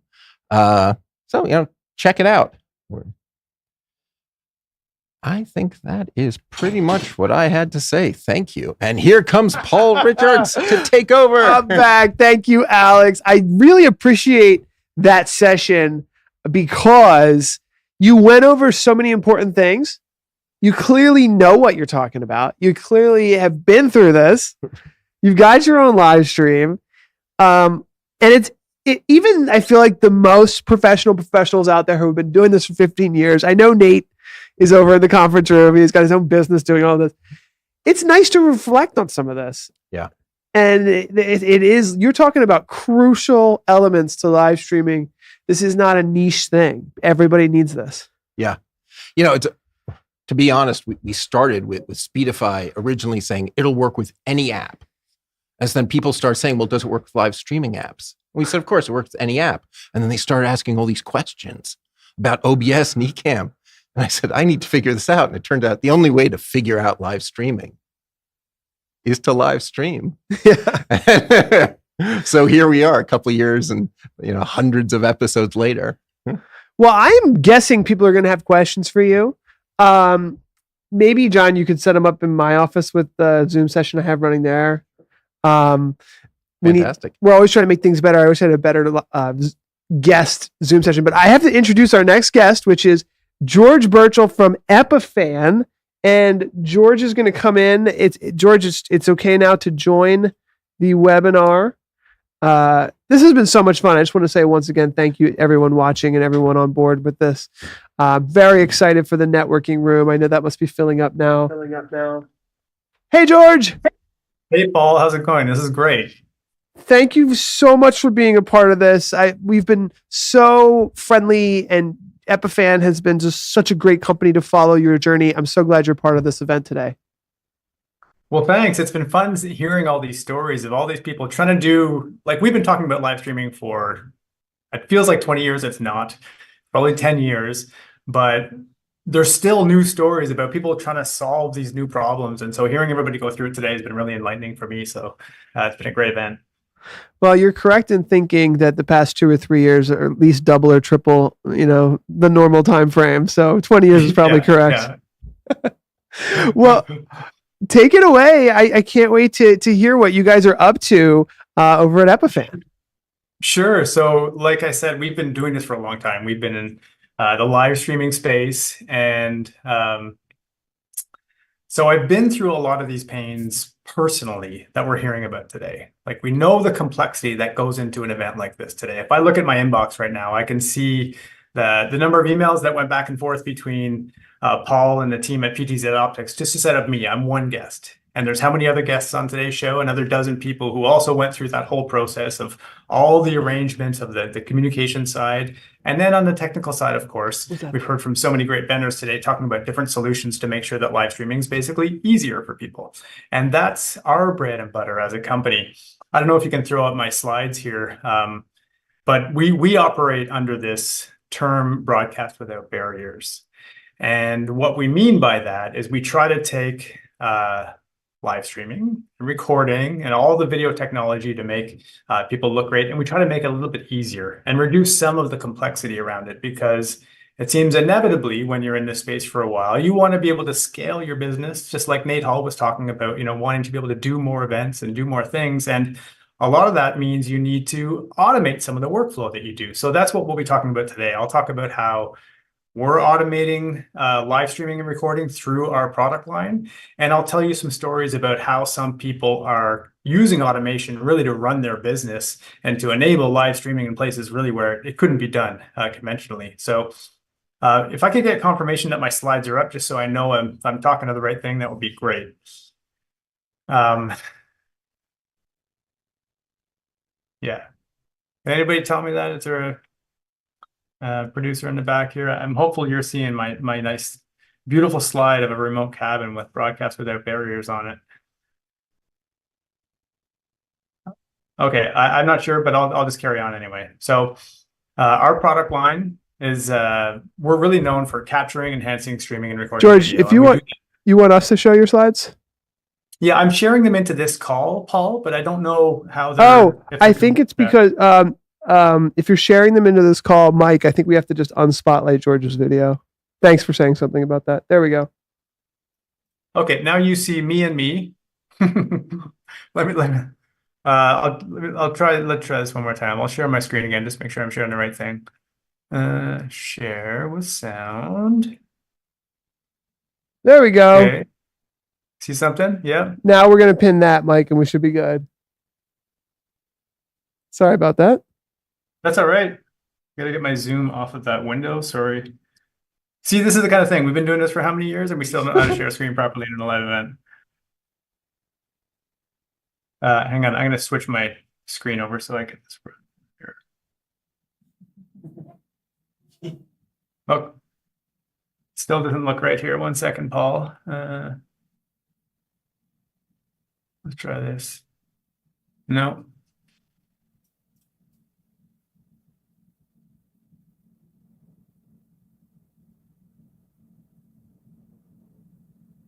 Okay.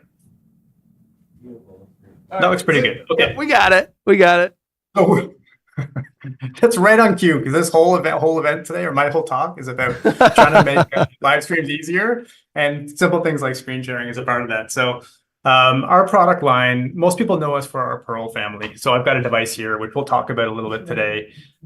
This is your all-in-one capture, stream, record, enhance device. So you can make layouts on here. You can connect all your cameras. You can connect NDI cameras. You can connect whatever you want and do a broadcast very similar to what we're doing here today. But the difference is you can do it much simpler. So you can almost automate this so anybody can do it.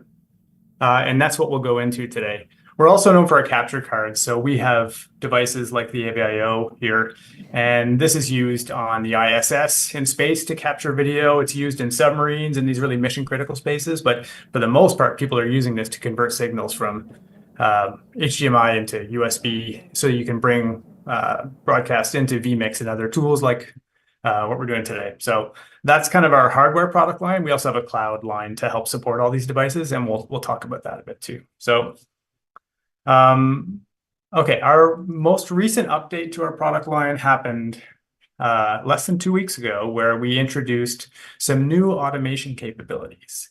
And I like to say we try to make every space an automated studio. And on this image here, you can see some unconventional spaces for making video, or spaces we don't necessarily think about, like community centers. And there's a library near you guys that has a Pearl that they're doing community video in. Of course, all schools are now set up to do videos for lectures and everything, and governments, and what our audience is talking about today, live events, right? That's a big space for us as well. And in all of these spaces, sorry, I got sidetracked by the zooming video here. People are looking to make video easier. And we have two kinds of people that we tend to cater to. Those are the volunteers who are in those spaces, and they just want to be able to walk in and do what they do. They want to be able to present their content and not have to worry about that technology. So we're always thinking about that customer. And then we think about the person behind the scenes, like a lot of the people who've spoken here today, who are trying to set up those spaces and make their lives easy.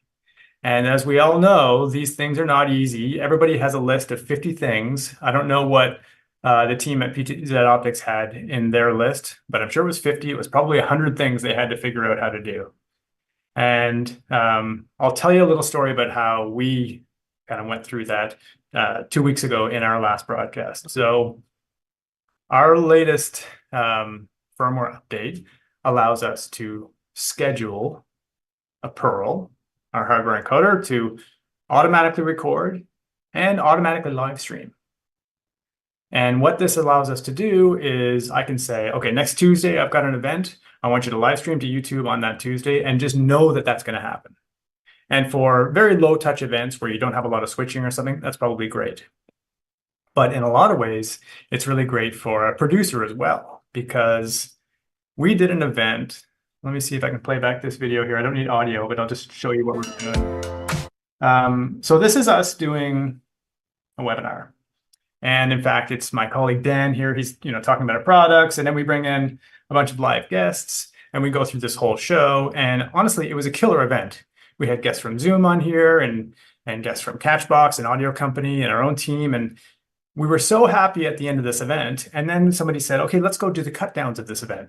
Just like we were talking about in that keynote speech earlier today, about how you do all this work for this event, and then you want to go and cut it down and get these snippets out of it, right? Well, we forgot to record the ISOs. So we have this nice looking view of the program feed, but it comes up with graphics and comments and things that kind of date it. So we always usually end up using the ISOs just to recreate this in our post workflow. But we forgot to record the ISOs. So like we've been doing this forever, and still we forget to do that. So if I look at our checklist of 50 things and I go, I can automatically schedule the recording part of it and not have to worry that I'm going to forget it. That's 3 less things, or in this case, 4 guests, 4 less things I have to worry about that day to record it. So that's where we're going with our product line, is really trying to think about what are all those things people worry about during an event and what can we automate for them. So that's why we're talking about automation is such a big story. So that's our own example. And I'll just move through here. Do I still see the video? Okay. So the way we do some of this automation is through our cloud tool set. So we talked a little bit about the hardware, which sits in spaces and basically runs autonomously in a lot of ways, but you can control it from the cloud. So here I can pull up Epiphan Edge in a browser, and I can see a nice calendar view. And then I can click through and see all the events I've got, and I can set up new events. They could be, one-time event or a recurring event, and I can include any device in that event. So I can set up an event to run 6 devices to all start recording. So where would you use this? Well, I'll tell you a little story about, one of my favorite customers, who's a friend of Epiphan's. And what he's doing is he's built a podcast studio.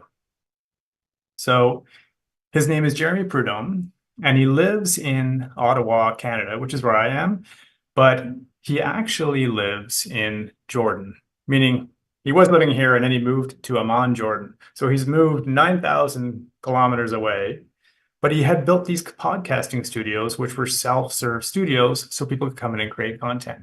And he built it around our tool set and some other tools that allow him to make almost a no-touch environment. And I'll just play a short commercial that he did so you can kind of get a sense of like what his business is. It's about 30 seconds, and we'll just watch that here.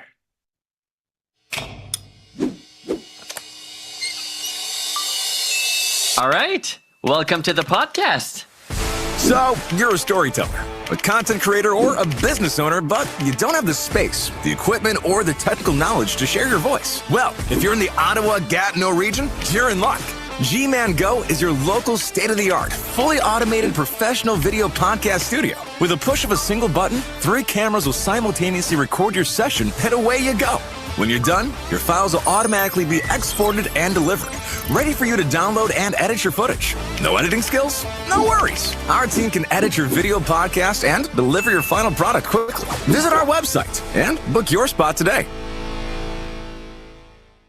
So that's his pitch to customers to try to get them to just come in and use this. It's like a co-working space. You just book it for an hour and you come in and record. And he's been so clever in how he set it up so that all they have to do is come into his space.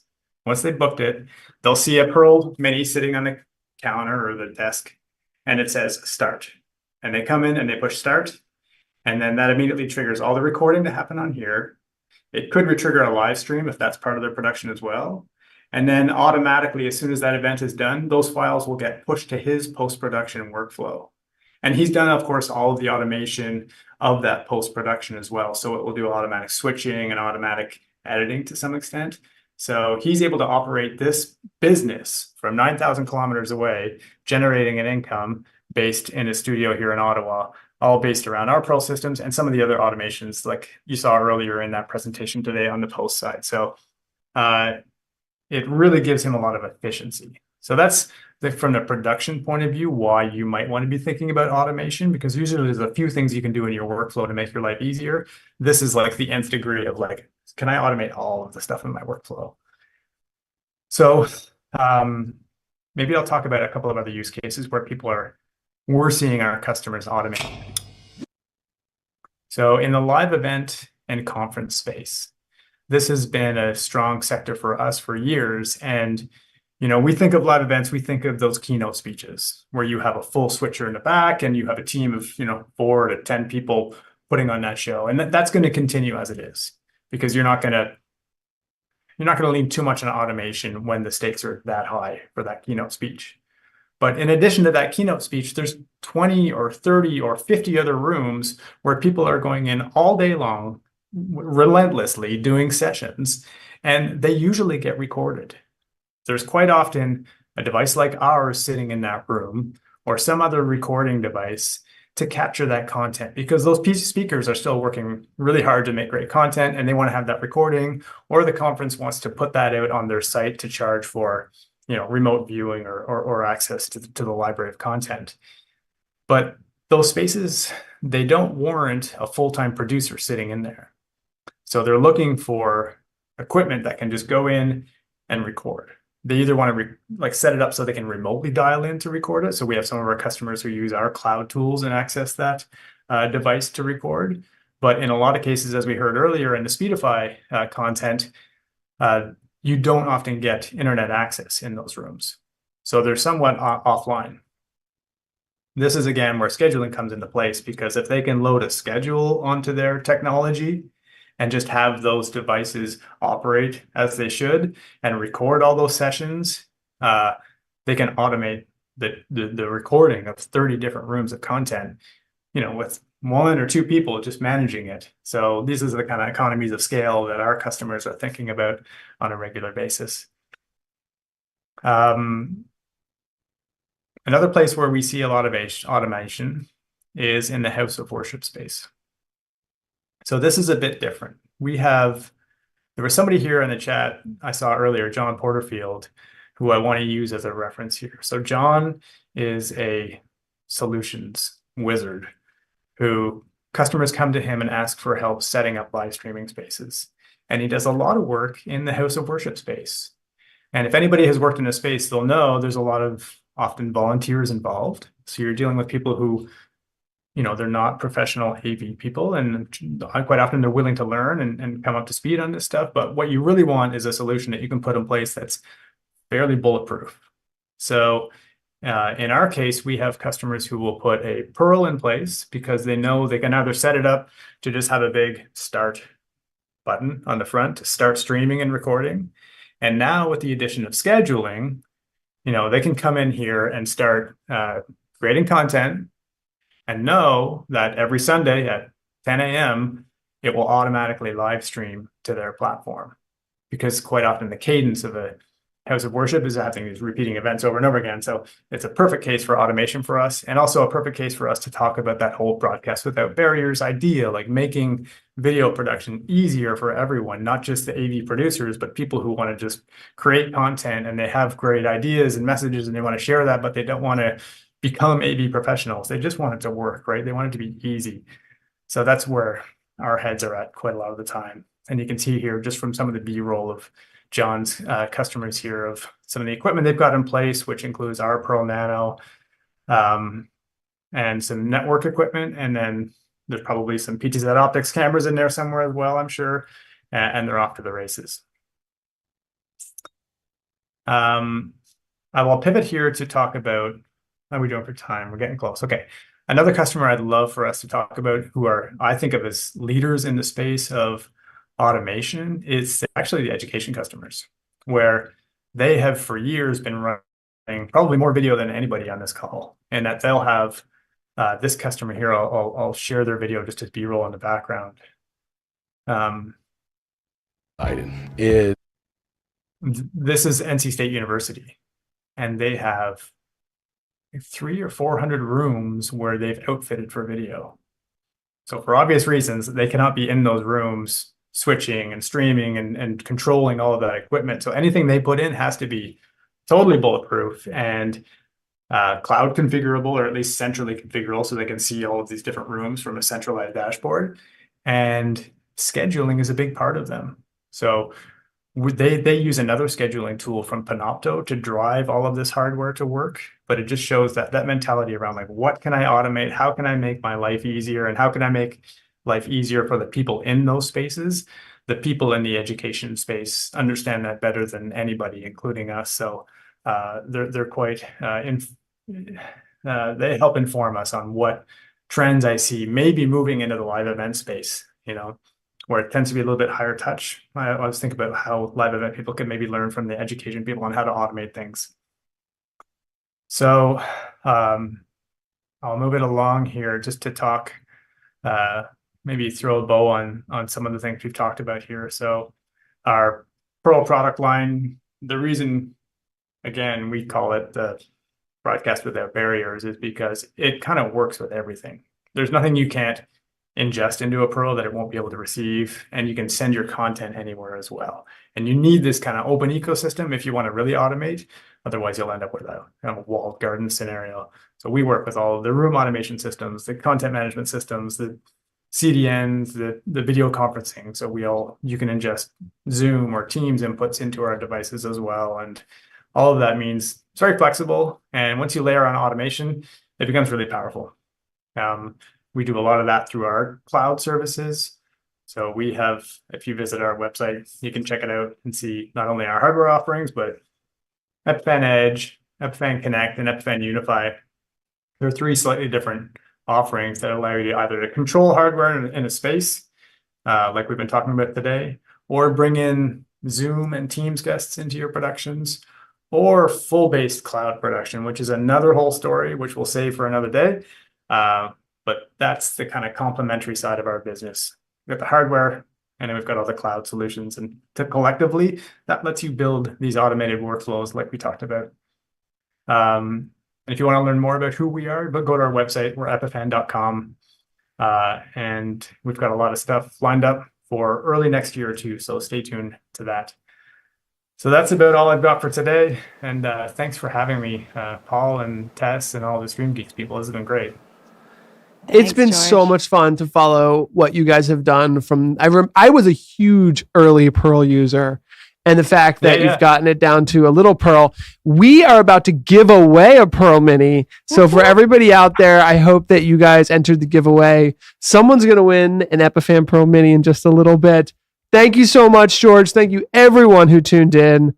It's time to do a final networking session just to say hello to everybody face to face in the Zoom session. So we're going to close this webinar and we're going to let everybody go into the networking room so we can all say hi, see each other face to face. Do the giveaway. Someone's going to win. And then that's it, guys. This has been one of the best StreamGeeks Summits ever. How did you feel about it, Tess? How did you feel, John? It went great. I was so happy to be here today. Oh, look at Mike pumping it up back there. He's celebrating. He's loving it. No, nothing. The stream did not go down. No, Not once. No, not at all. It was a great time. I had such Go, Mike. Go, Mike. It's your birthday.